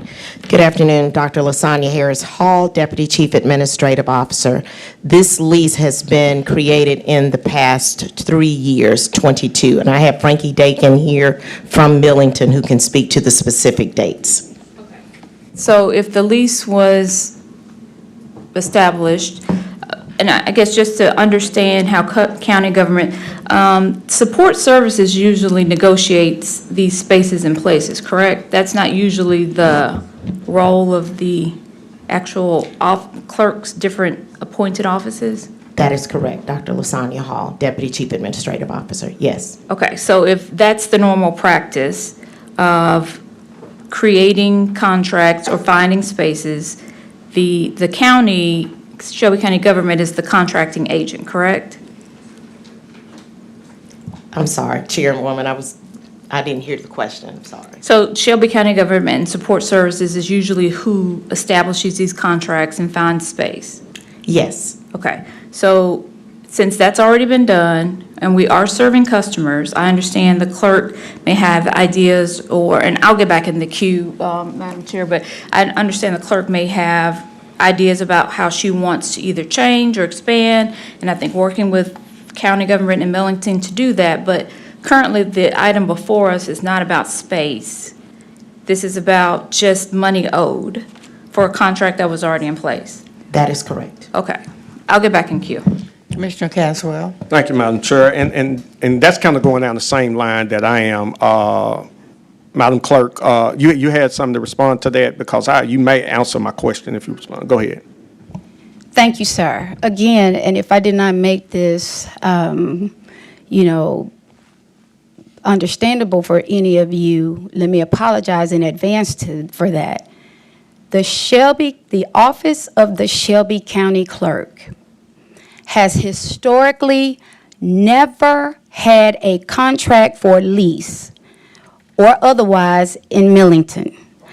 I received a few calls suggesting that our rent was behind or overdue.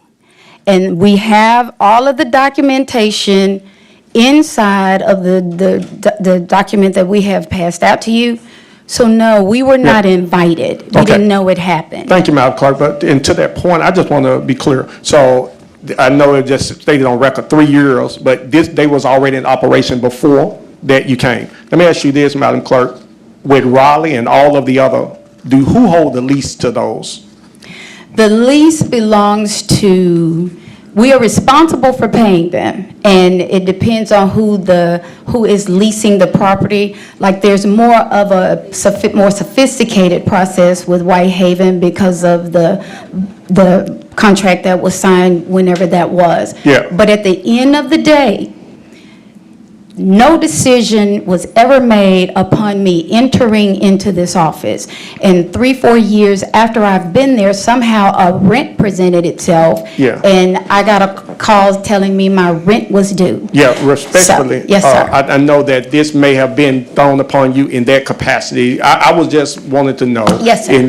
As the clerk and administrator of that office, like from day one, I get there, I want to know everybody I owe, right? Correct. All those things. Correct. And so if Milton was never on your desk. Right. Like, when did it come into question who holds Milton and who's responsible for Milton, even though your office is in there? Right. Because I've been out there a couple of times to the Milton location. Before we got to this day, right? I just wanted to know, like, when did it come into question in your office? Yes. That I'm responsible for that location or not?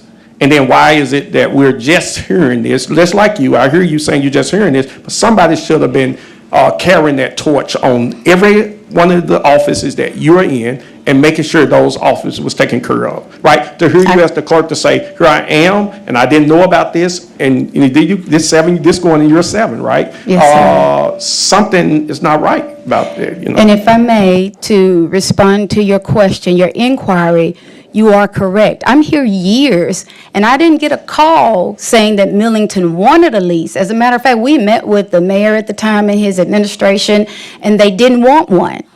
And when I get the call, I'm telling them we don't have a rent. Yes, you do. No, you don't. Show us the contract. The calls dropped. Then the calls picked back up at some point. I will say this lastly, if it's okay, Madam Chair. I try my best, and I know our team does. They do their very best to try to protect me. There's a question that has historically come up in Shelby County government, and it is documented prior to any of us. Can the mayor or the county commission control the spending or decision-making of an independent office? And that response says, it depends, however, in general, no. Because you don't know how that operation, what would happen to that operation as a result of your decision. It's not complicated for us to work with anyone about anything. But this is not the only time that has happened. For someone to tell us we're overdue for rent and we don't have a rent, only to find out someone created it outside of our office, we weren't even invited to the table.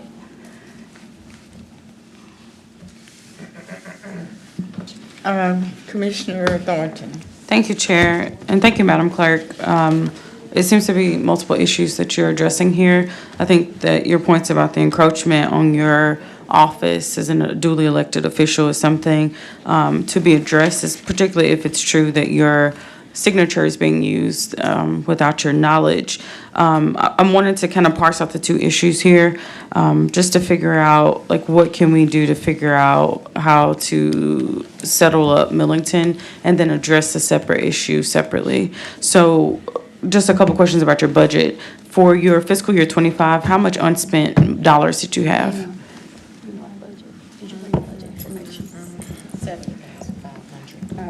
$70,500. In that account line.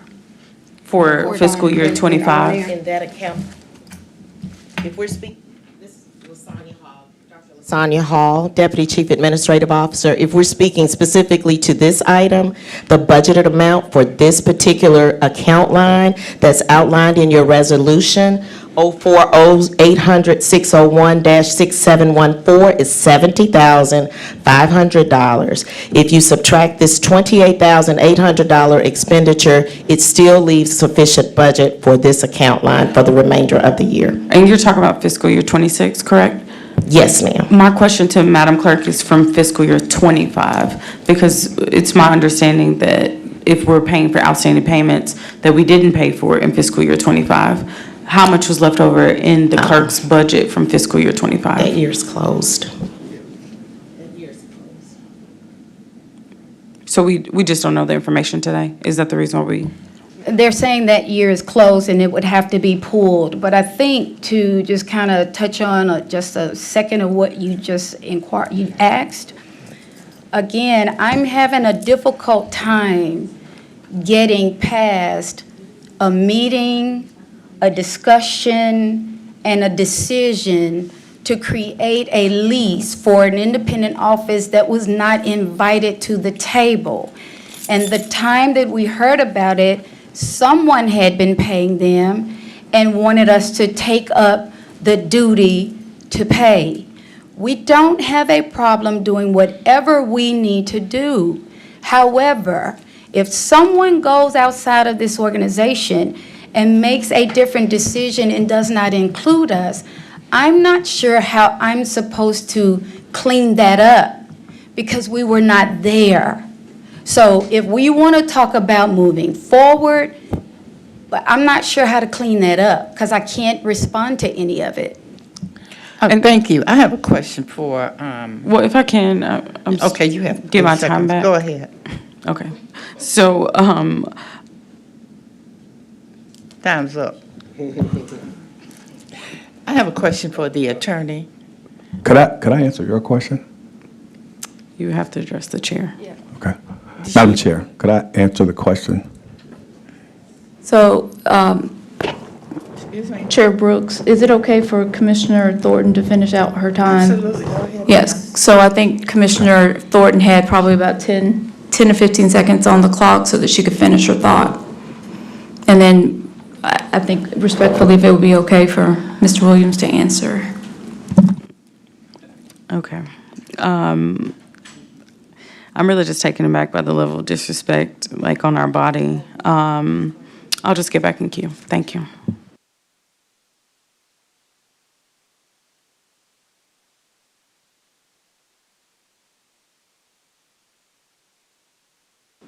Apologies, ma'am. She's finished. So would you like him to respond? Okay, go ahead. Okay. You asked the question with the $28,000, if taken out of the $75,000. That also encompasses the rent for the Whitehaven location and also the Raleigh location. But if in fact that money is taken out of there, yes, we still have enough to pay Whitehaven and Raleigh.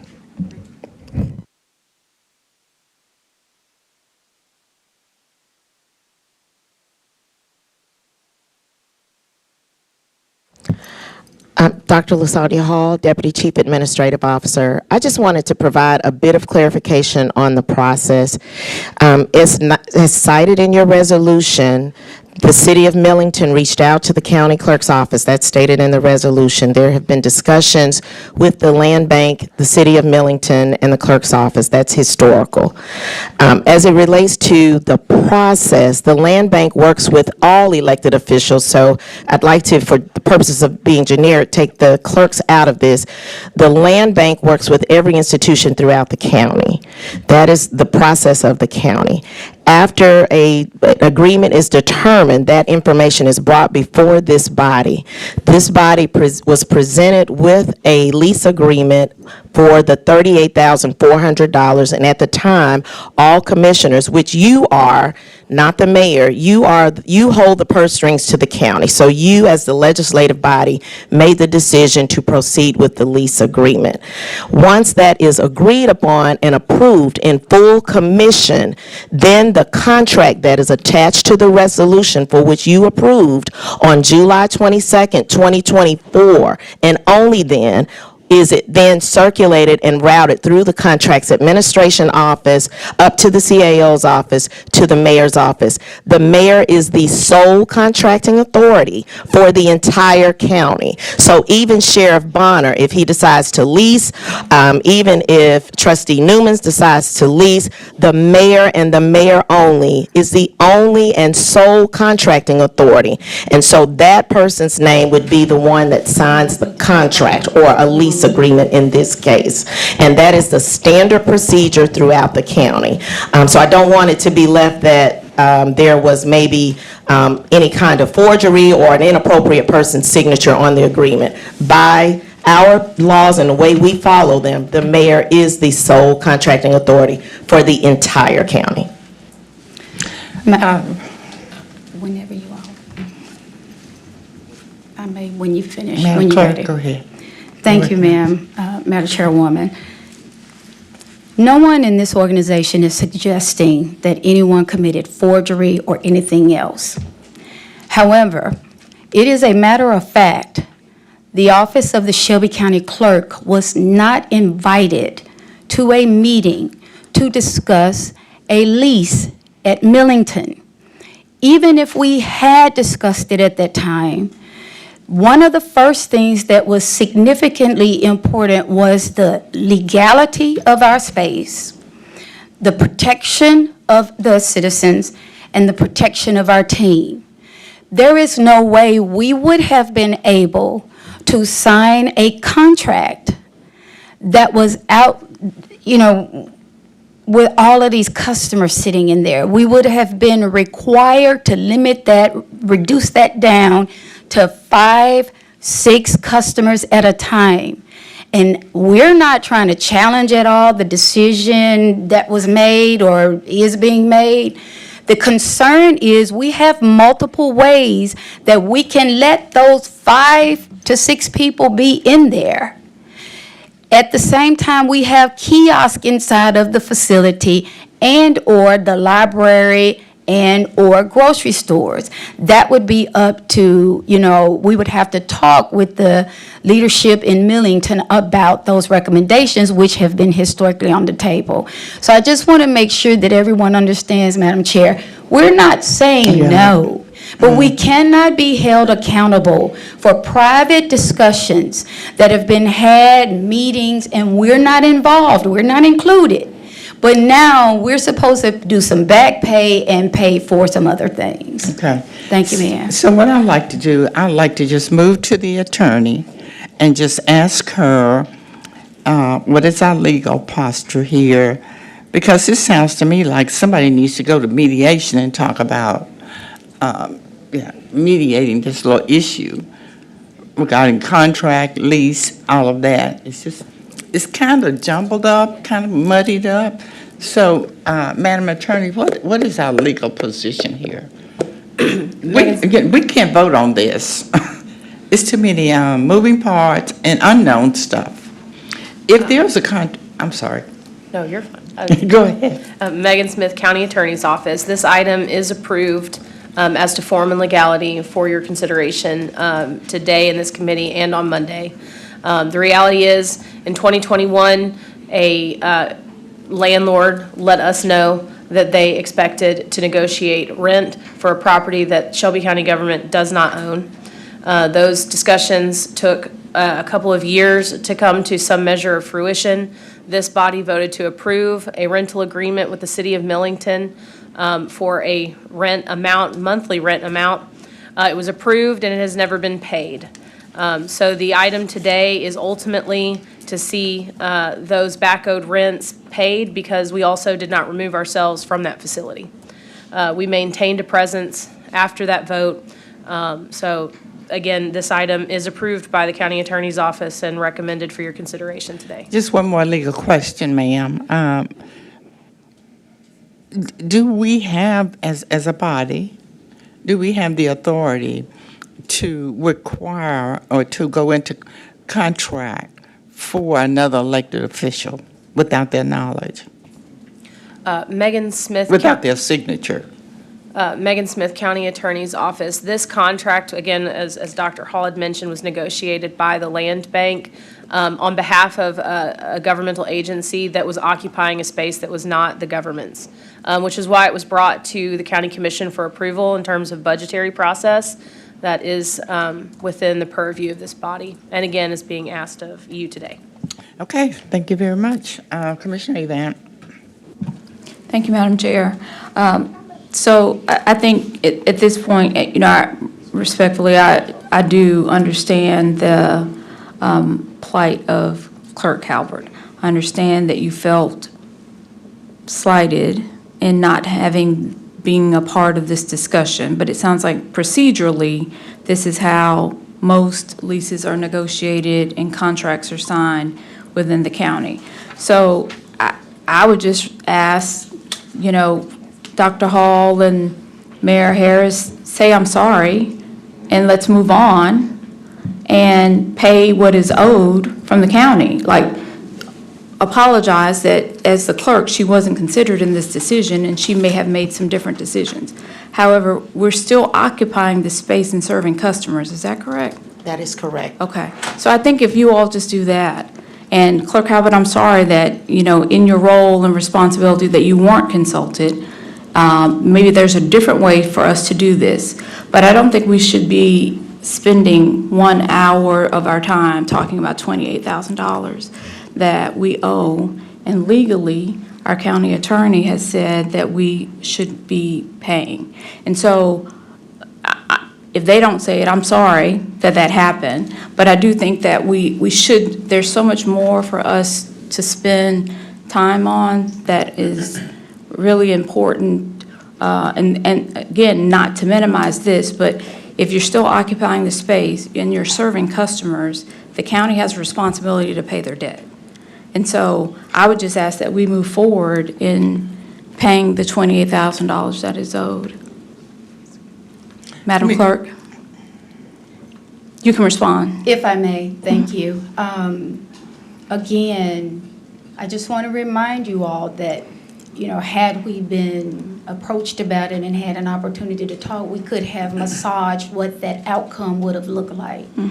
Because as of right now, having 5, 6 customers in there at a time, and that's Millington does have a growing population. So those are the kinds of things that would give us the opportunity Yes. as a team, I appreciate that. collaborative team, to make a decision on how to move forward and bring it forward. Yes, to and you again, all. on behalf Yes, ma'am. of the mayor and the administration, I apologize Thank you. that didn't happen. Thank you, ma'am. But I I think we appreciate really you. could just move forward. It's Yes, ma'am. $28,000 that's owed, right? And so for every location we have, there's people wrapped around the Yes, ma'am. building. I Yes, mean, ma'am. when I go to Mullen Station, when I come to the building at Washington, I don't know what's going on at Riverdale, but like at every location, there's people, and we don't necessarily adequately have, and I appreciate that you would want to do some things differently. However, I think this is a debt that we owe. Yes, ma'am. Thank you. Is that it, Madam Chair? Yes. Thank you, Andrew. Appreciate it.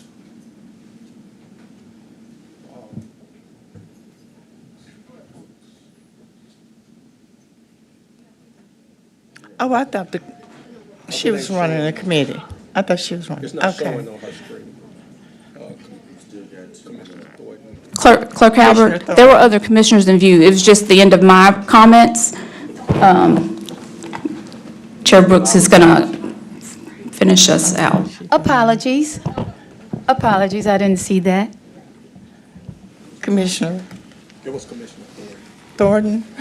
I don't know who's on that. Commissioner Thornton, did you give up your time? No, I'll pick up here. It's like too many things going on. It's this, it's us. We just have a lot going on. So, I just had to so I want to get clear understanding of what you're here to say. Are you in support of this resolution? I am in support of having a conversation so that we can be a part of the decision and bring together whatever to the county commission. Because as of right now, I've got to talk to them about what our ideas are, what our recommendations would be. Because if we're going to be in a position where we can only serve 5 to 6 customers, you already know where that's going. That's a pretty large area at this point, and we want to not only do it right, we want to make sure that the citizens are comfortable and that we're legal. So we just need to have a conversation with someone, I'm not sure who that is, to know exactly how did they get there, and then if there's a way to change it, because prior to this, the current administration was not here, the current Millington administration. But the last administration, they were excited, and we thought that was the direction we were going in until we heard something, later about something else had changed. And based on, if I can ask legal, who would that person be? So would that be best to Administrator Sykes Woods for the conversation to talk about maybe a more appropriate facility or even amending whatever the terms are of our current lease? Yeah, Megan Smith, County Attorney's Office. Yes, ma'am, that's correct. Okay, and I'm assuming Esther Sykes Woods, Administrator, you would be willing to sit down with Clerk Halbert to figure out Yes. how to move forward? Okay, so seeing that, that's good. Thank The you. only question I have is that this $28,800, it's gonna get us up to what point? Like current day? Dr. Hall, can you chime in on that? And I just want to make sure that after we process the $28,800, that we will be on track to be on time with payments moving forward. So the $28,800, what does that get us to? Is it to the end of the contract, or is it just to January?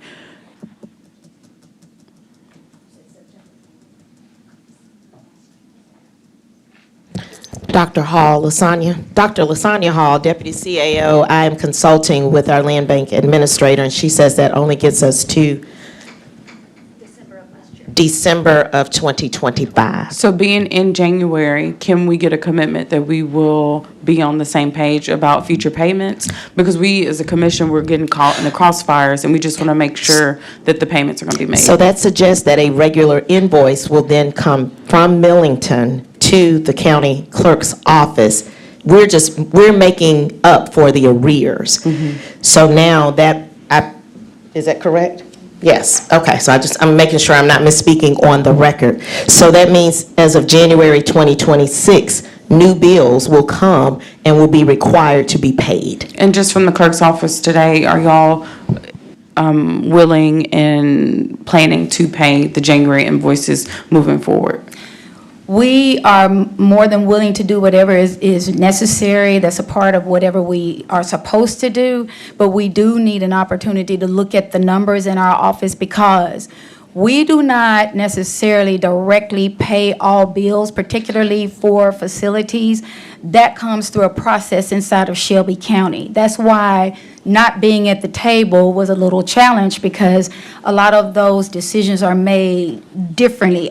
We're not necessarily at the table. So I will commit to getting directly our team working with their team to make sure that we're on the same page, so that we can move forward. And we can do that expeditiously, get with them expeditiously. Okay, thank you. Thank you. Who's next? Is it Ford? All right, clerk. Hello. Yes, sir. It's good to see you. Thank you, sir. Haven't My colleague talked to you in a long time, sir. Well, look, hey, you know how it is. Yes, sir. I'm sorry. But during that time, I'll just simply say this before I ask you the same question that Commissioner Thornton asked. When people show who they are and say what they say, believe them. Yes, sir. You've had to do that for the last almost 7.5 years. Yes, sir. My colleague asked, I know you said you want to have more communication, this, that, and the other, but the original question was, do you support the item that we're deliberating on right now? We can still do the other stuff, but Yeah, we're I about to feel make like- a decision so that we can get to, in order to get to the other stuff that you stated on record, do you support the item that we have in front of us so that we can get to the communication and if invoices have to be done and all the other stuff? Do you support this as the starter for the purposes of getting everything that you stated a few minutes ago done? I'm going to respectfully respond as sincerely as I can. I am alarmed that a relationship was established without us being at the table, and a payment is being made. We're struggling in our office because we don't control our own financials. We're documenting. And clerk, I've known you for almost 20 years. Just know I got 90 seconds Yes, left. sir. I don't want to. Yes, sir. I tell you I'm what, concerned. let's do I would this. like Let me to say what I talk to need to them say, first. and then with like Yes, sir. 5 seconds left, you do Yes, what sir. you got to Thank do. you. Because, look, the same people that you and I served with are now the ones that want to make sure you don't have anything. I want you to think about what I'm saying. We served on the council. 2 of those people served with us. They were manipulative then. And now because you have this position, we're here. So I'm going to state that in order for us to get where we need to get and to do our job as 13 elected officials, that we go ahead and take care of this. I think when I had my small conversation with somebody in the office, I think to take care of the following year would be like another $30,000 as well. So I would like to do this. I would like to dispose of this item and take care of this. We find out it's about $30,000 for the purposes of making sure that that's out the door as well, so you don't have to come back. But if anything transpires, you know how to find us. But I'm gonna say this one thing as well, and I hope you don't mind me saying this, and if I'm out of line, forgive me for saying this, but you'll understand where I'm coming from. I want you to get to your 7.5 years so that you can be vested, because all the demons that wanted you gone and have been unsuccessful, I want you to be pensionable so that you, whenever you decide you are not going to be the clerk anymore, you have made it at least to March 1st so that they can't take that away from you, since they've been trying to take care of your liberties and everything else. And I've been a product of that. So I say that as your friend and somebody that's known you for almost 20 years. You know where I stand with you, and I just wanted to say that on the record. So thank you very much, and you know I got you. Thank you. Madam Chair? Recognize, Madam Clerk. Thank you. The Office of the County Clerk performs a host of services and generate, I think, a boatload of much more money than everybody realizes. This office was showing that we were historically generating $3 to $7 million a month, if not a little more. This office is actually performing approximately 100 line items, and we're generating anywhere from $16 to $25 million a month. It took us a long time to find that and figure it out. So we have no problem doing whatever it is. We can talk. As a matter of fact, I just mentioned to Dr. LaSonia Hall, I would prefer, even if we let this be an item for next week, I would prefer that we talk first so that we're on the same page, because whatever this is, we weren't there, and I'm being asked to say okay to something, and I would feel a little more comfortable knowing where it came from and moving forward that we have agreed to participate in it. That's all. If that's okay with you, Dr. Hall. Thank you, Madam Chair. And just one quick thing. Again, I just want to lay on the compliments of our chairwoman of apologizing to you, because I know that I received a lot of calls from media and other people ready to go on attack when it first came out, right? And to hear today, Dr. Hall, that the administration did the deal, the administration held the contract, we voted to give the money, it should have been getting paid, and it shouldn't have laid in the clerk's lap. Media-wise, they came at her, right? Down social media, they came at her. And it looked like she was the fault of something that I'm hearing today, that this administration did the contract, brought it before us, should have been making the payments. And is that wrong? Point of clarification, Dr. LaSonia Harris Hall, and respectfully, let me clarify. In this room is Esther Sykes-Woods, who leads our land bank operation.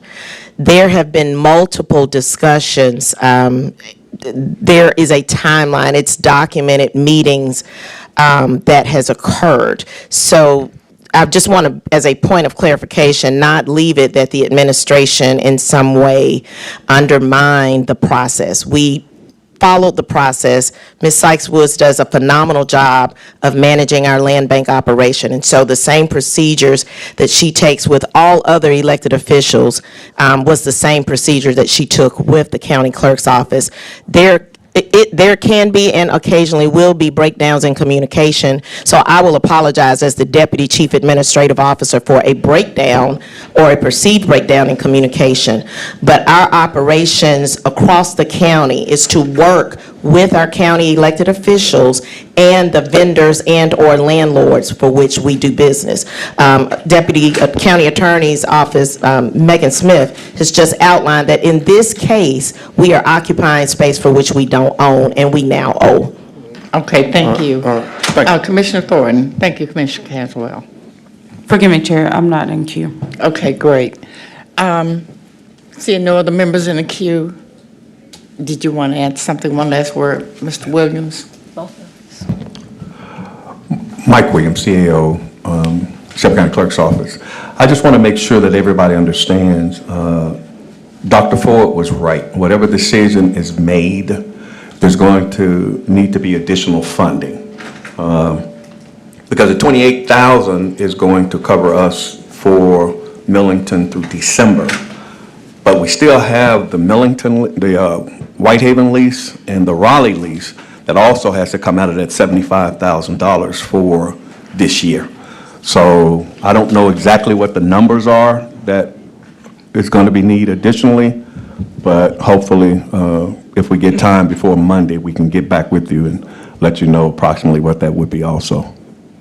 It seems like you all just need to have a little get together. Okay, are you in the, you're recognized.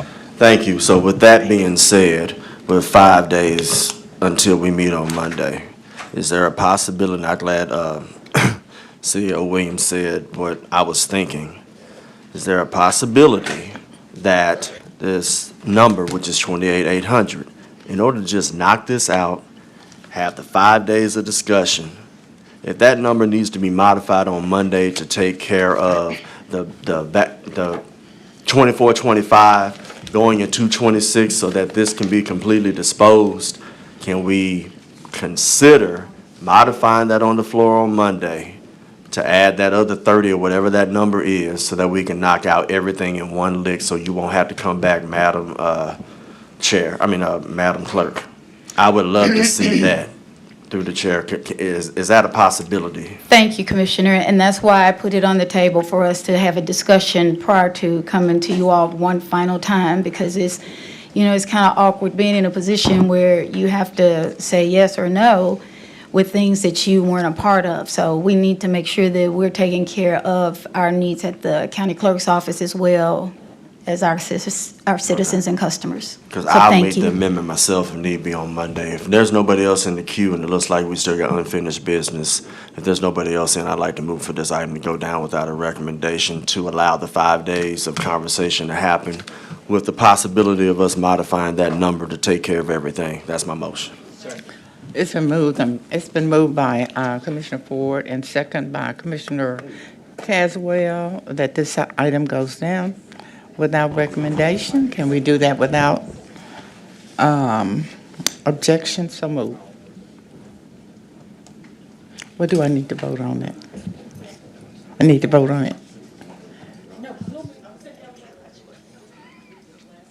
Madam Clerk, thank you so much. Did you want to say something? If I may, Yes, I do ma'am. want to thank you all. I would be remiss if I did not say that we really appreciate all of the work that you do. That's a job that I've historically done, and I absolutely love it. And I know it's not always easy. But I do want to tell you that, there may be times and instances where many of you may find yourselves in the seats that we're in. And we're simply asking for the process to just give us an opportunity to be at the table. And a lot of times we've been empty or not at the table. So this is going to help us and hopefully improve moving forward beyond any of us, and including me, and not let this happen again. So thank you all. Thank We you so appreciate much. You have a good day. Thank you. All right, that will, no, we have one more item, a discussion item.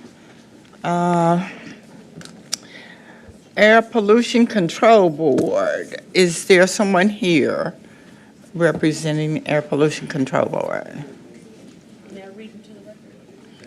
Yeah, can you come up first? Yes, ma'am. Madam Parliamentarian? Thank you, ma'am.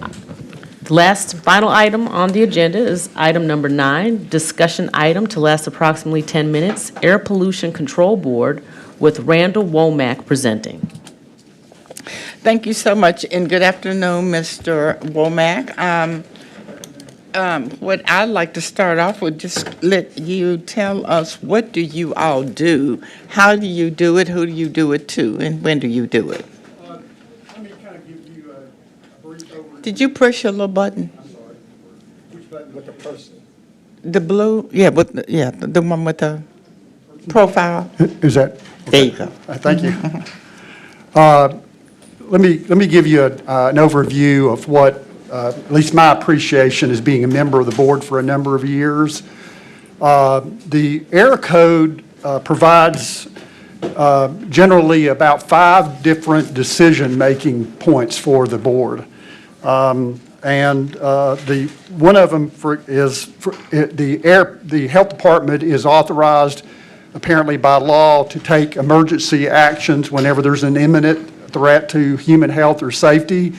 And under one of the code provisions, the board is whenever that occurs, or if it ever occurs, the board is set to have a hearing within 24 hours of that kind of drastic action that may be taken by the health department. Now, I've been around practicing some before the board and on the board for 7 years, and I've never seen that particular provision invoked, and the board called upon to make that decision. What is the mission of the Air Quality Control Board? What's the mission? Well, the general mission, I would say, is based on the code, is to review certain decisions made by the health department in certain specific circumstances. And if I may go on, I'll be glad to go talk a little bit more. Go ahead.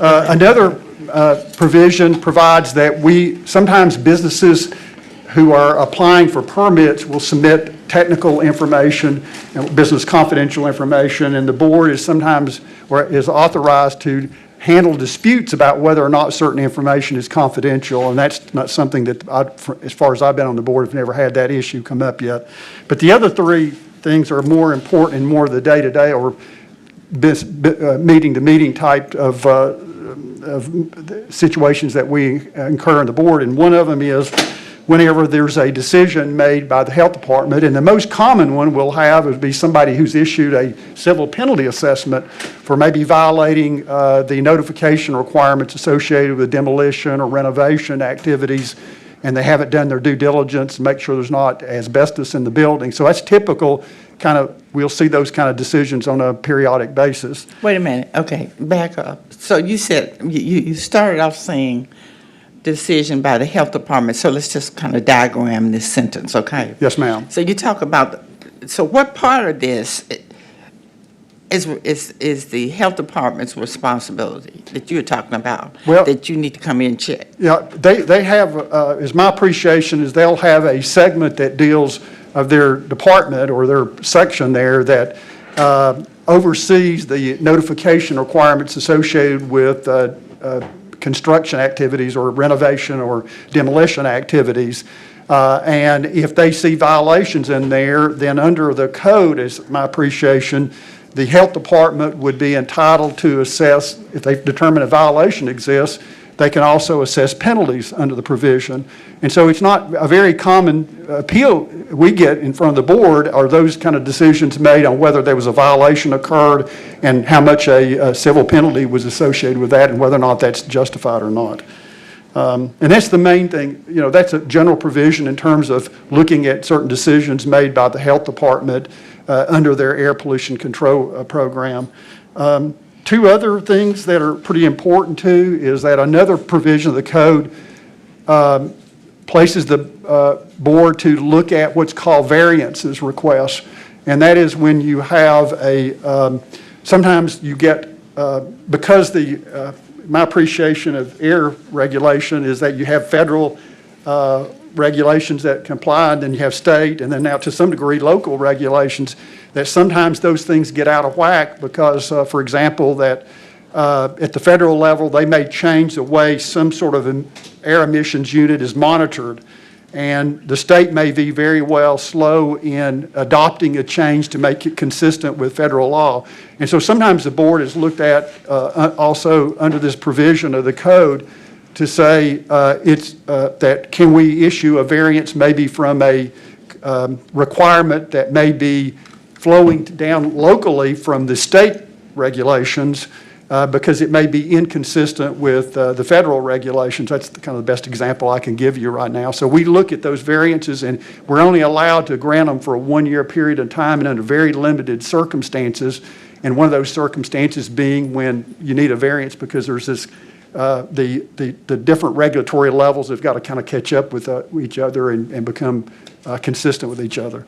And then the last one duty that we have as a board is in some amount of review of the fee program associated with the major stationary sources.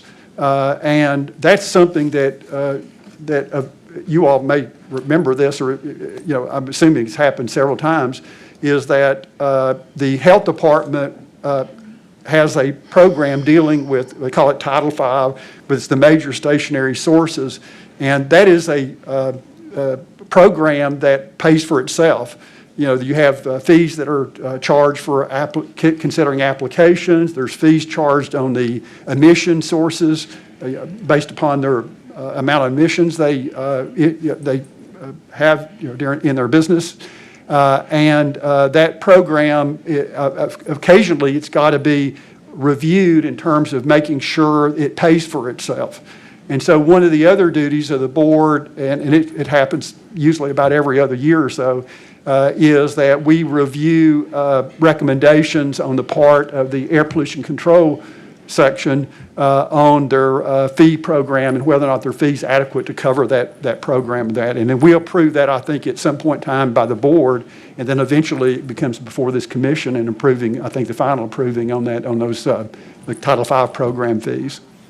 And so that's generally, Okay. the Okay. things that we have. I don't recall getting any Title V reports, but I'm glad you mentioned that. I'm glad to know that there is some kind of compliance going on, but particularly with the fee program. Tell me, so you review these fees, the application, the fees, and all of that. What do you do with your reports? Well, what will happen, at least in my experience, is that the staff that primarily work in that Title V program or the major source program area they'll come to the board with recommendations and say, look, we need to make this adjustment. We think we need to increase our fees for applications to this amount. And so they'll go through that, and we'll have questions and things of that nature. Once the board will consider that, and we'll take a vote on whether or not we would comply, we'd agree with that recommendation on behalf of the I staff. understand that. I guess what I'm not understanding is, on what do you base your decisions? What does the board do pre-award, not pre-award, but on-site surveys or anything like that? I'm trying to understand, how do you make decisions that you have to make? Really important decisions. You're talking about within the fee program? Board. Or No, this generally? the board, Or just generally, because you have to kind of balance the economic development with, regulation and control and all that. Well, we don't- But you got to make a we- decision. How do you make those Well, decisions? generally, the decisions, when the health department finds somebody who's violating the air regulations, and they issue them a penalty assessment, they say, they make a determination that a violation of the air code has occurred, and they may assess a penalty, maybe $25,000 or whatever it is on that. That party has the right to appeal that determination under our air code. And when it comes before the board, generally what will happen is So you serve as an appeals? Yes, that's really kind of thing. primarily our Okay. duty, is really Okay. an appellate type But situation. still, and I know it's taking too much time, I need to go to the next commissioner, but still, my question has not been answered. I need to know how can someone, I can understand criminally, these folks have gone to law school, okay, so they have this training, the skill set. But, you're appointed by various bodies, legislative bodies, and we don't necessarily know that you have the skill set. So I'm trying to understand, what skill set are you using to make these decisions? Well, you raise a really good point, because the code specifies the members of the board to have certain kinds of backgrounds. And for example, there's a provision where one of them says that, you want to have a doctor on the board. There's another one that says somebody from academia on the board. There's another, that provision also says you got to have a lawyer on the board. And then there's the only one that's really, that truly under the code that has designated for environmental experience is I think a designation of an environmental engineer that's experienced in that area.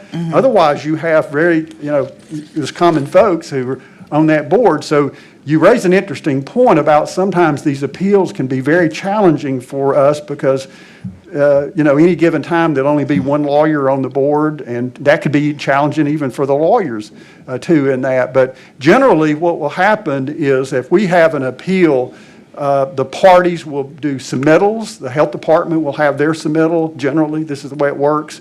They're supposed to meet together to agree on what's the applicable law that might be, would be relevant to the decision making.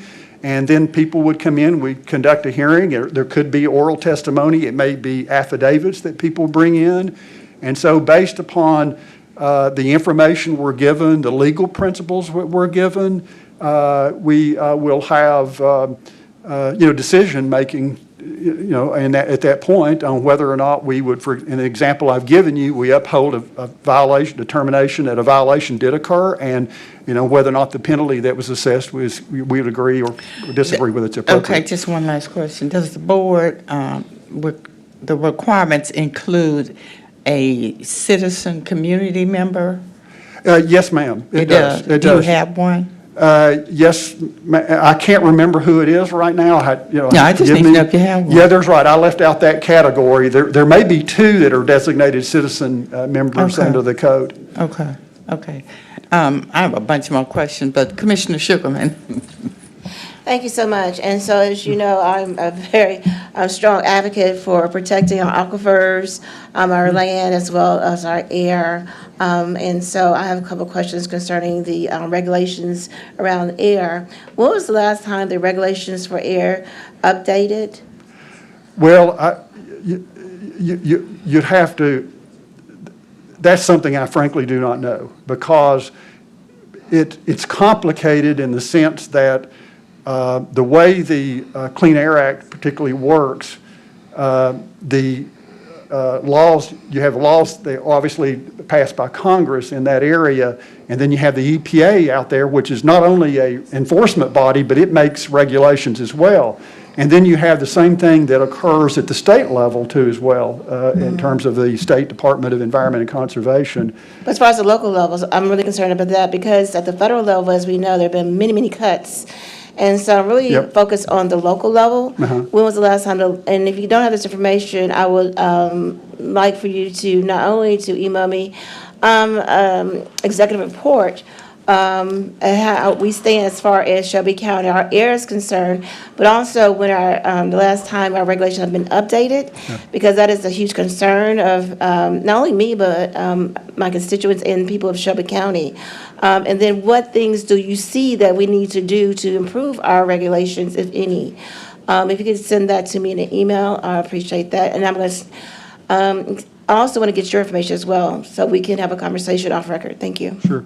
But let me say this about, from my appreciation as a board member, at the local level is primarily the air code itself. And it incorporates a lot of these other provisions at state level and at the EPA, or primarily the state. And then, of course, there's always the question that sometimes we have that the state regulations are different at the federal level. Some changes at the state level are automatically kind of flow through our code, because that's the way our code sometimes adopts state law and state regulations that we see in our local air code. So some of that is done kind of automatically, but I frankly couldn't tell you the last time somebody's taken a comprehensive look through all the regulations there that And that is a huge issue. It is a huge issue because sometimes, again, the state does not have Shelby County in its best interest, as you know. But my concern then is why not? We should be sending regulations in our behalf because we have a unique situation with different entities coming into our areas. And I'm not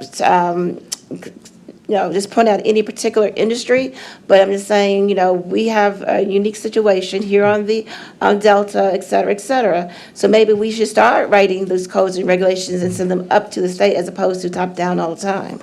And perhaps so. I mean, obviously, we have issues here in our community that are unique to our community, like the aquifer you mentioned. Sometimes because of that, we don't get perhaps the attention you might see from the state. They might leave it to us to deal with in terms of the community. Very important issues. Thank you. Forward. Thank you, and I did listen to much of your presentation. I just want to make sure, I got one question for you, and depending on what that answer is, I'll know what I'm going to say next. How familiar are you with the item that we passed regarding making sure that we have a mechanism in place to monitor the air quality in South Memphis? Well, the only thing I know is I've read in just an article this last couple of days that I read that where there's a air monitoring station being put somewhere in southwest Memphis. That's it. And that's really about all I know about that. Right, I mean, I know that generally that the health department's got an air monitoring program that, we don't, as a board, we don't necessarily, what they do is not usually a matter that comes All before the right, so board. because of that, I am inviting you and other members of the board to come to our monthly discussions that we have here in committee regarding the aforementioned system. This body voted a few months ago in order to implement, install a $400,000 unit in order to monitor the air quality. I've asked for us to have that on every month. I believe that the next Wednesday that we meet, which is 2 weeks from now, we will have another update from the Deputy Director, Kezia Alexander. And I would invite you and others to come so that you can get more information about that, so that you as one of those members can be abreast of what has transpired, because an article can only tell you what it wants to tell you, but I want you to get the actual information from somebody who is in that division. So that's my invite to you. And So when are those meetings? so it's going to be in the morning, just like here, so we don't publish anything until the Friday before the Wednesday meeting. So I would just look out for two That would be a Fridays from meeting now, here yes. of Yes, of a just like committee? where you're at right Okay, now, yes. Okay, I yes. didn't appreciate that, I'm sorry. Right, and we've invited other people from the community as well, because since that area that's affected is mostly in my district as well as Commissioner Thornton's district, we were very intentional in making sure that we were able to find the monies in order to make that happen, coupled with having monthly meetings, because the people that I represent have asked, can we have these monthly meetings so that if we're not able to attend, we can at least listen so that we can go back and see what's actually happening. And I will make sure that the documentation for the next meeting that gives the information on on the system, you can share with your board. And that's all I have. Thank you. Yeah, if you have something like that, you could certainly feel free to send it to Ms. Alexander, and they'll get it to us. So if you want to ask her for it, Okay. All right, thank you so And much. may I make Sure. one observation or a question? I know you asked me, Commissioner Sugarman, about something that you asked me for, and I want to make sure I understand it. Oh, okay, yes, and I asked for any regulations regarding in executive order format regarding the air quality, where we're at now versus like 5 years ago, as well as when it was last time updated. Well, as far as, you're talking about air quality information? And as well as regulations and codes, yes. Because, yeah, you stated, I think that it has not been updated in a while, but I would like to know when and, how often, those kinds of things. That may be a question that may be better for the people at the health department, or maybe the county attorney's office. We're not always, or at least as a board member, we're not always advised about what changes occur when. And again, it's kind of complicated because the state of Tennessee can make a change in its reg, and because the way our air code's written, we automatically incorporate that, and that, and I may not know that occurred. And it could have been something that happened this past week, but I wouldn't know about it.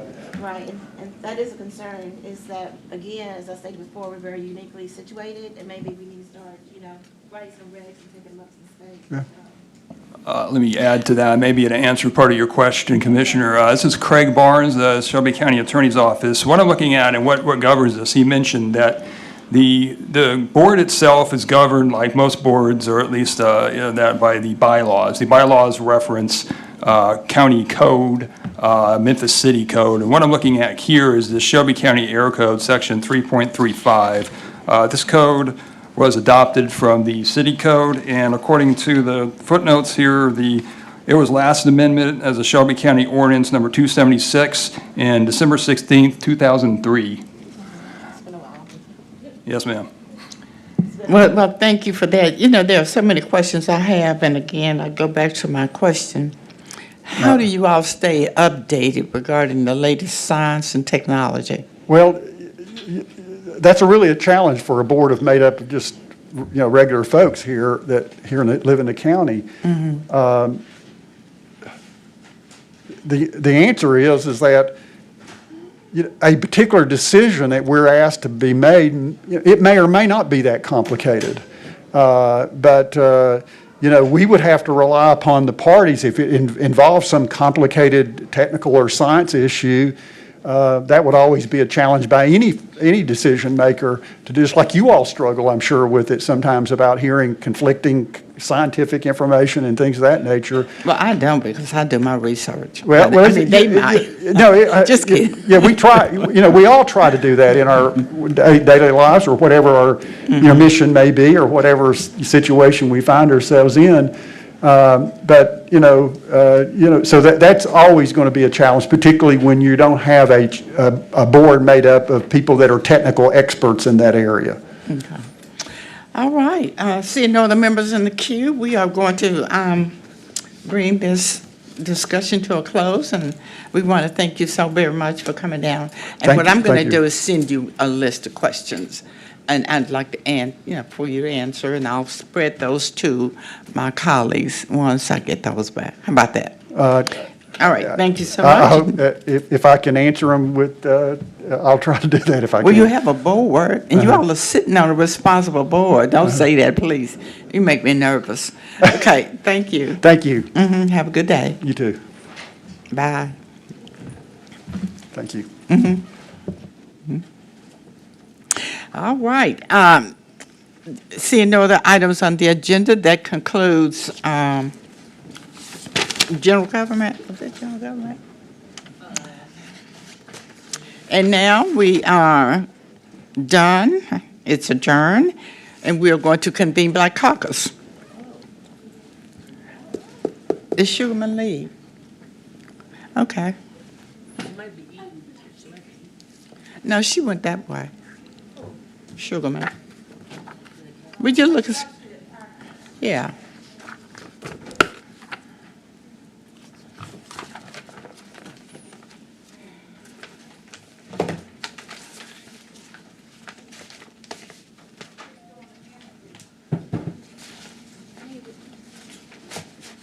Made it.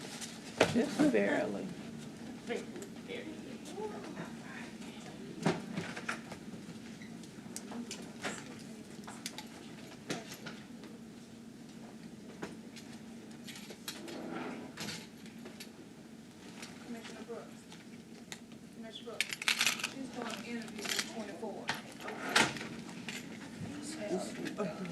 I'm sorry. Did you tell I'm waiting on her? She's doing an interview with the newsletter. I don't care. I don't want to go get her. They can have me on the news. Go get her. I'm going to give her the eye in a minute. Dr. Franklin, we're going to get you in 1 minute. I'm trying.